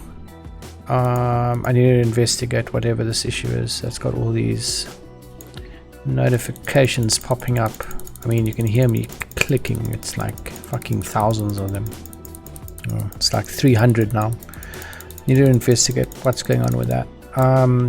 But anyway, I will hopefully be back on Monday morning. Well, actually probably not that early on Monday. There's some things I need to sort out on Monday. I might be able to get that all done by about 0800 or possibly not. I'm not sure. We'll have to see. But then we'll be continuing with our color support to see what exactly is happening when we change the state of a peer and shit, so we can easily visualize things, and from there we'll be deploying it to quarantine and to OSPF as well for the interface costing and the ECMP weight. So there's still a couple of things we need to sort out here to have everything looking all nice and colorful. But anyway, guys, I will catch you then hopefully on Monday morning. I hope you guys enjoy your weekends, and I'll see you then, man. Cheers, guys. Have a good one.